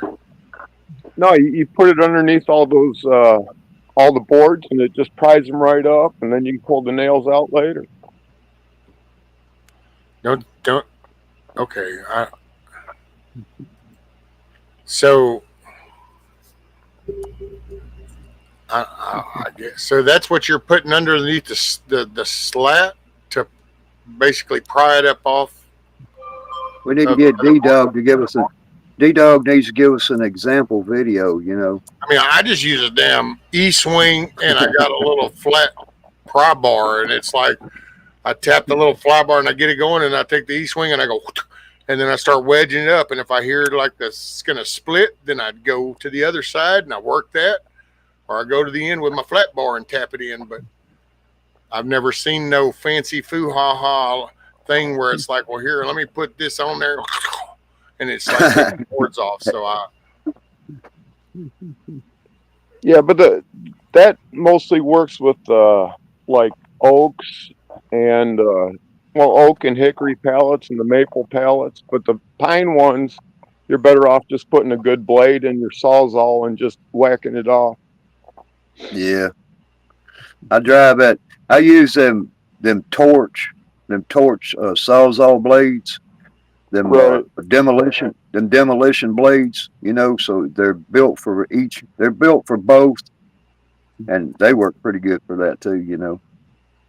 Right, and driving the nails are usually twist or ring shank, so that they bend up pretty good into the oak. So I got a nail pusher, and it just pushes the nail right out of it. So hold the fuck. Oh, I almost said that. Hold on. Hold the heck up. So now you don't even use a hammer to drive the nail out. Now you have a fancy foo-ha-ha gadget that actually pushes the nail out for you. right. Oh my God, where did we go? What happened to the good old E-swing days? D-Dog, we got one here that can see. OMG. Man, Rod Sterling or somebody's going to come any moment to let me know what episode I'm in. I got a F-250 with an all wood flatbed on the back of it with sides. And whenever it gets so bad, I beat it up so bad, I just take the 6 bolts that holds it to the frame loose, and then I pull it over there to a lot, and I take my excavator and reach over there and just grab the whole bed and crunch it up, put it in a burn pile, and start all over again. But it doesn't cost me anything, because pallets and timber boards and stuff that I cruise around and find, shoot, man, it never costs me anything, you know. Well, I know, but I Just just all these fancy tools to just like take shit apart, and it's like it's a damn hammer and a flat bar. It's like how hard can it be? And now we've like yeah. invented. Said hell, that thing looked like it was bigger, weighs more. You got to find some that's going to take up weird space. Oh, A good old E-swing, you just hang the damn thing off your belt and you're good. You can use it for all oh. kinds of shit. You're only as smart as the tools that you're working with. I'm hard headed, so I'm definitely E-swing certified. That pile of pallets, if I use the S-wing and flat bar, would probably take me 3 days to break down. With that little yellow gadget, 6 hours tops. Oh, really? And then to pound out those nails, with a hammer, probably take a whole day to clear all those nails. With that pusher, maybe 3 hours. So then that's a 1-day job. That whole thing is a 1-day job to So go through 100 tomorrow at pounds. noon, around tomorrow afternoon, then when you take us over there, that's going to be a stacked up pile of wood that's all has the nails removed. No, the whole pile will be gone. The whole pile won't be done? No, it'll be gone because as the nails get pulled, then it'll end up getting sorted and put in the barn. So what you're saying is you'll hide the evidence. No, I'll put it in the barn right next to all the wood tools so I can make shit out of it. I already see the government video thing coming up. We're going to get a clip of the pallets out there, and then he's going to show us a picture of in the barn and say, see, that's where they all went. But did they? Did they? Hey, practice makes perfect, Rescue. So once you've done something redundantly for a long time, you get real efficient at it. It's like me, I'm a very efficient carpenter, only because I've had my hands on hundreds of Well, now houses. just hold the phone here. Just a minute, sir. So Just a minute with this whole you gotta highly be skilled efficient. approach now. This is the very person who literally removed all the screws from the window frame and then was like, oh shit, the whole thing just Yeah. fell out with air conditioner and all. Hey, I'm just pointing out obvious. ain't nobody down. I'm not perfect, We all have that moment, oh shit. But I scared one of my neighbors the other day. I put a big tire on my truck, and I just I got what they call a slap hammer tire breakdown thing that I made, and it's got a slide on it. And so I can take a tire off the wheel I can take a truck tire off and put it back on in 30 minutes, hands down. It's on the truck, ready to go. And I had a can of starting fluid to make it bead up, So I sprayed some starting fluid in there, and my neighbor's looking at me like I got 2 heads, and I take a cigarette lighter and reach over there and strike it, and the whole tire just pops up on the wheel, and it's actually got 25 pounds of pressure in it. It just... Hey, it ain't safe. I'm gonna guarantee you that it ain't safe. Nothing we do is safe. That's why we got safety glasses and gloves and hard hats, and it only gets worse from there. Go ahead and fill these up. I know. Taking donations. We had big bandsaw dismantlers to cut the boards. That's one of my favorite moments in the morning, Rescue. Coming in here with you guys and doing my wake and bake. getting my day started, you know. But yeah, you know, it's like anything. You don't use your muscles, you lose them. And if you don't use your brain, you're gonna lose it too, you know. So I Yep. mean, that's just how it is, man. I encourage people for their physical conditioning, you know, like I try to encourage people. Might have to make more coffee.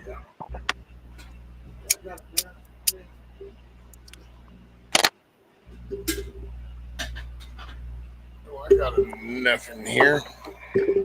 I just got to go nuke the damn thing. Damn, It's too bad like it was the good old jailhouse stingers. I'd just plug it in and drop it down in there and heat it up. I think people should know how to make a list, you know, always make you a list, you know, whatever it is. A And list of then just a list of anything, what you're going to do in a certain amount of time, and that's the end of it. After that list is done, reward yourself, sit down in a chair, have some coffee and conversations and think, you know. And a list, it's like I was telling you that day you was cleaning up some stuff in your yard, and I said, you know what I do? A 10 by 10 square every day. I go outside. I said, well, I guess I'll rake this 10 by 10 square. And then by the end of the week, man, it's all like immaculate. And I only got to do 10 foot by 10 foot. I don't try to do 100 foot by 100 foot. I don't overdo it. I just go 10 foot by 10 foot. Anything in this square is gone. If I get a chance to do two squares, I do two squares, you know, and I take the next day off. See? Well, since I did two squares, I guess I'll take tomorrow off. Yeah. You just teach yourself efficiency. That's how efficiency is. It's sort of like, I think D Dog would agree on that. He knows when he gets a certain amount of wood in a stack and he gets a certain amount of supply that he can build a certain, you can build something. You know where that mark's at, you know, where your mark is at, where your goal is at. So my goal, it works like that, you know. I I'll deal be with back those in about pallets. 2 minutes. I'm gonna go I new got a my coffee. hardware I'll be back in store 2 minutes. I got a hardware store close to me, an old Ma and Pa hardware store, and he puts all of his pallets out there for me, and I go over there and get them. And you're talking about some of them are just brand new pallets, man. And I take them apart and stack the wood. I got a 550 box truck that's half full right now with pallet material, you know. And everybody wants it after you get it all cleaned up and back in some glory, and they'll say, "Oh, I didn't know. Where'd you get that from?" I'm like, "Well, kabuki theater." You know what I mean? But I just set a goal every day, and if I reach that goal, I reach it. If I don't ridicule myself. There's another day. You know,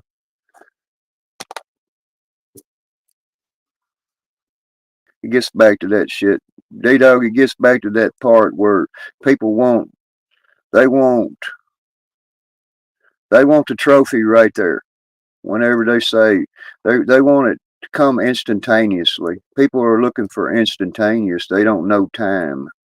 You know, Well, they time want is they want the instant gratification of having a completed project or item without doing any of the work. that was what I was thinking, you know, and they don't know if once you've been around on the planet and you've been exposed to certain things in life, you automatically know that it ain't going to come overnight. But it's all of those people they're running all over the top of each other in traffic in the stores. They're they're in public. They will absolutely run your ass over, you know, because of this false narrative. It's a false narrative. It's a proven fact. I can leave my driveway, drive 5 miles to a Lowe's. I can do the exact speed limit all the way, stop at every stop sign correctly, and I'm still going to make the same amount of time as somebody did that passed me down there, coming down through there, blowing their horn. And then they got to the red light and waited. I still make the same time, but meanwhile, I'm having my coffee, maybe enjoying a cigarette, relaxing, listening to the radio. But that word I was looking for was self gratification. You know, they're wanting to be self gratified instantaneously. If it's not available on this video and this one seems to not do it for me, well, hell, I'm going to go over here and start watching this channel, or I'm going to do this, or I'm going to do that. They're in a battle of self gratification. They don't know that it can always wait till tomorrow if tomorrow ever comes. You know, you'll be on your game like me with 2 squares. If I get 2 squares, hell yeah, I take the next day off. You know, I just do. I walk in a store, I prepare myself when I go into a store to say, okay, what do I need while I'm here? I don't want to have to go back to the store. That's the worst thing in the world for me, is to have to go back. So usually I make me a list. I get what's on this list, and I say, well, guess what? I don't even have to start my truck up for 3 days. I can just chill and do the things that I need to be doing and taking care of, you know. I don't have to keep going back and forth, you know. And anything can be ordered. You know what I mean? People ridicule me because if I say, well, I ordered this from such and they're going to deliver it. And I'll say, that's fantastic, because what does it do? It saves me lots of time. You remember how hard it used to be able to get stuff D-Dog? You remember when you had to go in the back of you had to go in the back of the magazine or catalog and fill out an order form, put that in an envelope, go take it out into the mailbox, you know, and mail it.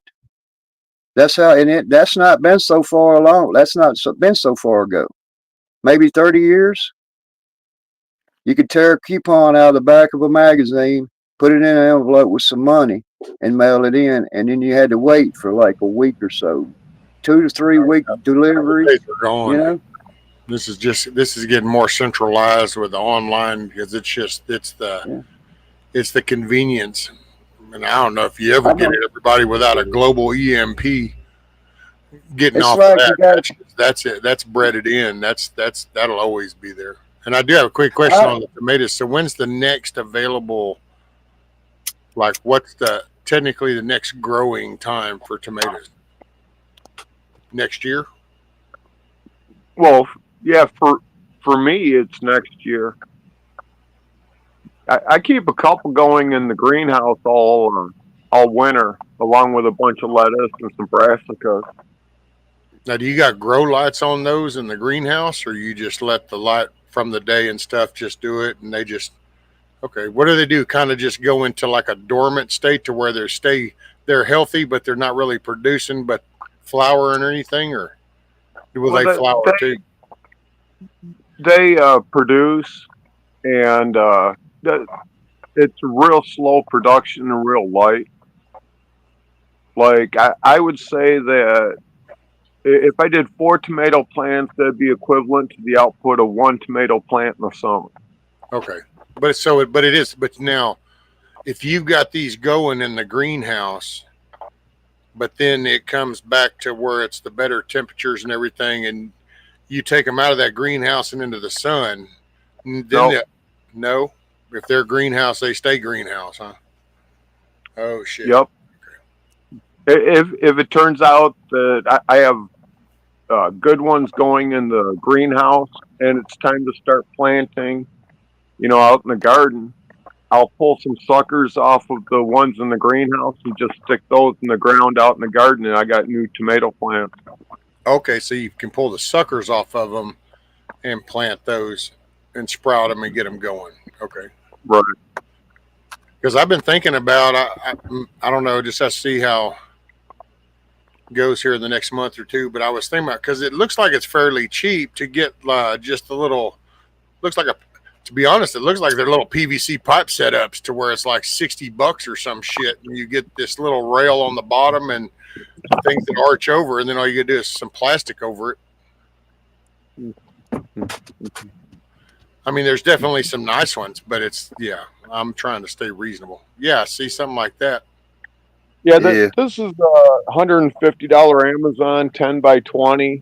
I don't know. I throw out one of them every 3 years. Damn, $150. But did it have the cover?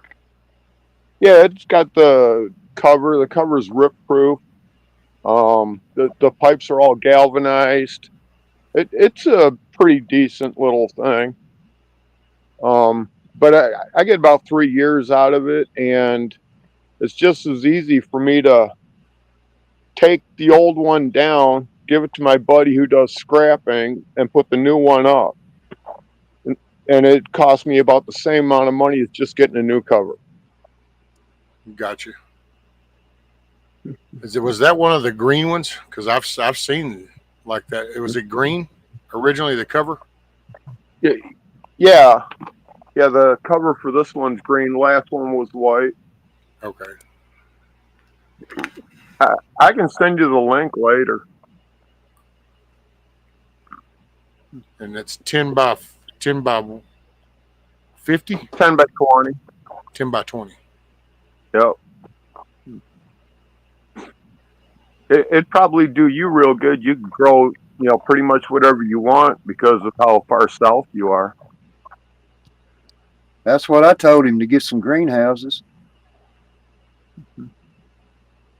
Yeah, just that shit ain't cheap.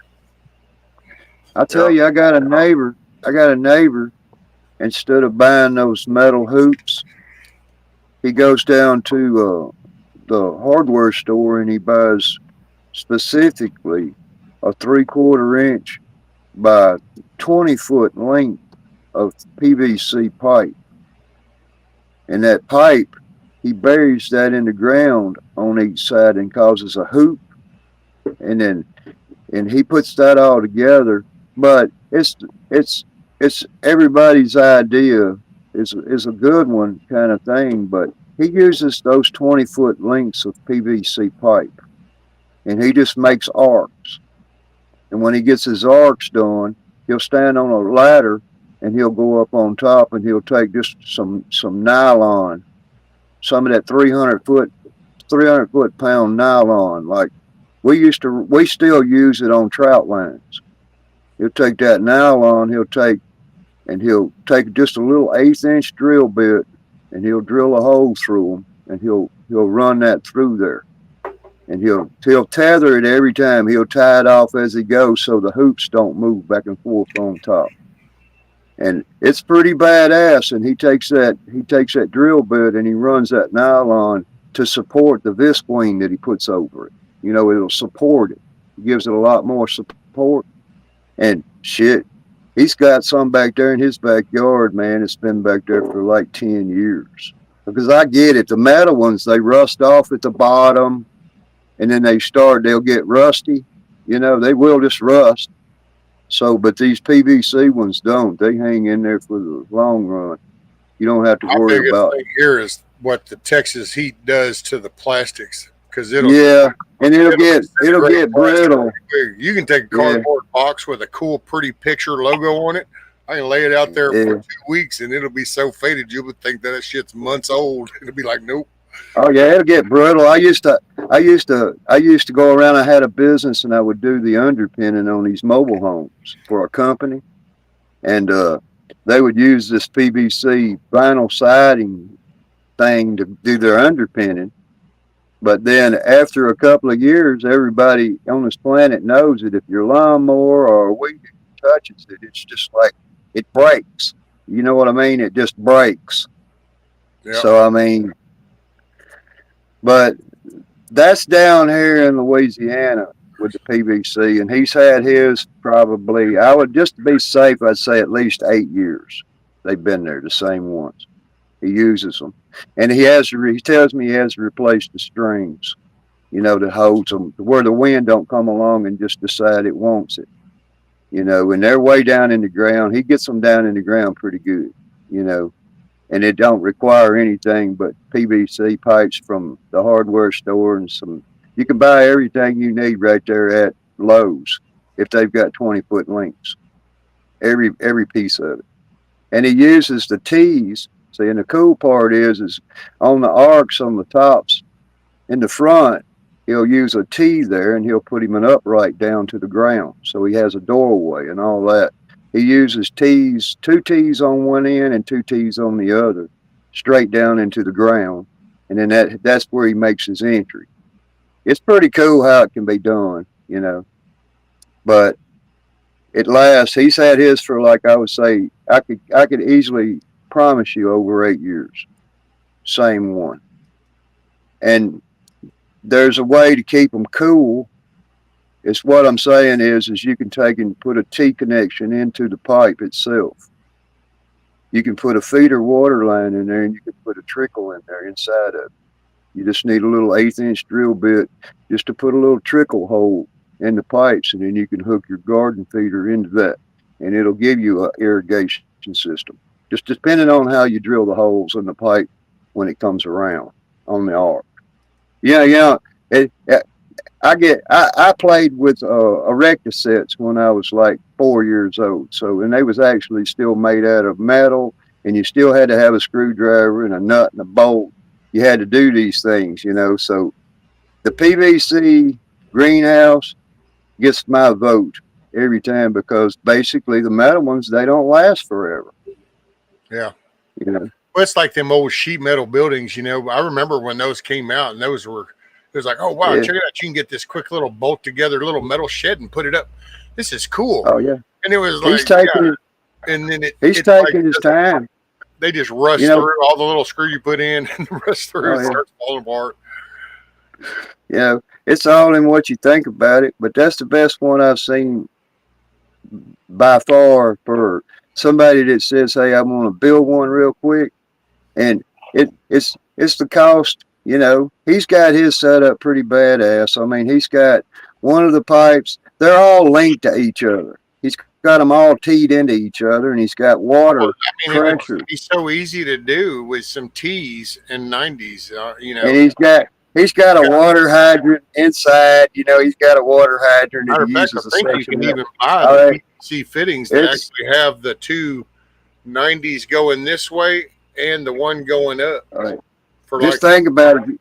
You don't need anything in there. Right.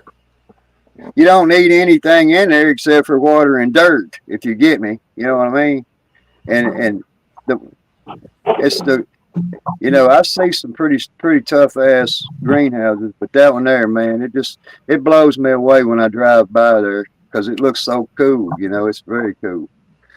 It doesn't have to be painted. It doesn't have to be nothing. It's just there. And it cost him a piece of Visqueen. Every once in a while he's got to go back and get another piece of heavy Visqueen for it. Right. Oh, that's about it. Yeah. Like that. Yep. Yeah. And then there you go. There you go. That's what I'm talking about. And you get that sucker together in where you got your loops for your arcs, all the way down through there, and you use those T's and make sure you're connecting every one of them to each other, and you got to put a cap. You got to take that cap and put that cap on the end of it before you stick it down in the ground. You know what I mean? And once you bury it in, it's there. The loop is there. You just got to get your holes right, like with some post hole diggers. Get your hoses right. Take them about 12 inches apart. If you got it. If you don't, you know what I mean? Use a 2-foot arc, and then take that bit, and you can. The beautiful thing is the holes that hold the nylon string. That's your drip. If you understand what I mean, it helps it irrigate the whole greenhouse. You see what I mean? Yeah. And all you got to do is stand outside and turn the water valve on, and it just waters itself. You see what I mean? You don't got to go in there and get each individual plant. There you go. It's pretty bad. If I get by there, I'll try to remember to stop and take some pictures of that thing. But he might not agree to it. He's thinking he's got something back there. So I told him, I said, once the eye sees, it cannot unsee. Can't unsee. But that's the best one. That's no maintenance. If you understand what I mean, there's no maintenance. Once you put it up and you do the right thing, there's no maintenance involved in it. Well, you shouldn't have no maintenance, I would think, on a greenhouse. I mean, I don't. Well, there is. There's a lot of maintenance on a greenhouse if you don't get it right. You'll work yourself to death. You know, not having the right ventilations, Isn't it the basically? right exhaust fans.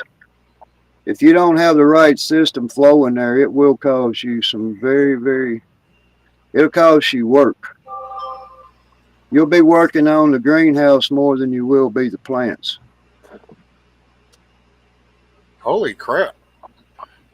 Yeah, that's. I don't know. The simple ones I saw was just a nice little cover with some plastic, good to go. Cover up your plants. They get some sunshine, protected from the weather, and now you go in there and water them and tend to them. Yeah. I mean, it's its own little environment in there at certain parts of the year, you know.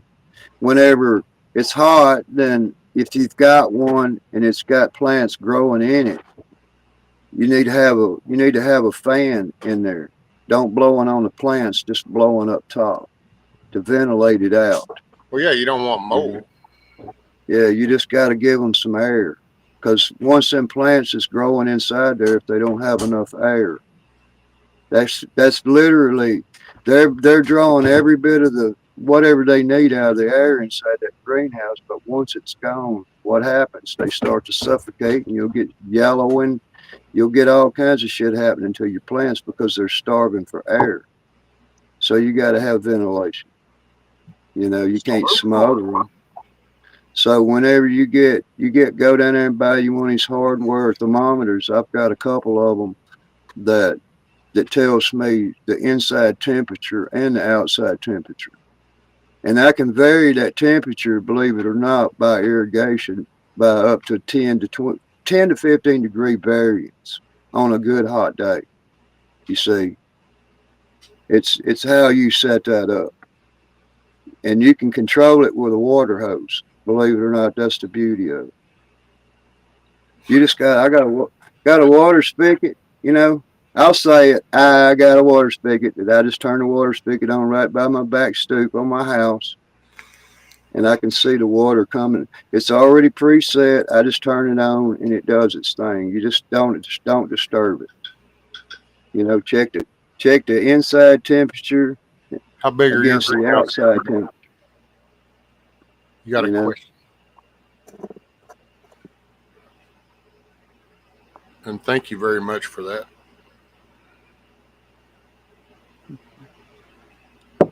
I don't tell my secrets, Rescue, because zombie ain't no sap, man. I ain't no sap. I don't want people stealing all my ideas. Well, Rabbit was 10 by 20. Okay. You know. Oh, I did. I caught it. I'm just, what do you want me to do? You really want me to time you out for what? So you like D-Dog's ass. I mean, that's D-Dog's problem, not mine. But what we have to understand, you and I, Rescue and D-Dog, is we're not getting any younger. Our backs will eventually say, we can't do this. Shoot, brother, I'm only halfway through this journey. What you talking about? I think about it this way. I think about what is the easiest motion for me to say. I'm going to wake up, have me a cup of coffee, go outside, get in my truck if I have to, and do certain things. Smile to my face. You got to get older. You got to have redundancy. You got to have something out there that says, hey, all I got to do is flip this switch, and it makes me happy. Because I'm doing to apologize for, Billy. So you like D-Dog's ass? So you can go sit in that chair. You can do like these old people. I see these older people do this shit.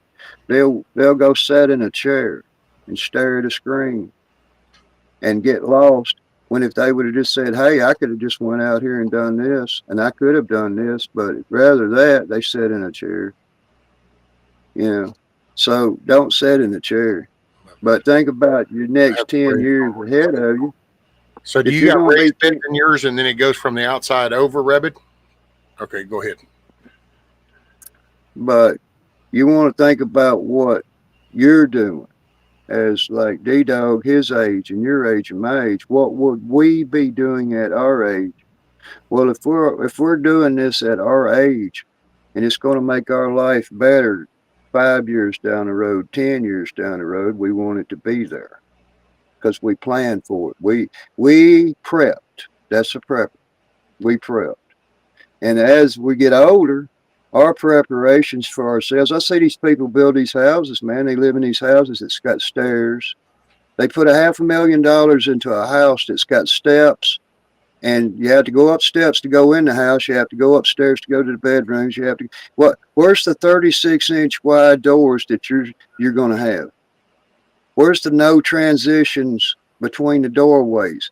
Is your bedroom going to be on one level? You're thinking, hell, you better plan, because if you don't, your kin folks going to put you down there at the state nursing home and forget about you.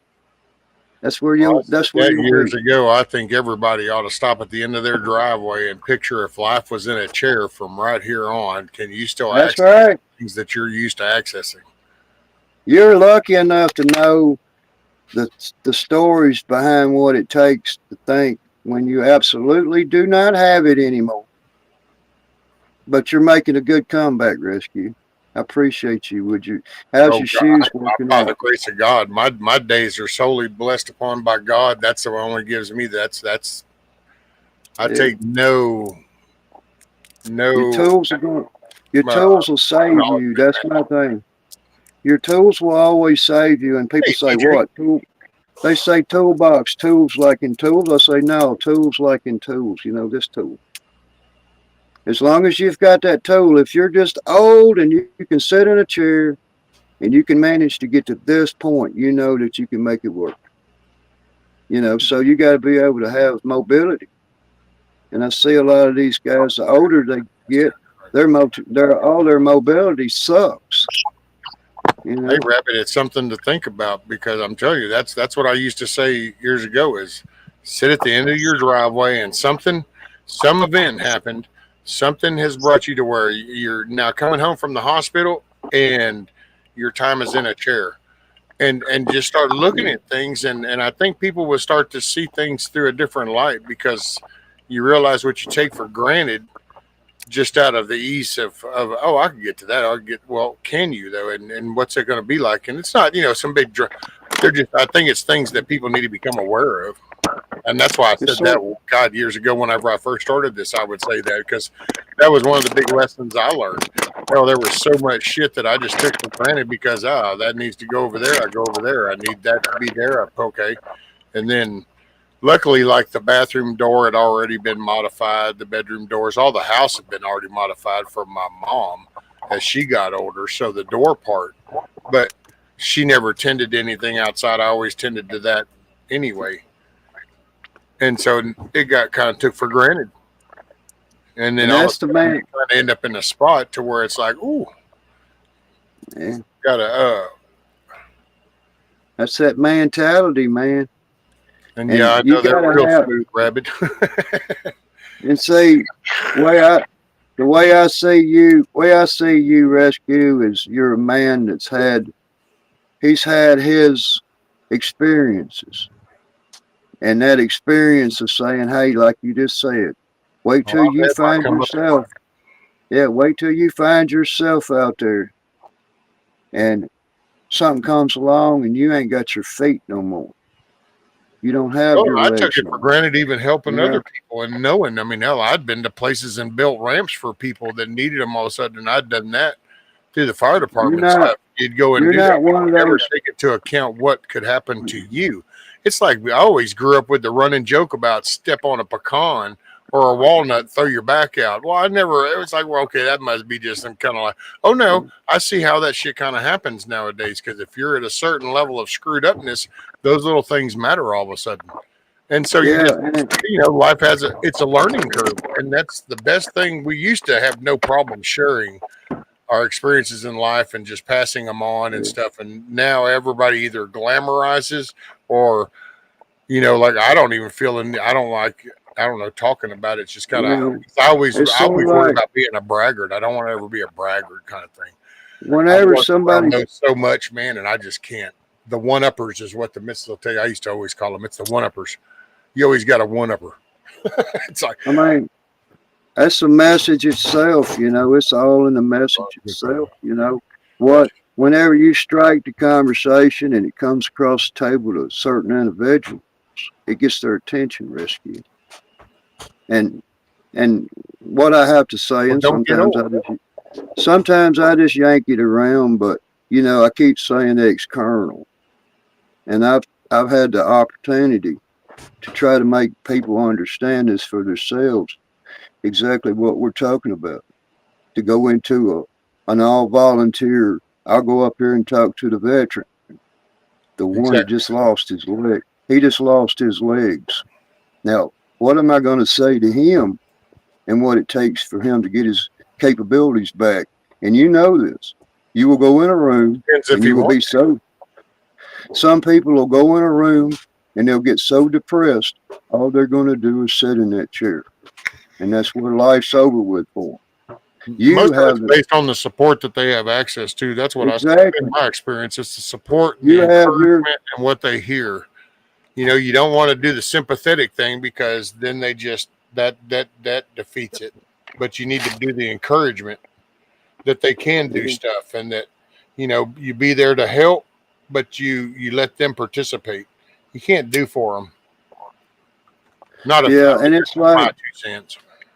even you've got luck on your side because you've got your senses.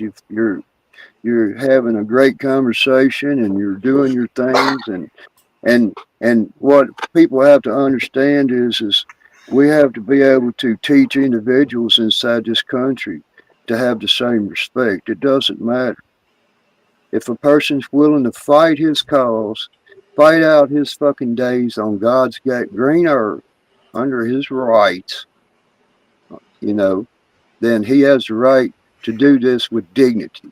That's what we ask for, dignity. Have dignity of the other person. Have some dignity on them. Don't make fun of them because they're in a wheelchair. Don't make fun of them because they got a peg leg. Don't make fun of them. That's being a bully. And that's where we don't want to be. We want to make sure that people Thank understand you. these things. That's where the force comes from. The fact of the matter is we want to make people understand what it means to say, hey, I might have had my legs blown off, yada, yada, yada.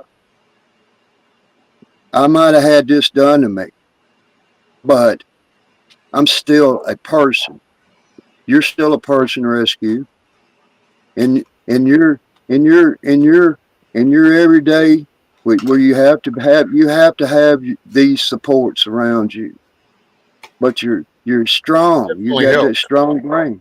You got to stay strong, and you got to teach people But how you to can't have let that other strength. people affect you though, as far as on the negative side. It's Yeah, like, you got people and I'm guilty of that too, because I actually hell that's it's like the backlash you get, through positive things, but that's just going to happen. But there's going to be dicks. You're not going to get rid of the dickheads. There's a dickhead everywhere. There's an asshole in every yeah. job. That's what gets me about I the whole don't job understand it. conversation. There's assholes in the people. I certainly am an asshole.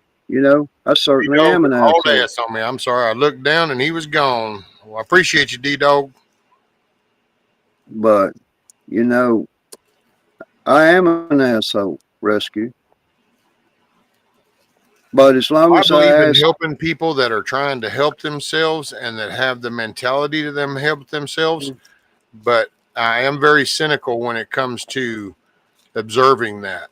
I just because I just you see an abusive society that takes advantage of people, yeah, and so you, the good and the you got bad. to learn. You got Just to there was learn. just a story that came out. There was some cancer kid who apparently was using gaming and cryptocurrency to help with the cancer stuff. And some scammer went in there and got him to download a game that really jacked all his crypto just like that. He saw it just go poof.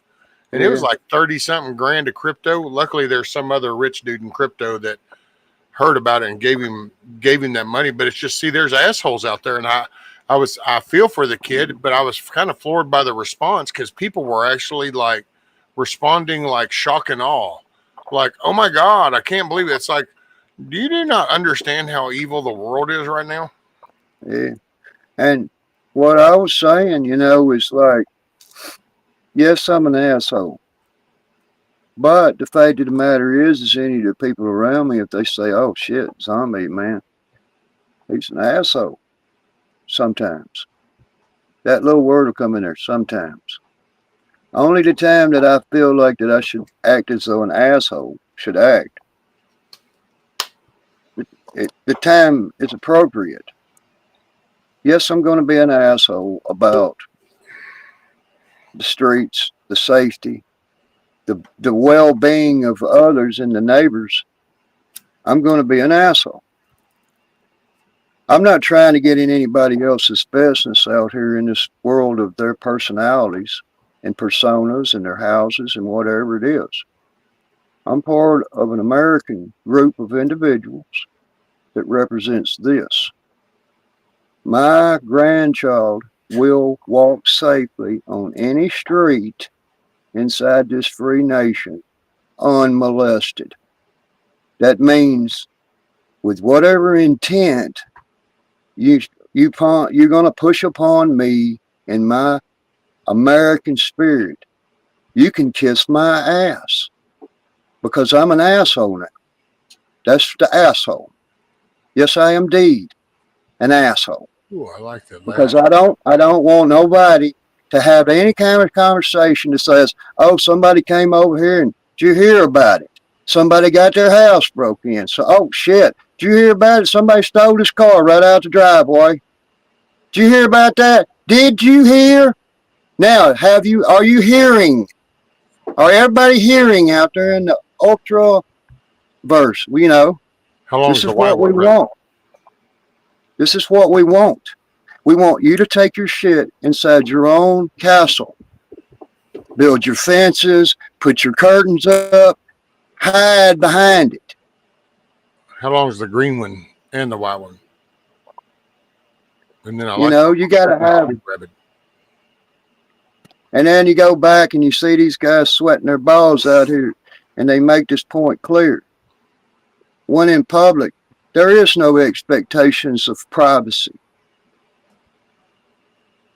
But there is expectations of lewd, vulgar, nasty, this violent behaviors. What gives you the right to go on our streets inside our America and think that you're going to tell me I can't walk down my sidewalk, that I have an American right to damn do so freely?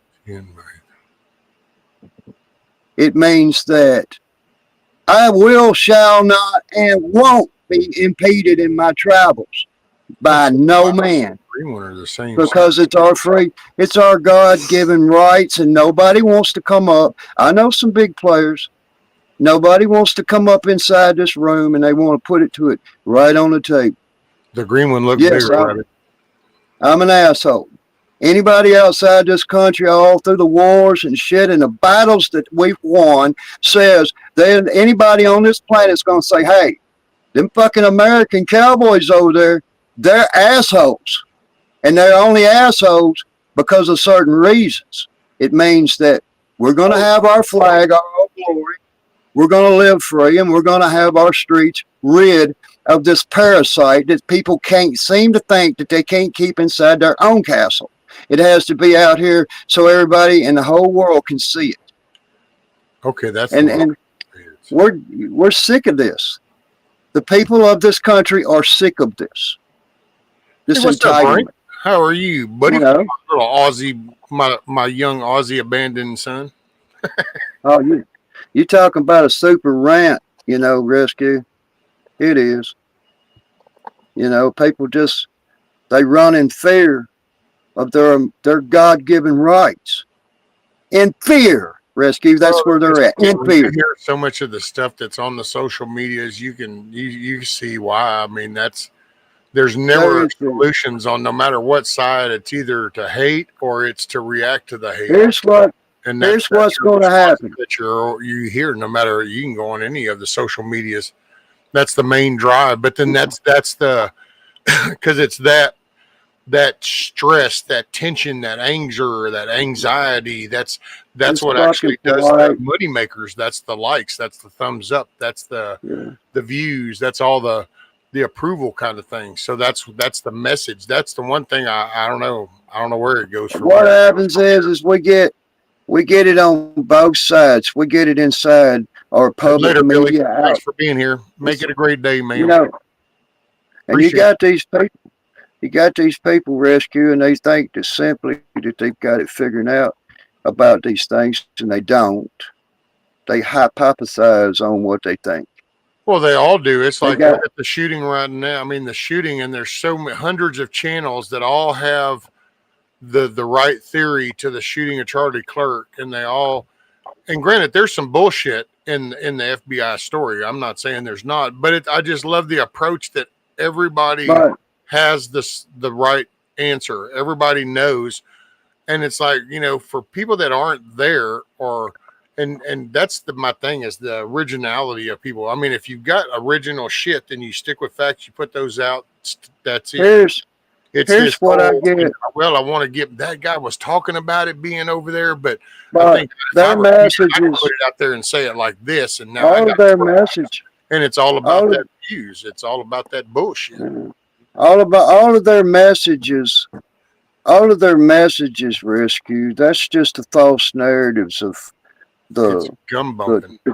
the tyranny of bullshit. You know, it goes on. We have to be subjected to this shit out here on the streets when we drive. We have to be subjected to this shit through media outlets and digital fucking technologies and all of this other bullshit. You just got that tyrannical bastard that's going to be hanging out in there that's going to try to rock the boat every fucking time. You know, that Ernest T. Bass son of a bitch on Andy Griffin just go around and throw a rock through somebody's window. You remember him? You know? So, yes, Zombie Force and everybody around me in my background. Yes, we are assholes. There you go, Buck. Whenever you cow down to some bully, some tyrannical fucking being, no matter what it is, and you punch that son of a bitch in his fucking mouth, yes, you're an asshole. Has anybody tried coffee? If I go walk down the street and I got a smile on my face and I'm just walking along, minding my business, being friendly, and somebody just approaches me, and all of a sudden it involves my time, it involves my fucking freedom of passage. I have to be drawn into their world in public. That world. Well, only if you choose to. You don't have to. But when you absolutely, as an American, refuse to do that, you turn into, you know, Colonel Zombie.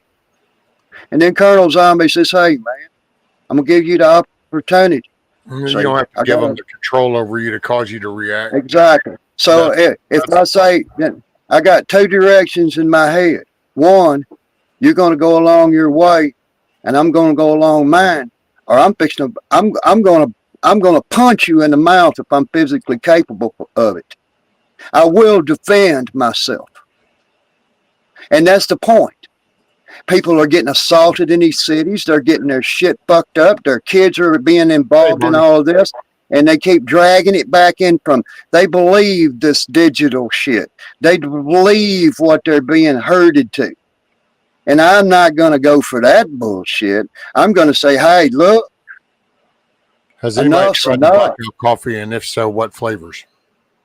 Enough has to be enough. You know what I mean? Eventually, enough has to be enough. It doesn't matter. The people that's trying to go at it the best way that they know how to and keep things as peaceful as they can. But there ain't nothing peaceful about punching somebody in the fucking mouth and telling them to shut up and get out of town with this. Go inside your house. You're no shittier than they are. Yeah, go inside your house. They are because now they're doing something you don't like, and you want to go get aggressive and beat the shit out of them and chase them away. And that's the same thing that they want to do with everybody else, the conservative side or whatever side you wanted, the MAGA group. They want to eliminate everybody and chase everybody away. What it is people just need to get back and get out of the emotion bullshit and stay on facts, stay on point, stay on moral compass. And there's consequences. This is right and this is wrong, and that's the fact. All this emotional bullshit, it just spirals more emotional bullshit because one reaction just causes another reaction. It's the consequence. The bigger the emotion behind it, the bigger the consequences are when somebody puts your hands on you or causes harm to you or family or friends around you. physical harm, then you defend yourself. If they break the law, then the justice, and you go enforce that, and you put the justice on them, and the legal system that we've developed in this country then takes effect. That's the bottom line of it. Everything else really is an emotional hyperbole. Yeah, that's exactly right. You know, and then the blame, to blame for one, you know, goes to the other. Oh, well, we've got tyrannical black robe tyrants in our court systems. This seems to be letting these people back out as soon as the moment they get back in there. You know, it's like, I get it. It's this never ending argument. Nobody's tried the blackout coffee. It's this never ending argument. And it's already been talked about, walked about, you know, it's been all that other shit. And then the fact is the Americans inside this fucking country are just determined to say, we don't even want to hear nothing about it. We want peace inside our country. Grow a pair. We want our American peacefulness. By the way, anybody hear my question a while ago? Has anybody tried out blackout coffee? And if you have, what flavors have you tried? I'm trying 2 flavors. Supposedly they're good. So I'm just kind of curious. So the opinions, you know, the false opinions and the positive opinions and the opinions of all the people are going to hear this. Americans are disgusted with opinions. We're disgusted with this argument. We're disgusted with this violence. We're disgusted with the failures inside our own free country, a country we promised ourselves when we won it that it was going to be a certain way. Everything against our ground fundamentals underneath God and religion and everything that we founded our great nation on is not going to be lost to somebody's media, false media belief or anything. There's just going to be a good old American GI is going to step in there just like they always do. And they're going to say, hey. Ain't nobody coming to save the day. Sorry, zombie. I mean, I got you, brother, but ain't nobody coming to save the day unless America gets its American values back. There ain't no force that's going to step in and straighten it all up. We're either going to spiral out of control or we're going to go back to having what we had, which was as American citizens. People still were living their life. They just weren't enforcing this violent, radical rhetoric on people and shit. So once that stuff, and we can go back to where you have a mutual disagreement, we agree to disagree on things, but everybody agrees on a moral compass, and ain't nobody coming to save you. That's what you do right there. There's a referee on the field, ladies and gentlemen. The referee is on the field. We're not trying to take away your freedoms or your rights or anything else, and we're not trying to oppress or repress anybody inside this country. Time out. Everybody back to your corners. What seems to be the problem and how we're only here to help. We're only here to help.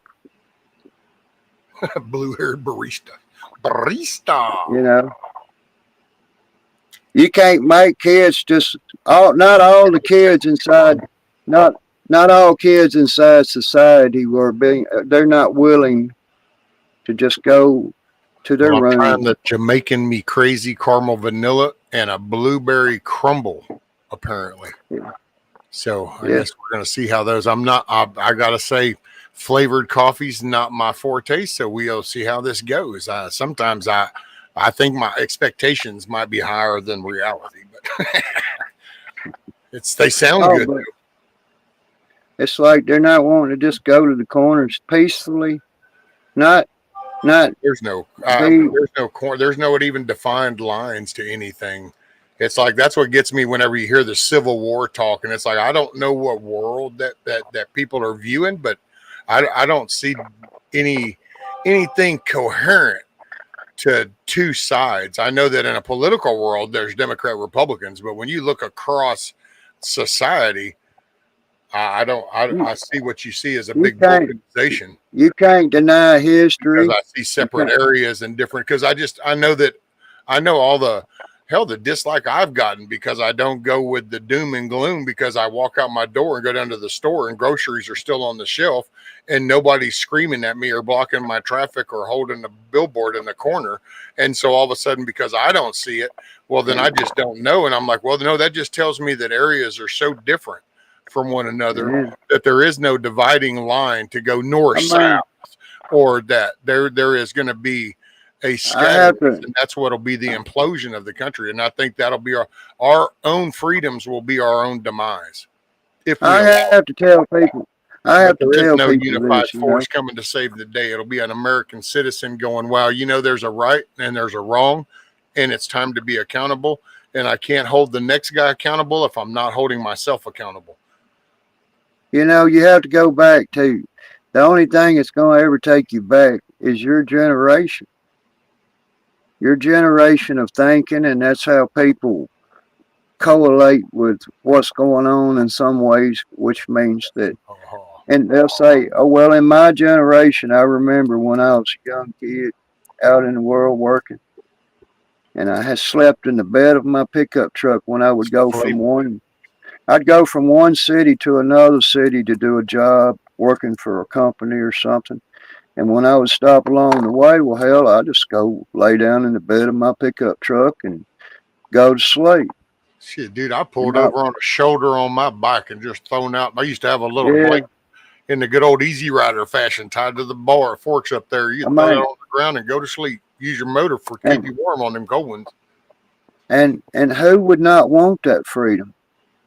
Who would not want to say we're too busy trying to define other things, and then you got to have reflections back in your time. What was it like? I remember that, and you do too. The good times, different lifestyle. The bad nowadays, it's not reality now, because hell, you basically got people that are selfish and they're violent.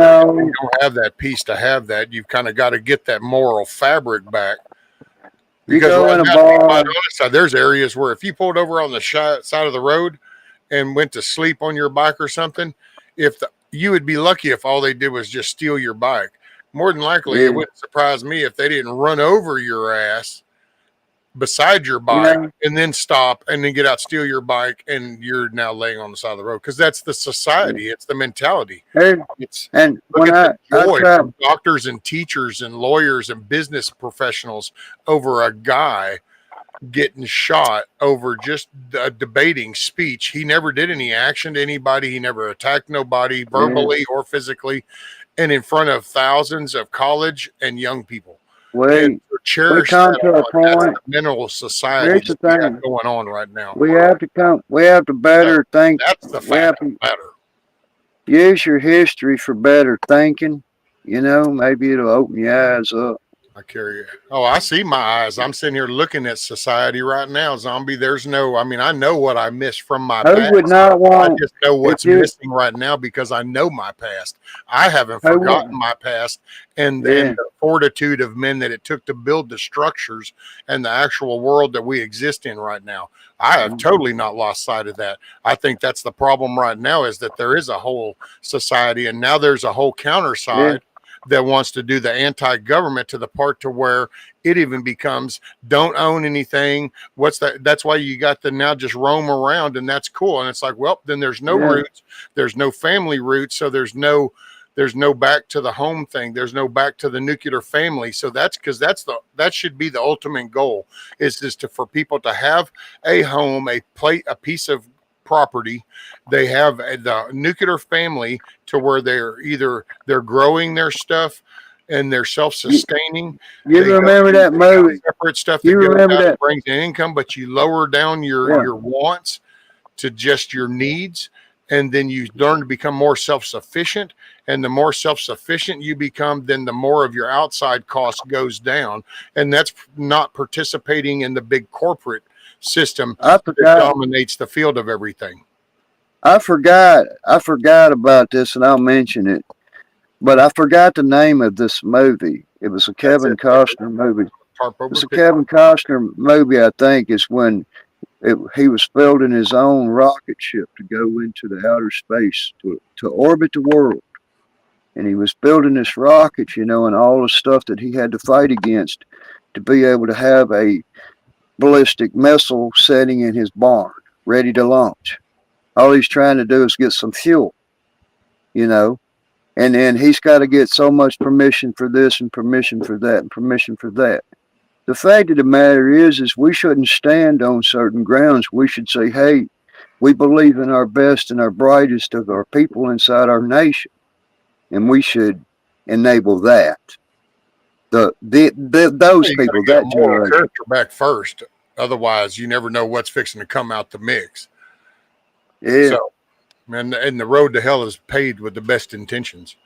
And by the way, Rabbit, speaking of your pickup bed trailer stuff thing, I don't know if you caught me the other day, but my son informed me that Ford, for these new Ford trucks, have a in the bed tent with an inflatable bed for the back of it. And apparently, according to him, it's only like $75. I was blown away with it. I said, really, did you have some kind of debate discount? No, it's $75. I said, would your buddy hook it? No. And so I don't know. According to him, that's the price. I'm like, holy shit, dude, $75. That's worth it. A tent for the bed and an inflatable mattress.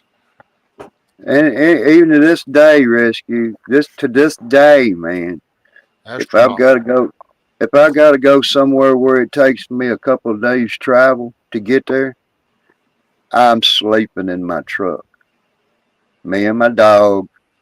If it's warm weather, I'm going to stretch out in the back of my truck, and I'm going to sleep in the back of my truck because that's the freedom I enjoy.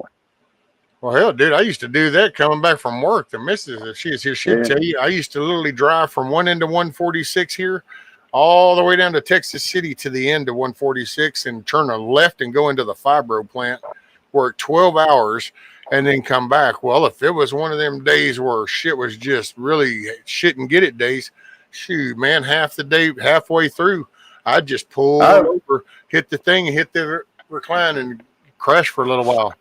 I've experienced this, man. I'll be off down in the bottom. I'll be off going to Missouri for the meetup. Look, when I was working down at the border rescue, I had to drive. I had to drive all the way from here where I'm at in Louisiana. I had to drive all the way down there to like Brownville or drive all the way down to Laredo. And by the time I get there, I'd be wore out, and I'd just be in a regular civilian car and civilian clothes. You don't know me from Adams, and I pull over on the side of the road, man, take a nap off down there. When the roads get long and boring, I'd take a nap. And I've had the experience, and some people have, if somebody's in a uniform coming up to your window with one of them big ass flash. Shit, yeah, dude. Tap, tap, tap, tap. Yep. You been drinking? Boy, you been drinking? Like, you get that light out of my face. What do you want? Yeah. Well, I thought it was obvious I was taking a nap, but you can't sleep here. So let me ask you. So when I started seeing dogs on the road that weren't really there, did you want me to just keep going? Is that what you're telling me? I mean, if that's what you're telling me, then I will gladly put this in drive. Yeah, it's kind of like, if I was that one somewhere else, and I'm like, there was nowhere else. I just ought to be a right. I was tired and I needed to well, okay, but this isn't very safe. I got my flashers on. It's all good. Oh yeah. Oh well, okay. It's like safe, and then the other it's like, yeah. That's the worst. And then again, you know what? See, it's easy to look at that experience and go, man, what the hell did that cop think he has a right to do that? Don't get me wrong, I get it. But what about the time that he walks up at the window and the fucking person is dying? I think they should say, I apologize, but I just really wanted to emphasize this. Wanted to make sure that point got through everything. So what about the moment that he walks up on a car and is able to save a life? What about the time he walks up on the car and is able to rescue that person from having a stroke? Because that's why they pulled over. So it's easy. I look at it like this. Items as the worst, but sometimes there's just the opposite. There's also goods. It's kind of like all the top beating things. There's also baby deliveries and pulling out of car fires and stopping the guy from beating the shit and his wife to death. So there's also good moments. It's the same with everything. I think that if I get out here and get in some kind of a bind and I have to say, hey, I gotta notify the authorities, I better be able to notify the authorities. I pay my taxes, and they got a job, and they keep our environment somewhat secure. You sure that's That's the not like job. some kind of city ordinance or something, Bonnie? Yeah, Kind of like So they I did mean, with the on ramps and off ramps, because I don't see the state rescue, of Texas itself. rescue. I That's a might. safety I, thing. I mean, if somebody's tired, you're going to need to be able to pull over there's a, and pass some there's laws. I always don't think. What now? there's always this there's always this possibility if somebody says something about something, they feel like, well, I could get in trouble for saying this. But here's the thing, man. What? No, she When was I'm talking about they're making it a law against a pull over and sleep. oh look, there's two sides to the coin. I want to remind everybody that when I had my job, and I'm gonna guarantee you this, anybody who's listening with their little sideways attitudes, when I put those lights on the back of your car and I put you on the side of that highway right there, you know, that's that point. What? I can't hardly The even hear point the point of being there, you. and Being where? and Where are you at? being on the other sides of things. When you come up on a car and you got somebody that says, "Hey, I just stopped to take a nap." Well, I get it. I don't ask nobody no questions because you don't want to try to complicate somebody's day, and you don't need it to complicate your duties. If you're there and I see you on a side of a highway and I stop and make a courtesy stop, I walk Such up there and things. see you sleeping, I'm liable to say, well, maybe you could have picked a better, safer place to be. You can go right up here and just park right up there and get your eyes closed. Just pull up there. Just get up a little bit further. You're all right. Because I got better fucking things to do. I don't care if there's a weapon inside your car. I don't care any about that. They're I'm trying looking what? for. State money? So then you take that and you say, well, it's really not my job to apprehend you and your children by thousands and thousands and thousands of people. And then I got to babysit you. I got to make sure everything's good with you. And you got a lot of burden put on your shoulders. So we've pretty much got that alleviated. Oh, well, and there's some dickheaded areas. Trust me, there was one down here going down 59. Everybody and their brother knew it. What it was that Roman Forest or some shit like that? When That they're whole little doing their area, but they job, didn't equate to nothing. They knew that the only money they could make was people right there on that road because that was the only traffic they yeah, ever got. when they're doing their job right, We still though, got our rest stops, Bonnie, as far as like going north from yeah, here normally or something. Most of them were still here. Last time we went up that way to Missouri. you go anywhere in South Texas down there on a 2-lane gravel road, and believe me, you drive far enough, you'll find a wide spot that you can park off of that road. There's always a place to park in Texas if you know where you're at, you know? And that's what I always liked about it, They had that drive on the shoulder when somebody wants to come around you. That little thing, they still doing that in Texas, I think, where you're just coming down the road and you don't they'll move over to the shoulder and drive on the fucking shoulder of the road to let you get on about your business. I've seen it a million times, Oh, yeah. in Texas. Yeah, we do that around here. I mean, but we've got a paved shoulder, but you can always tell most I, of the people that move up out of Houston area because they don't even know what the hell you're doing. Matter of fact, you can go to pull and because it's like, oh, you're in a hurry, go ahead, pull over, and they'll just linger back there going, wait, what do I do? And you got to literally yeah, like wave them on, going, no, go ahead, you're the one in a hurry. And yeah, yeah, that's what I was talking about this morning, man. How I get frustrated with it is because even though we may be trying to be courteous, but you know it, and I know it, over here around Baton Rouge, if I just automatically and pull over on the shoulder of the road down through there and let somebody pass me straight ahead, you'll get a ticket for that. Well, I can't help it. It's like freedom of travel. This is the rules, and this is the ones well, I I mean, I used to just if work with. somebody, I don't want nobody behind me being a dick. I've already been run over on my bike. You I don't want know, to be hitting the ass end at you no can vehicle be, or nowhere else. you So can, it's just like if we you come can, up to a passing zone and you're on my ass, I'll move over just to let you know, and I'll start slowing down so that way you can go ahead and gas it and go and get the hell on with your yeah. business. You got people that's got it all fucked up, but you get somebody that I won't says, okay, keep from I'll moving. give you I'll give you my everyday encounters out there in the world when I stop somebody. And the first thing they're screaming at me is, why That's did I screwed up stop? on you. Why'd you stop me for? Well, the reason why I stopped you is because you're going 25 miles an hour over a speed limit posted back there. Oh, okay. But here's something I never did. I never issued a ticket in my whole entire life for impeding traffic. You know, because why? I don't care if your speed limit down your little city streets, 45 miles an hour, and somebody's coming down through there with a tractor and a wagon, and they got it stacked full of hay, and it's only doing 1 mile an hour.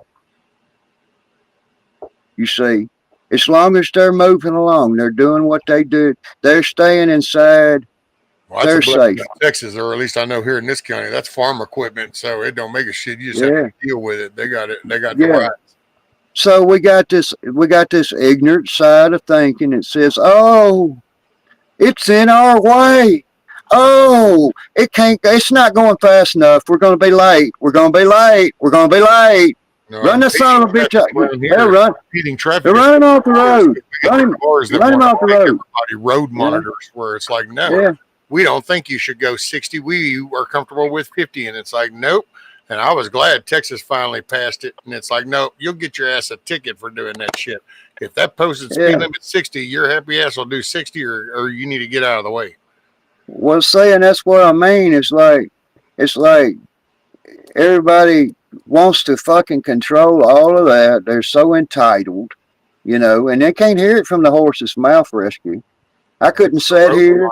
monitors. I could. Everybody I wants couldn't sit everybody here. worry about what everybody else is doing, except for calling people out for the righteous and the wrong shit. Yeah, You know, yeah. let's I promote the did. righteous and call out the wrong. But no, people just want to control the stupidest shit. Like, oh, I want the buggy before you get a buggy. I want the checkout before you get to a checkout. I want to get in the drive-through before you. I want to go down the road before. Nobody wants to pay attention to the So actual we didn't have, shit that we matters.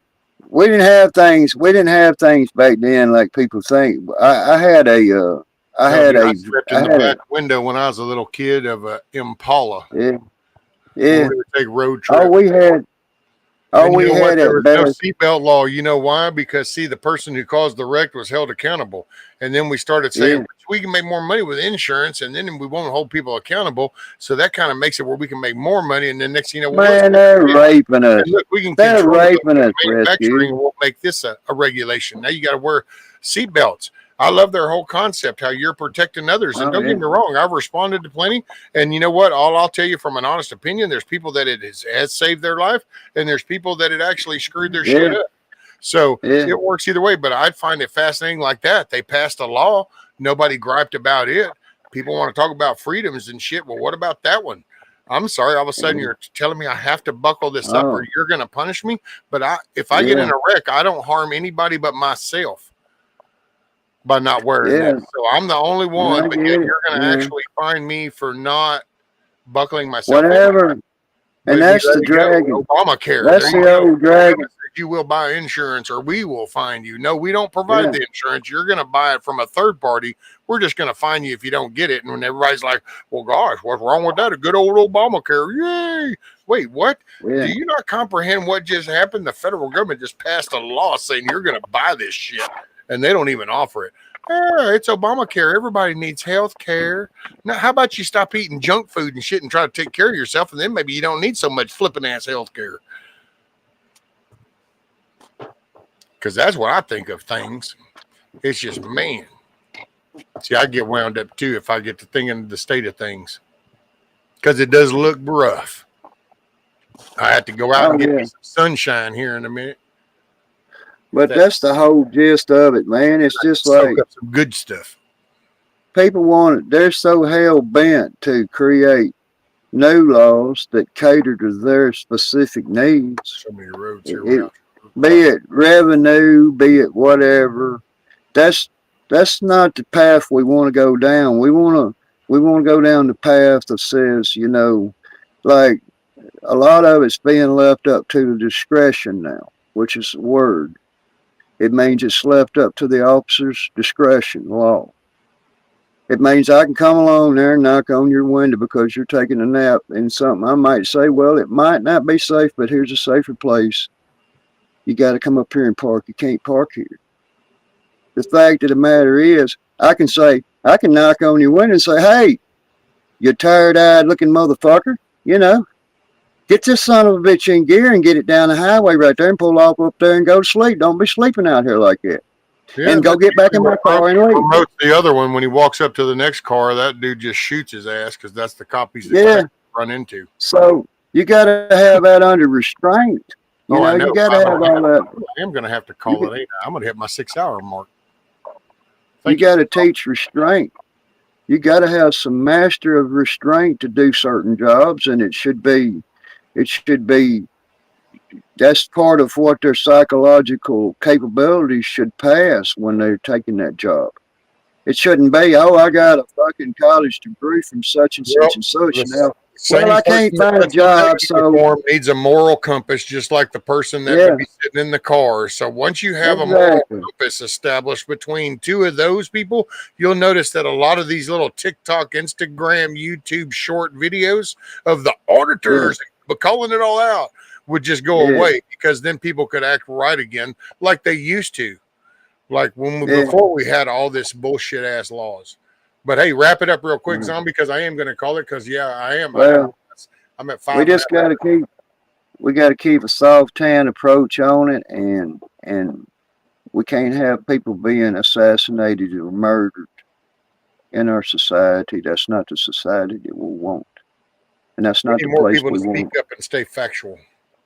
We want our moral compasses to say, let's just not have it. What does it take to not have it? And then eventually you can move to Canada, and if you think you want to unalive yourself, they got a law that says you can. So, you know, I mean, it's all in what a person wants to think, but it's your moral compasses, you know. You got to stick with that every day. We're going to make it a good day. Yeah, I appreciate everybody hanging out. Blue, welcome back. Sorry you came in just at the tail end as I'm fixing to exit out, ma'am. But Blue, good to see you. I always get a kick out of saying her name, Blue. I don't know. Hey, man, like I said yesterday, we all got our quirks, and that's one of mine. That and Cha-Cha just cracks me up just saying those names. It takes me back. Hey, y'all just remember, y'all make it a good day. You're the one in the driver's seat. Don't let all the negative shit get to you. Work on yourself, find the happiness, improve something around your house. Keep a good mentality, because that's when it comes down to all your prep stuff. It's going to start off with what's in your head first. So where's your mind? So keep your mind, try to keep it more on a righteous path. And I appreciate y'all spending your day with me. Zombie, appreciate you hanging out with me. Man, thank you for the platform and the conversation, man. But you got it. I hope everybody has a good day. Roger that. Rescue, I'll talk to you later, brother. You got it, man. Appreciate you, Zombie. Be safe. Keep your head on a swivel. Smile. Now he's got to figure out what to do. There. Oh, he did. It could be charged. Oh, I don't know. Maybe so. Hey, y'all take care. I'm telling you, just remember, keep positive. You ain't got to talk a line of crap just to punch somebody in the face if they get up on you. So, you know, defending yourself doesn't mean you got to come down to that level. You can still maintain your composure, as Mad Shad might put it. Hey, y'all make a good day of it. Appreciate you. 5.5 hours.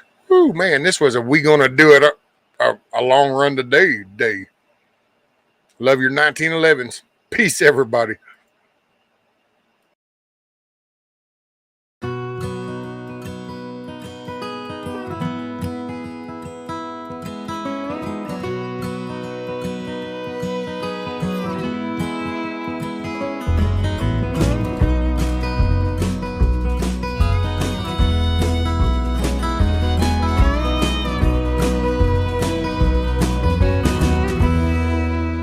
I ain't here tomorrow. If the good Lord says it's my time to go, out on see that morning sunset. There's some things I need for you to know. The truck is yours if you want it. It'll run forever if you treat it right. When you think of me on some back road, that's because I'm right there by your side.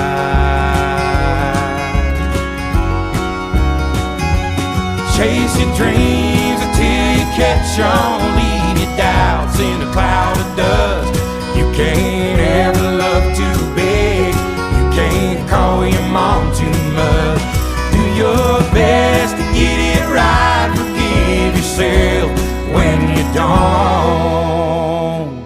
Hope you don't forget how much I love you. I ain't here tomorrow.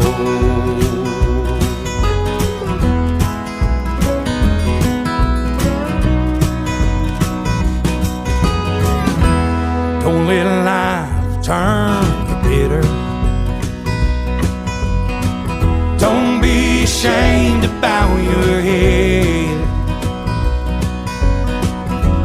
Take it easy on the liquor. Remember what it did to your granddad. Yeah, you're gonna get your heart broke, but a couple of tears don't make you weep. Gonna find that girl God made just for you. Knows what he's doing, wait and see.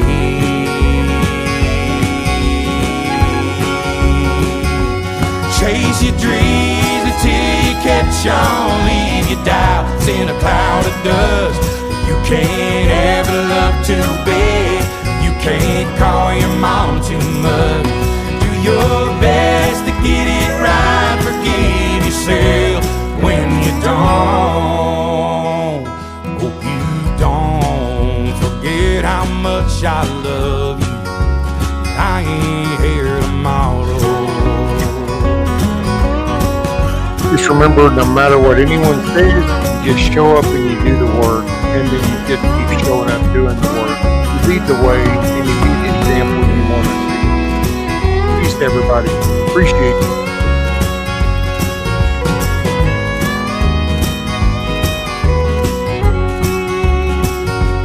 Keep the shotgun in the family. Raise your babies by the book. And keep my picture in your wallet.